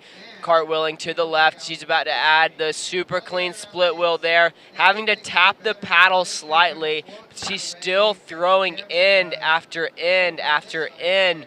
Audie knows exactly how each of these points are supposed to be scored. She's going down for the mystery move. There she goes. Manages to get her head completely under, just the tip of her blade sticking up as she comes out with an exit 1, which is worth 30 points. She still has 6 seconds, though. She's going to charge out to that and try and drop it down again. There she goes. She got the drop again and hopped out. Very, very confidence-inspiring ride from Audie. She was not stopping. She was charging the entire time. Yeah, with those 2 last drops at the end of her ride, you'll see those scores continue up. She's already over the 1,000 mark. Now, will it be good enough to best her first ride? It's hard to tell from this point of view, but we'll have to wait to see what the judges give for all of these multipliers. It is very true. Audie got a little caught up towards the beginning, but that's okay. She's coming in probably with around a 1,200 is my best guess. I'm just the commentator, though. I'm not a judge. But if I had to guess, I'd say around a 1,200. We'll see. But next up, we're moving to Rose Wall, the one who is really good with the mysteries. Yep, there it is, 1,240 for Audley. She's going to stick with her first ride score of 1,600 even. All right. Yeah, here we go. Rose Wall, the mystery queen. How long is she going to drop it for? Here we go, guys. Set your watches as she enters the seam. And she is gone. Mystery started now. Yeah, this has been her primary strategy, just going for those mysteries, but we know it's paid off. She still has the highest single scoring ride of the day across all the categories today with a 21.60. Absolutely incredible. She is already under for 20 seconds, and she is still gone. Oh, she just popped up. That was a 20-second mystery move, but watch this, guys. She is in the perfect place and has so much time. She's going to drop this down again. Yeah. Watch. She's going to come up here. She's going to drop. She's going to catch her breath, and she's going to drop it down again. She has 18 seconds, 17, 15, but she is in the perfect place to drop it down very, very low and for a long time. Yeah, she actually came up with the exact perfect position as she's gone again for the second time. When you're underwater, you actually do have, if you're to the same level as all of these paddlers, the ability to move yourself in the currents underneath to pop up where you want. So she hunted for that first ride, not to get too far, but just to come up in that eddy to get set up for that second mystery. And now that the time's over, she's going to go and stay under as long as she possibly can and doesn't really care where she comes out, as long as she comes out as there she many just seconds. Popped up. That was another 22-second mystery move. So she has just added to a 37 seconds of underwater time. Completely impressive. There's so few people who are able to pull off what she pulls off in a squirt boat here, and this is the perfect location for it as well. Water's nice and deep. You got these nice seams where you can just sink really easily. Her score coming in at round 2 at 1,800. 1,800. Rose Wall moves into first place. She had a 45-second mystery move combined. Wow. Yeah, 1,800 puts her currently in the first place position, 200 points above Audley Robertson-Shaw. That is also closing out the second out of 3 rides for these ladies. They still have 1 ride to go. This is where we can see the big upsets. We can see the big turnarounds. Right, and we'll be starting that off with Layla of Great Britain, who's Look at definitely this. wanting to put herself on the podium. Yeah, this is it. This is the last rides of this World Championships. Everyone is giving their all. Layla is forcing her kayak under the water right now. She is wanting to be on top of that podium or even on the podium. She is currently in 5th place right now with the 306. If she wants to make it onto the podium, she needs a 9:23 from Hitomi. She is having a great ride so far. She had a perfect mystery move, about 4 seconds. Now she's getting into her routine right here. She's going cartwheels, 30 points apiece. She's going to get that multiplier as well. More cartwheels to the right, bow screw. Trying for that stern scoot. There's that washout. These tricks are all very high scoring with that multiplier, so she knows what she's doing. Bow screw. Coming around again. She's going different directions. Trying to get that stern to come around. Not quite getting it. She's got 5 seconds left as she initiates for potentially one of her last tricks. Going for a tricky woo and seems to manage to pull it around. Yo, it's going to be very close to see if that tricky woo counted at the very end. It was slightly low on the angle, but we'll have to see what the judges give her. If she scored that tricky woo, that is a 120-point trick right there at the end because it's times by 2. And one of the struggles with Tricky Woo, as you saw, as she was trying to pull it around at the very last minute, is you can only use a single blade for the duration of the trick. So if she had pulled that blade out and tapped with the other one, that Tricky Woo no longer counts. But her ride, 3rd ride comes in at a 2:34.33. She'll be sticking with that first ride of 3:03, and that'll be unfortunately not quite enough to bump her out of that 5th place position. But Lila, congratulations. You are 5th place in the world in squirt boating. That is an amazing accomplishment. Great job. Yeah, absolutely. But next up, we've got our next contender for the podium. We've got Tamsin. She is going to attempt to put herself out of that 4th place position. Now, will she be able to take 1st, 2nd, or 3rd? We'll have to wait and see on this 3rd and final ride of hers. All right, this is right. This is Tamsin's last ride to change up the entire order of the competition, starting with cartwheels to the right, split wheeling around with the heli bonus. Those are times 3 and times 2 with the super cleans. Here she goes, split wheel, tricky woo. There she goes, right around. Very nicely, cartwheeling it around to the woo tricky. She pulls this around. She has not missed a single beat yet. Cartwheeling around to the right, going over vertical with an amazing washout there. She is in the perfect position to drop the mystery move right here. And she drops the bow, pulls the stern under, and she is down. Got that 2 seconds head under. Changing directions around for the screwing around 60-point trick right, or 80-point trick right there. She's got 13 seconds left, maybe looking for that 2nd drop on the big seam. And she pulls it almost down, coming out with a bit of a washout, looking for maybe screwing around the other direction. This is an absolutely technical masterclass from Tamsin. Wow, what a ride. Tamsin never stopped moving her kayak. She had every single second of that ride planned. That was amazing. It's going to be so close to that Hitomi score. We can only sit here, wait and see. Yeah, no matter what the results from this, that was a fantastic ride. Tamsin, can you breathe? I don't think you took a breath that whole time. That was amazing. She's slowly making her way up the eddy, waiting for the official score announcement to see what if she's managed to destabilize those top 3 spots. 1,200 points for Tamsin McConkey. She's going to be moving into that 3rd place position. Wow, there it is. Absolutely incredible. She's going to be so stoked with that. That's exactly what she wanted to do, to put pressure on Hitomi. As Hitomi comes in for her third ride, she now knows what she has to do. She's got to beat that 1,200 points if she wants to keep that spot on the podium. All right, we are down to our last 3 paddlers in this event. Hitomi, the last one who can completely change up the positions on the, she can knock Tamsin off the podium, move into first place, knock Rose off that gold, or take the silver off Audley's neck as of right now.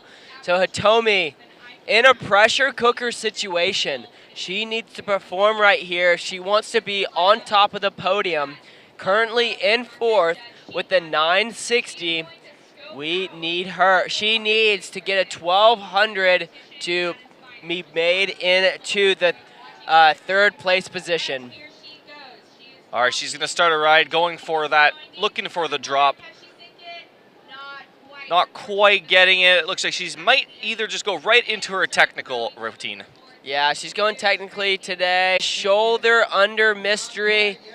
Not quite getting the drop that she wants. She's a little behind pace. She needs to pick it up if she wants to move into that 3rd medal position. Oh, just catching her edge. Yeah, unfortunately, losing it a bit on that stern ender. Goes for the 2nd mystery attempt here on the main seam. Can she get it down? Almost. Head's almost under. Does not quite make it under. This is definitely not the 3rd ride she was looking for. Yeah, this is not the ride that Where it can get exciting. We have Audley Robinson-Saw, who is currently sitting in 2nd with a 1,600. She has the opportunity with her last ride to put herself in that 1st place, and if she does, Rose still has one more ride to go. Yeah, here we go. This is it. This is the drama that the fans love. Audley Robertson-Shaw, former or reigning world champion as of right now.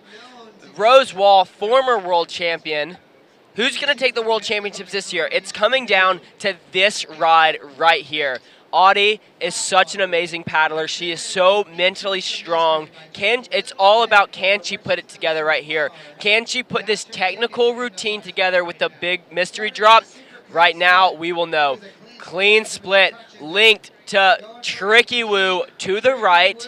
She's going to spin it around to the cartwheels to the left. Super clean split wheel. Oh, kind of getting hung up right there for a second, going for the Tricky Woos the other direction. There she goes. She's going end after end.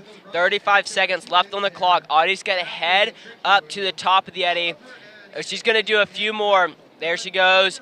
She's going over vertical, over vertical, over vertical, over vertical. That's a very high scoring, 80 points right there, 80 points for screwing around, 20 points for each, so 120 points right there. Now she's about to drop this in, and she is trying to pull herself under. Does she get under? Yes, she does. Can she stay under? No, she does not, but she has thrown such a big routine above water. It might be enough, but I think it's not going to be enough to dethrone Rose. Only time will have to tell. It's going to be close. Yeah, that was still an incredible ride, but that downtime was not what she was looking for in a ride. She wanted to enter that and probably go for as long as she could. We're going to have to wait and see. It looks like she would have definitely gotten the 2 times multiplier, but lacking those seconds, those precious seconds of score while underwater. Will this be a victory lap for Rose, or will this be her time to then have to put herself back on top? I think this is going to be around the 1,200 point mark for Audley. I think it's going to be around that 1,240 that she scored earlier. All right, we're just waiting in for the official scores here to decide who is the current world champion. It looks at 1,460 points. That is Audley's 3rd ride. This puts Rose Wall as your current 2023 world champion in women's squirt. This is now a victory lap for her. Rose Wall gets a victory lap for her 2nd ever world championships. She is a 2-time world champion now. Enjoy this one, Rose. Very, very great job. Let's see how long you can disappear for. Yeah, sometimes on these victory laps, you can see the best rides ever in someone's life, or they're just the relief kind of kills the momentum, which can happen as well. But either way, she's now the world champion. It is very true. Rose, an absolutely amazing paddler. We saw some very, very big mystery moves. I guess the question is now, will any of the men beat her score from semifinals? They can definitely pull it off. We saw Taft come extremely close with his incredibly high score ride of 1973. But that elusive 2160 is going to be really hard to beat. I think so too. I'm very excited. Y'all don't go anywhere. We're going to move right into the men's finals right after this. Rose is just having a bunch of fun out there. Look at that big old smile. She is an absolute amazing of a person. She trains so hard, just mystery moving all over the world, loving life. Your new world champion. Congratulations. All right, yeah, we will be back momentarily for the men's finals. In the meantime, this is Zach signing off. I will be passing it back off to James. 4 minutes and we're going to start.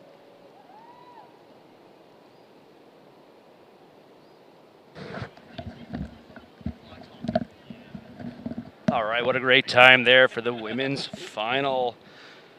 It's not official till we get the sign sheet. It's coming up here, but we're pretty sure it is absolutely Rose Walton first, Audie Robinson-Shaw from Great Britain in second, Tamsin Great Britain in third, fourth place Hitomi Takaku, and in Great Britain fifth place Layla. We've got 3 Great Britain up there. Ibba, what do you think of that? Yeah, that was definitely a great showing of ladies squirt boat paddling. A real contrast of styles up in that top positions. We saw Rose going with the huge mystery moves, racking up the points that way, and Otti giving us a real tactical sort of showpiece with all the surface tricks before hitting the mystery move for that multiplier, and Tamsin blending everything together with some lovely mystery moves and lovely surface moves. So it sort of showed everything that you can do in those squirt boats. Hitomi and Layla as well doing fantastic in that final. That's right. And 2,100 points was Rose's high score for today. I believe that still stands as the highest score today on this feature. So Rose really came in, set the bar high for these folks, and came through on that. So next up, we're going to see the men. We have Justin Coulars from the U.S. We have David Rogers from Great Britain. We have Andrew Griselle from the U.S., Clay Wright from the U.S., and Taft Sibley from the U.S. And what this means is that 2 of the 3 medals are going to go to the U.S. Just a mathematical eventuality. However, these 4 gentlemen from the U.S. all want to be first, and I think Great Britain has a thing or two to say in that, given that David's in there right with the thick of it. Yeah, Dave is definitely going to be pushing hard to try and make his way onto the podium. He was actually on the podium back in 2017 in Argentina, where he claimed a bronze medal. He has just missed out a couple of times since then. Definitely looking for him to get back up on that podium, but I think again it is going to be interesting to see the different tactics these paddlers go for. Some huge mystery moves, some fantastic surface moves.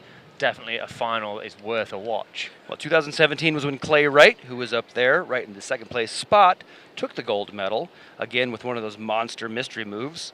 And we got the downtime specialists in Taft and Justin in particular, who really focus very heavily on getting that boat underwater. Taft Sibley holding down a 49-second single ride mystery. So just killing it. He had a slightly higher combined ride for some points that put him right up there in the first place spot. So we're going to see who it's going to be. We're going to kick this off here in just about 1 minute. Here at your 2023 men's squirt final. We just saw the women. Now we're going to see the men and wrap out this first day of the 2023 ICF World Championships here in Phoenix City. So coming up in just around a minute's time will be Justin Coulars of the United States kicking off this final. He made his way into this place, 5th position in the semi-finals, meaning he gets to kick off our finals today. He landed his way in here with some impressive mystery moves that rack up them huge points, battling his way, and he actually knocked out previous World Championship medalist Alex Edwards from Great Britain, battling his way into this final. and he is going to be up first pretty soon to show us what he's got and why he deserves this place. Wonderful feature here. Wonderful feature here at the Love Triangle, Phoenix City, Alabama. Just on the other side of the river is the competition for the remainder of the week on Good Wave. Squirt boating is one of the original freestyle disciplines. This goes back a long time where individuals came out in these boats and basically turned the roll into something spectacular. Now we've got the pirouettes, the ends, all of the over vertical, and then of course we add in how little hands you can use in this. So I'm going to turn it over to Mason Hargrove along with Ibo to bring you the men's finals here. Our judges are now just getting into position. Justin will wait for that thumbs up, which I think he's had, as we see him just starting to move his way into that eddy line, where it looks like he's going to start off his finals rides with a mystery move. Alrighty, Justin coming in, dropping it like it's hot. Can he get that drop? Can he get that drop? There he goes, head under. Yeah, he's just tucking in under the surface there. It doesn't matter how deep you are. If you're underwater, you are underwater. You get that multiplier and you get them points. That is very true. Every single trick that Justin does from now on, it's going to be multiplied by 2. But he's going to go back up and try another mystery move, because you can do 2 mystery moves in the same ride, and your time underwater will be added. Each second you're underwater, you get 20 points, and that's also multiplied by 2, so it adds up very, very quickly. There he goes. And now that time is up, it doesn't matter. As long as he's under, he is scoring. Now he just popped up. First ride for Justin was a pretty good one. Yeah, he had a little shake of the head, which makes me think he's got a lot more to show us. But 3 goes at the mysteries. He managed to get completely underwater twice. So we are going to wait and see what his score comes in at, because that is the bar set, ready for the rest of these finals. That is very true. Next up, we're going to move to the Brit, David Rogers. Yeah, what a way for Dave to celebrate his 30th birthday. He has made a final 440 points there for Justin. So a respectable start for that exit move, straight into his screwing around. Those are some high-scoring points right there. Oh, he's doing a change of direction. Wow, that was a very technical trick. If he had scored that one, he still has a lot of time, 30 seconds left on the clock. He's going for that drop again on that main eddy line there. That eddy line is so boily, but he got it under. He's getting shoulders under for this one. Still plenty of time. That's the 15-second buzzer there for Dave. He's been here before. He knows what to do. He's just pulling around his last few surface moves. He knows he's already had one mystery that was nice and deep, so he's got that 2 times multiplier already. Now he's just laying some surface tricks to get multiplied. Wow, great ride by David Rogers. This mystery multiplier is being added in, so that score is going to start at 600 and just shoot up to a very high score. There it goes, almost 500, 450. We're just waiting to see what these scores are going to be. The judges need to make sure they didn't miss any cleans, any tricks, any ends that drop below the requirement to score. We're just waiting for it now. So it's 840 points there for Dave. Not a bad score for him at all. Just shy of his semi-final score, but that's just his first of 3 rides. These guys get 3 rides with only the best score starting. So solid start for him, and I'm sure he'll look to improve. For sure. Now we're moving back to another American, Andy Grizel. 3rd place coming out of semifinals, so we know he has some big rides in him. Going over that 1,000-point barrier. There he is. He's going to drop it down and stay there as long as possible. Yeah, that was a very good cut in. You saw him drop fast, which means he's probably going to go pretty deep and be able to hold it for quite a while. We've seen him. He's already gone for somewhere around 10 seconds already. Yeah, he's still under. All these Team USA athletes are very good at going underwater and staying underwater. He has been under for 20 seconds now, and he just popped up in the perfect position. He got a great 20-second mystery move, and he's still in the perfect eddy to be in. That's the love triangle eddy. You want to get a good drop there, come up, catch your breath, and drop again. We hear his 15-second buzzer, so he's got plenty of time to get set up and drop down perfectly, just like that, as he looks to add in even more time to his mystery move. Around 20 seconds on that first one. He's dropped down. The final buzzer's gone, but it doesn't matter because he's already underwater, underway with the trick, so he can take his time now. Nice and calm, keep that rotation going, keep the boat under control to try and rack up them points. It's very true. Andrew is very, very good. He just popped up in the same spot. Andrew with a great first ride in this finals. This is the finals again, guys. 3 rides, 1 count. This is for the medals. This is the round you win the event in. So these guys are going out as hard as they can. And look at that score. 1,960 points. That's a huge score, straight into first place. Over 1,000 points ahead of Dave Rogers in second. I think that's definitely a score to beat. That is the second highest score we've seen already. The only score to beat that is Rosewall. But if that score is going to get beat, it's going to be by the 2 guys we have left. They are Clay Wright, multiple world champion, master of the sport. If anyone can do it, he can. It is very true. Clay is an absolute technician. Unlike these other guys, he's going to do his first drop. He's going to go do some surface moves, and then he's going to drop again for a long time. I'm excited to see what Clay can do. This is his first ride of 3. Come on, Clay. We know you can do it. Here he goes, paddling out, dropping it in, and he is going under. There we go. He dropped down at about 58 seconds on the clock. So we'll keep an eye. Usually in his last few rides, he's been doing sort of a 10 or 15-second drop, popping up in the perfect place to lay down some nice surface tricks. As we spot him there at about 15 seconds downtime, popping up to start his surface routine. Yeah, he got that really good exit move there, and now he's going for changing around, or screwing around into bow screw, into stern screw. Now he's going to change the directions into screwing around the other direction. Those are 160-point tricks each, and then he's going 20 points, 20 points, 20 points, 20 points for those bow screw, stern screw, bow screw, stern screw, which is going to add up very quickly. So before even any of his multipliers, Clay's at 456 points with 5 seconds to go.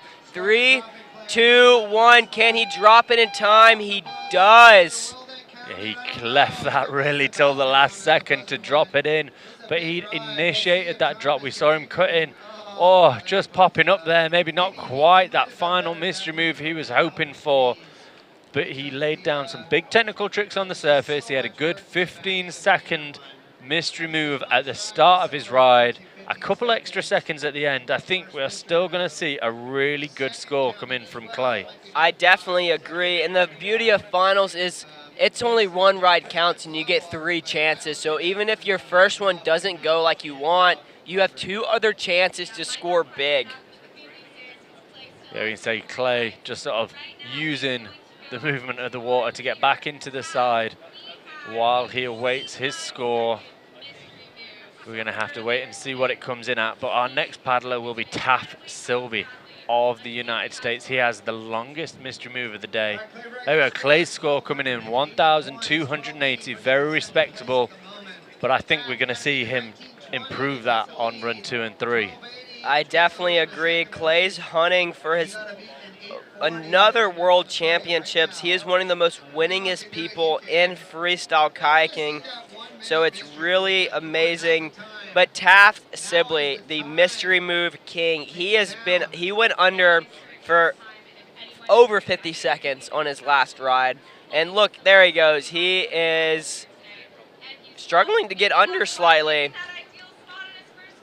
He's only got shoulders under for that mystery move. He's like, what just happened? That is not what I'm used to. But it's okay. He's just going to clap his hands, shake that one off, and he's going to go drop again up to the top of the eddy. Taft has shown us that he only needs one go at this to score big. He only needs one drop as he looks for that second one as he goes, and that's him gone. He managed to hit the spot this time. Yeah, he is gone. He dropped about 33 seconds. So he is just holding his breath as long as he can, keeping that boat nice and flat underneath the water, feeling the currents, letting the water take him to the depths of the Chattahoochee River. He just popped up again. Now he is going to paddle as hard as he can to drop again to get that giant mystery move. 4, 3, 2, 1. He got it. He can't have much breath in his lungs for that one after a quick paddle. But there we go, he popped up. He added an extra couple of seconds in there. We can see he's got a couple of points on the board, so maybe he got an exit move from that first mystery. The points adding on now for his mystery move up to 500, 800. It looks like it might not have been his A plan for a ride, but it's definitely going to be a respectable score to start his finals off with. It's very true, and we're about to move back up to the top of the order. These guys, 2 more runs.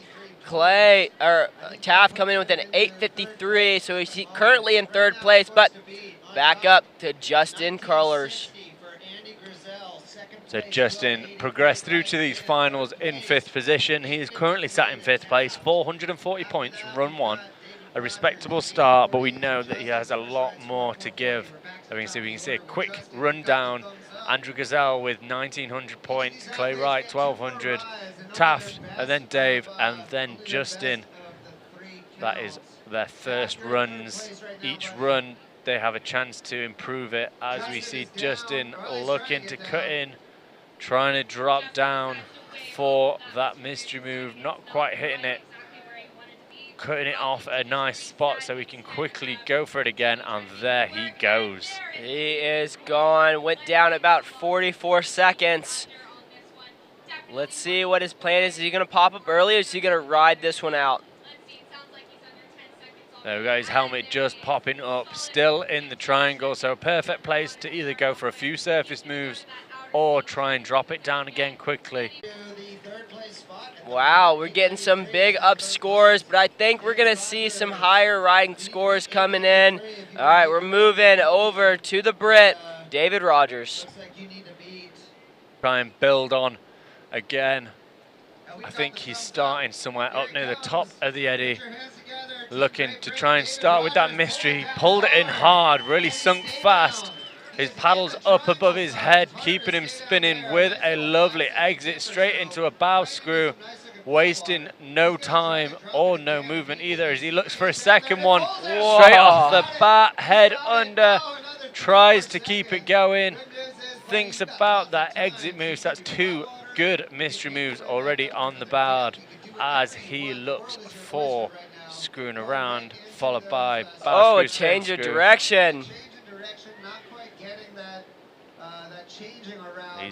He's got that multiplier of 2 already, so everything he's doing from this point on has double the point value as he split wheels, looking now for that tricky woo, bringing the boat, rotating the rest of the way round as he now looks for the woo tricky on that left hand side as well.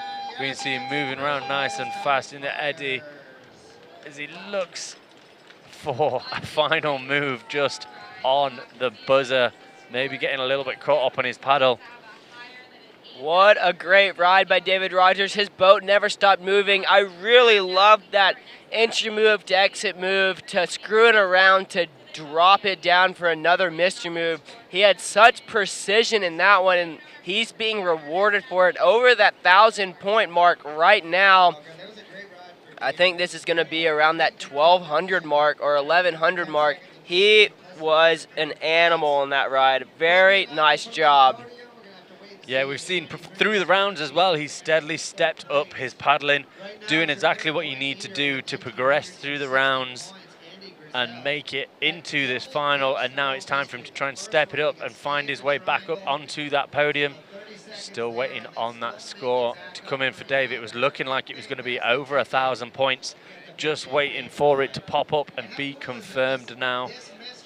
It's very true. We're seeing some amazing squirt putting right now, some great different techniques and tactics to winning this World Championships. David Rogers, 11:20, coming in with the 3rd place. That was his 2nd ride and upped his 1st ride by over 300 points. Nice job, David Rogers. But now we are going back to Andrew Grizel. He is our current leader with a huge 1,960 points. He's sitting up top, but he knows he's got some world-class paddlers chomping at his ankles, so he's going to look to increase his points, build up as big a barrier as they can to fend them off as he drops in for that mystery move. A little fun fact about Andy Grizel, when he was here 2 years ago, he went so deep at this squirt spot and didn't equalize his ears, he blew out his eardrums. And so Andy knows how this spot works, and he knows what not to do when you're underwater, which is if you don't equalize your ears, you're going to blow out an eardrum. That's how deep these guys are going underneath the water. Stephen Wright, one of my really good friends and a commentator with us, he is in the arena, went 26 feet underwater right here at this very spot. Yeah, Andrew dropping for his 2nd one. That 15-second buzzer goes, so I reckon if this is a decent drop, this will be his last move of the run. But it looks like he's going to make it a good one. He is gone. He is still underwater. I'm standing up here looking for him. I still don't see him popping up. And there he goes downstream, just popped up. About 150 yards downstream of where he started. Wow, that was another amazing ride by Andy. Yeah, currently it's looking like it's sitting somewhere around 1,400. 1,400 points confirmed there for Andrew's 2nd ride. Another run that would put him in the lead regardless of run 1. But he's sitting with a huge lead currently. But the person sat in 2nd place right now, about 700 points behind him, is Clay Wright. Yeah, Clay knows exactly what he needs to do to get on top of the podium. He's thrown rides big enough before. So it's all about, can he put it together at this very moment, and all the time will tell. Yeah, he's looking for that perfect spot on the eddy line. He's looking to see what it's doing. He won't take it until it is doing exactly what he wants.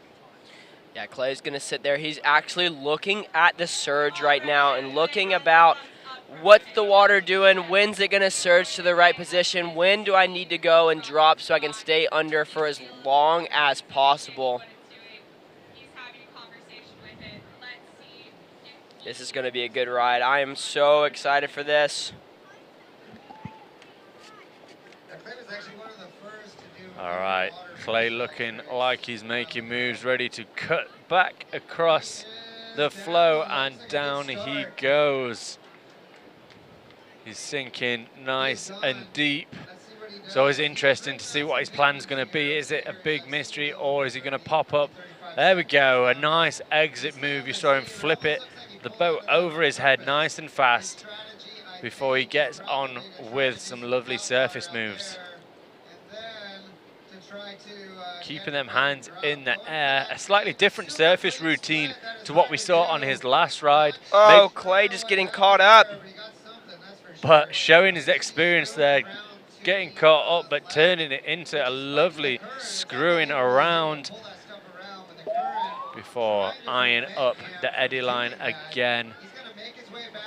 He's got 10 seconds to get up there. I think this is going to be really close to see if he can drop it down in just enough time. Here he goes, 3, 2, 1. All right, he got the drop this time. He wasn't as rushed as his first ride. Now it's all about how long can you ride the current down. Yeah, we can see from his surface moves, he was sitting at about 320 points, but he had sort of a 10 or 15 second drop on that first move. And then he's gone for maybe another 10 or 15 seconds or so on that second one at the end. So we'll have to wait and see what his mysteries do to his score. First run was sitting at 1,280 currently. The points are looking at 1,266. We'll see if there are any more sneaking in there to improve that ride. If not, he'll stick with his first run of 1,280 points. Yeah, Clay didn't up his score right there, 166.67. He's still got one more run. That's okay. Now what he needs to do is go back, take a rest, and just wait and envision what he's going to do, because he has what it takes to be on top of this podium. But right now, it's all about Taft Sibley. Yeah, Taft took the top spot in the semifinals with a huge 49-second single mystery move. He's looking to do it again. He's spinning around shoulder depth, looking for that second hit. And there he goes, just under the water. You can faintly see his orange helmet just about bobbing. Often that shows that they're not maybe as deep as they're wanting, but that was around 10 seconds of completely underwater. So he's got that 2 times multiplier. He's probably got about 10 seconds worth of mystery bonus points on the board. As he comes back round, he'll look to really just add some time onto that mystery and add those points up. Yeah, for sure. But that looked like a really good drop. He just went down very, very quickly and very, very hard. Yeah, it's not going to surprise me if this is another big one from him. I'm not sure we're going to see another 49 seconds, but I think we'll see some more big ones. That 49 seconds was huge. The final buzzer going. See how long you can stay underwater after the buzzer. Every single second still counting though, because it started before his time ran out. We're zooming right out because he could pop up anywhere on this river. He could be anywhere. There he is. There he is. 45 seconds under the water is what we're hearing right now from the judges. That was a big ride. What's it going to add up? Is it going to be over that 1900? Is it going to be over 2,000? Is it going to be right under? We can only wait and see. Yeah, it looks like at the minute around 1,886. We'll see if the judges have any more to add on to that. But that looked like a big ride. There we go, 1,886. It takes him from 5th up into 2nd place, just knocking Dave Rogers off the podium. But we have one more round of runs to go, and anything can still happen. It is very, very true. It's going to be a battle to the end. Taft knows if he wants to be on top of the podium, his next ride is going to have to be a big one. If you want to be on the podium, 1280 from Clay Wright is to be on the podium. If you want to win, 1960 or above. Yeah, you're looking for big runs just to make the podium at this World Championships. It is one for big, big rides as well as long. That's not final until the judges say so. We just want to remind you guys that if this stream is missing anything, everything will be uploaded later this week. There he comes in with an 833, so he's going to stick with this second ride score of 893. Justin, congrats on a 5th place, buddy. Up next is Dave Rogers from Great Britain. It is his 30th birthday competing here in a World Championships final, and he is the last man who can disrupt the podium. He's sitting in 4th place, the last 3 paddlers already on the podium. He just got nudged off as he's looking to go hard and fight his way back up onto it. He's throwing a bunch of ends right there. He is going for it. Very nice screwing around, bow screw, stern screw. That's a lot of points right there. About 80 points if you put it all together. 120 with the drop just like that. Wow, he is under with that mush move. Yeah, fantastic. Dave has looked to change up his tactics this time. His first 2 rides he started with his mystery move, but this time he started with some nice surface tricks, getting points on the board, looking for that second mystery move. His head's back under. Can he clock up lots of points? Wow, what a good mystery move. Oh, kind of getting caught up on those boils. That was a great ride by David Rogers. That was the best ride we've seen him do all day long. Yeah, I think that's definitely the one for him to push back onto the podium. We're going to have to wait and see what the judges say, see if they got every single point on the board. They'll definitely be looking close. They'll have a little conversation because they want every single score to be as high as possible. But we saw him change up his tactics from his rides throughout the rest of the competition. Start with a nice bit of surface boating, get some points on the board. He got some technical moves in there, some screwing around, bow screws, stern screws, washouts, everything, followed by a couple of nice mystery moves. So we are just waiting on Dave's third ride score to come in.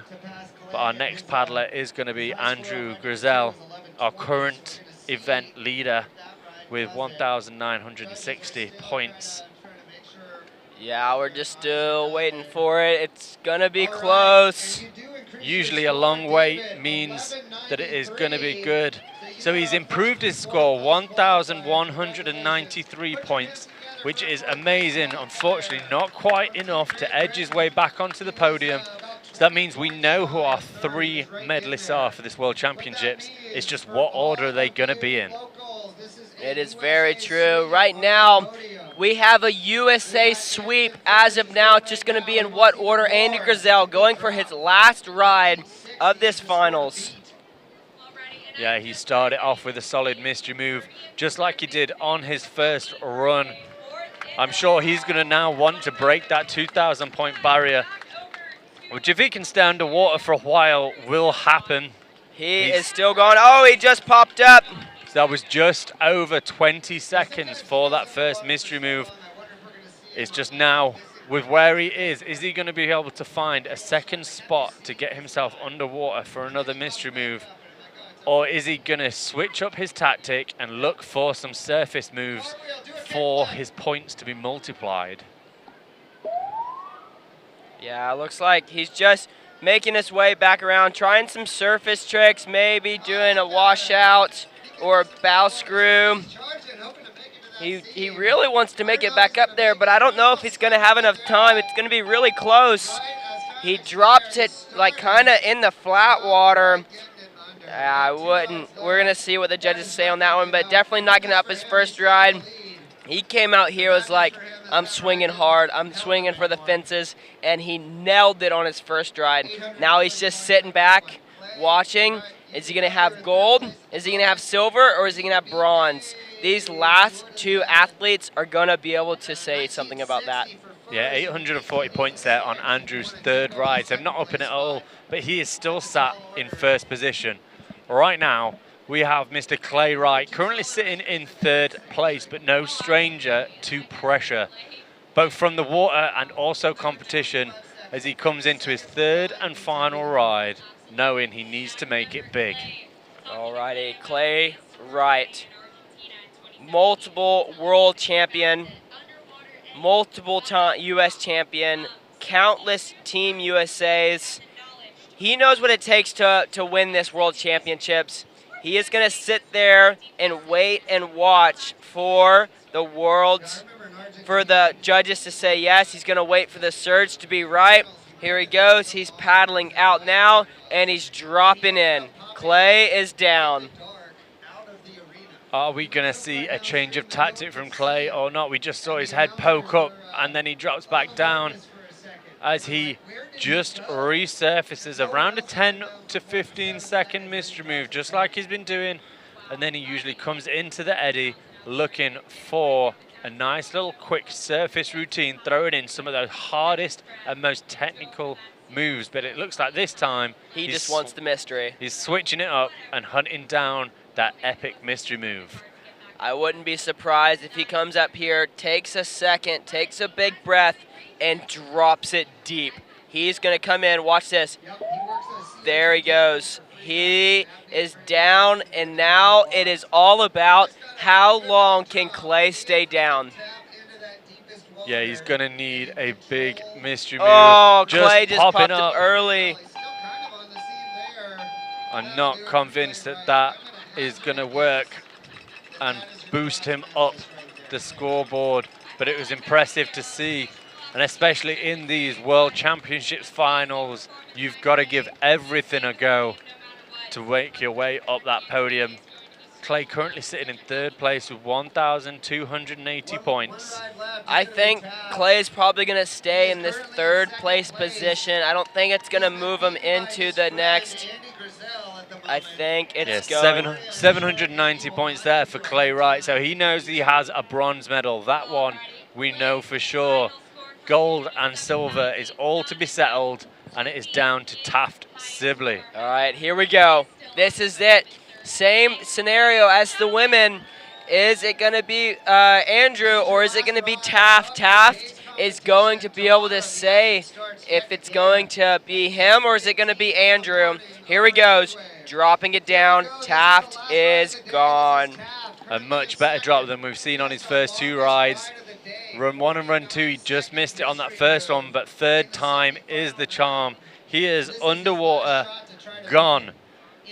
In the semi-finals, he got a 49-second downtime. Oh, he's popped up there, so it's not quite as long, maybe around 15 to 20 seconds. Oh my gosh, he's gonna do a cartwheel. And he's done a cartwheel, looking to add a few surface points. He's not really been a surface point gatherer throughout this competition. Here he goes. He's just shaking it off. He is catching his breath. And watch this. Taft is about to disappear for a very, very long time. Here he goes. He wants the longest mystery move of the day. He already has it, but he wants to go even longer. Yeah. He just dropped it in, and he's gone. He'll be hunting down the biggest score of the day, which is still currently held by our women's world champion, Rose Wall of the USA. But Taft disappeared. He's done one mystery move of about 20 seconds. He did a couple of surface moves, giving himself about 56 points, and now he's back underwater, clocking up even more points. He is still going. We're about 30 seconds in right now, and he pops up. 37-second mystery move. This is going to be close. This is going to be absolutely very, very close.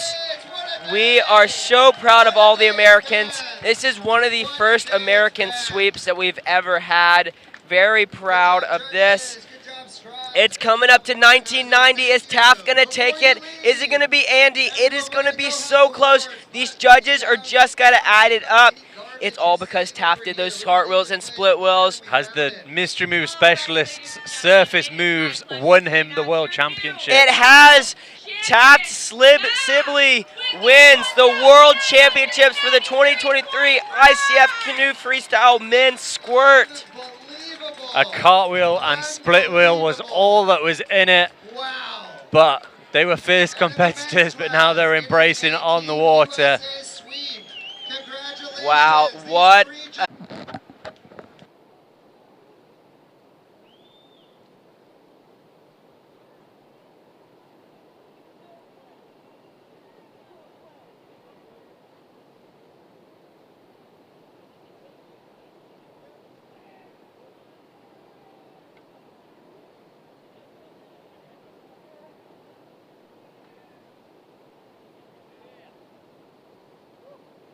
I would like to point out that Taft beat Andy by one cartwheel.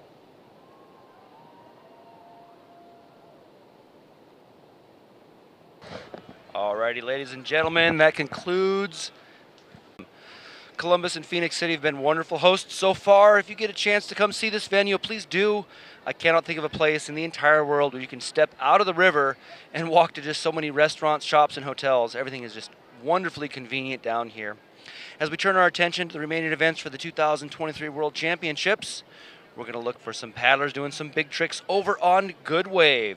They've had a few weeks of wonderful training, and it's going to see how this all pays off. So please join us tomorrow for the continuation of the 2023 ICF World Championships. On behalf of Zach Zwanenberg, Mason Hargrove, James Ibotson, I am Hojo, wrapping up the squirt competition on the stream. I believe we'll get some video coverage of this. So please stand by and watch the medalists get awarded their medals.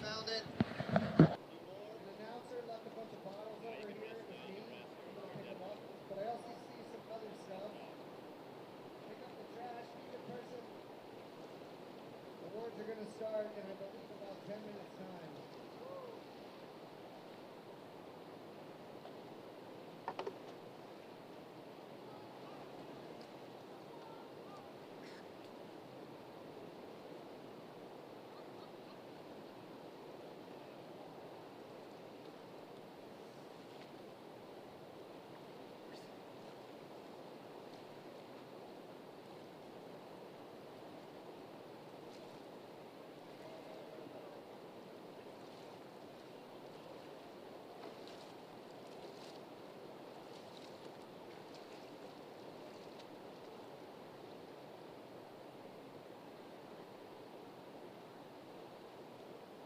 Athletes, we have a changing room over here in this tent with the blue walled canvas going up. So athletes who need to change into their team garb for the medal ceremony, you have a place with a little bit of dignity here. So make your way over there if you need to change into your team uniforms. Please have your sanctioned team outfits for medals.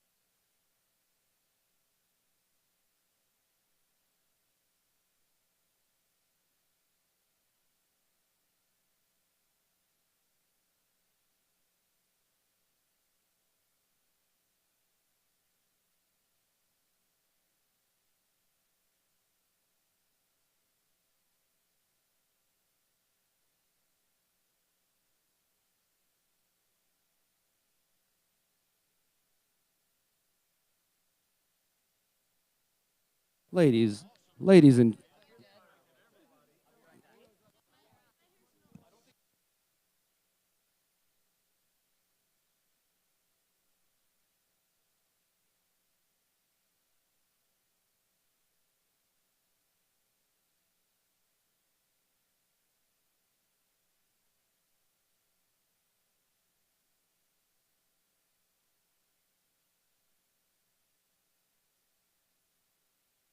all right, ladies and gentlemen, we're going to get this technical difficulty mixed up here just a moment. We're going to get started with the medal ceremony. We're just getting people and flags and medals all in place for the 2023 Squirt World Championships here, ICF World Championships, here in the beautiful city of Phoenix City, Arizona, on the Chattahoochee River, right across from Columbus, Georgia. We're just about a minute out from getting started on the medal ceremony. We're collecting our medalists here. Get the awards going shortly.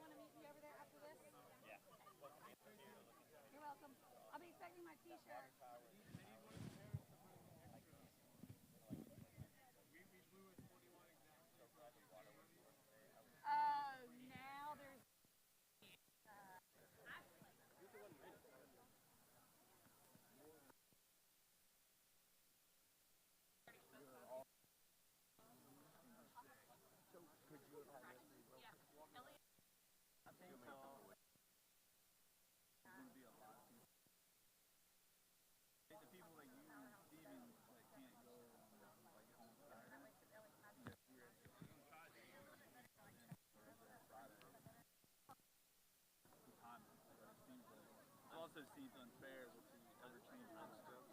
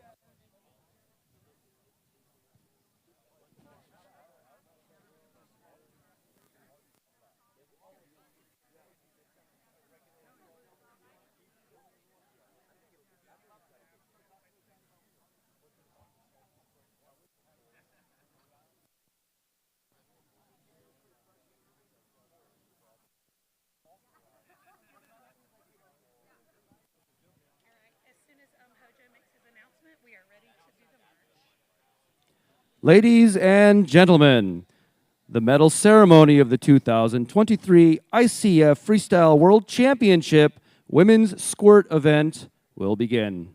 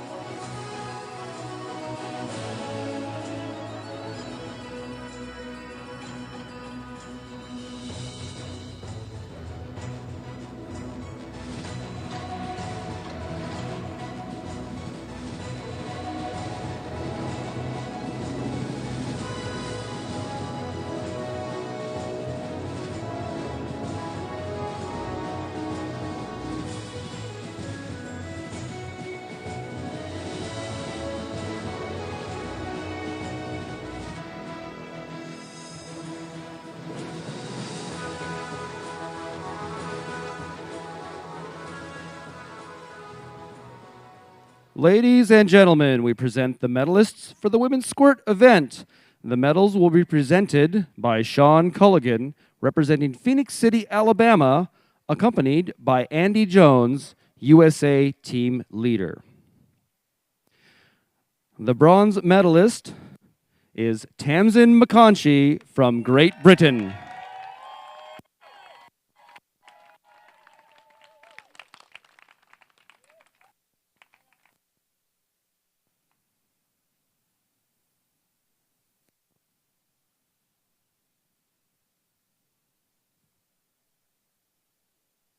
The silver medalist is Audley Robinson Shaw from Great Britain.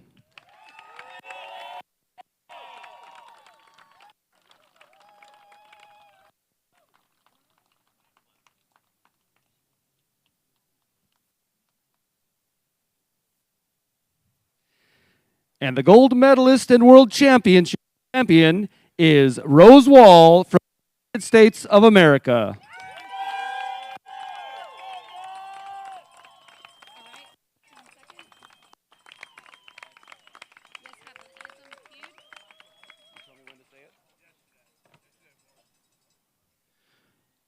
Ladies and gentlemen, please rise for the national anthem of the United States of America.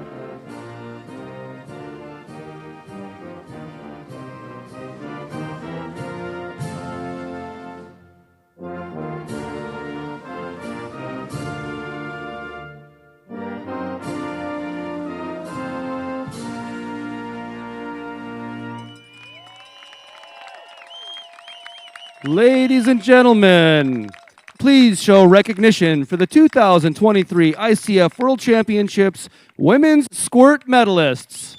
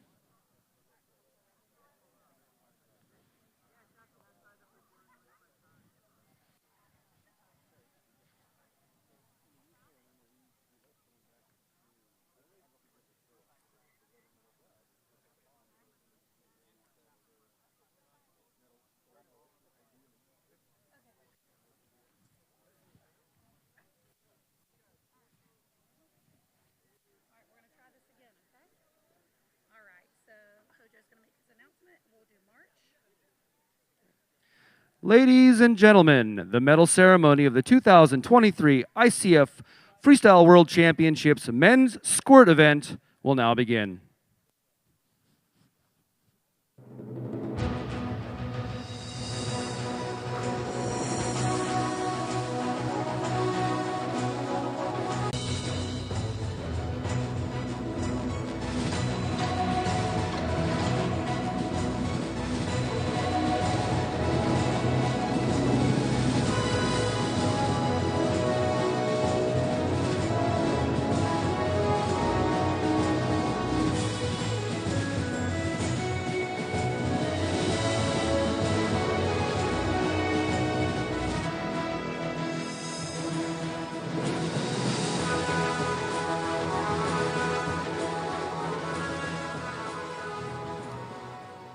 Ladies and gentlemen, we present the medalists for the men's squirt event. The medals will be presented by Dan Gilbert of Whitewater Express, accompanied by Andy Jones, USA team manager. And the silver medalist is Andrew Grizel of the United States of America.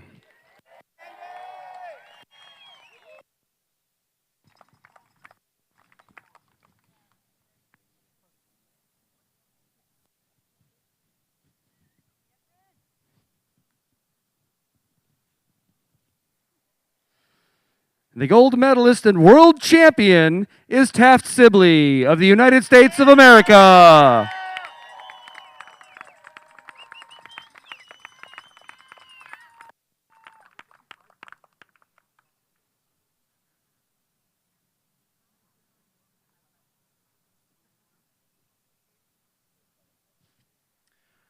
Please rise for the national anthem of the United States of America.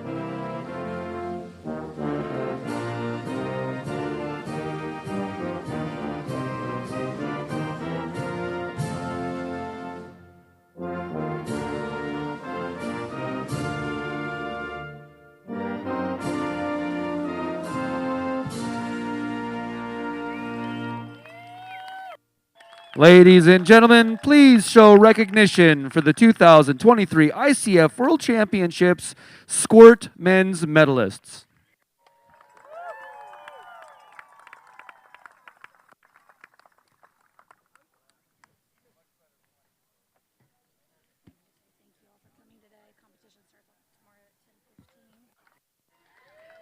Alrighty, ladies and gentlemen, thank you all for attending today's squirt competition. Tomorrow, over at Good Wave at 10:15, the festivities will continue with our men's C1 preliminaries.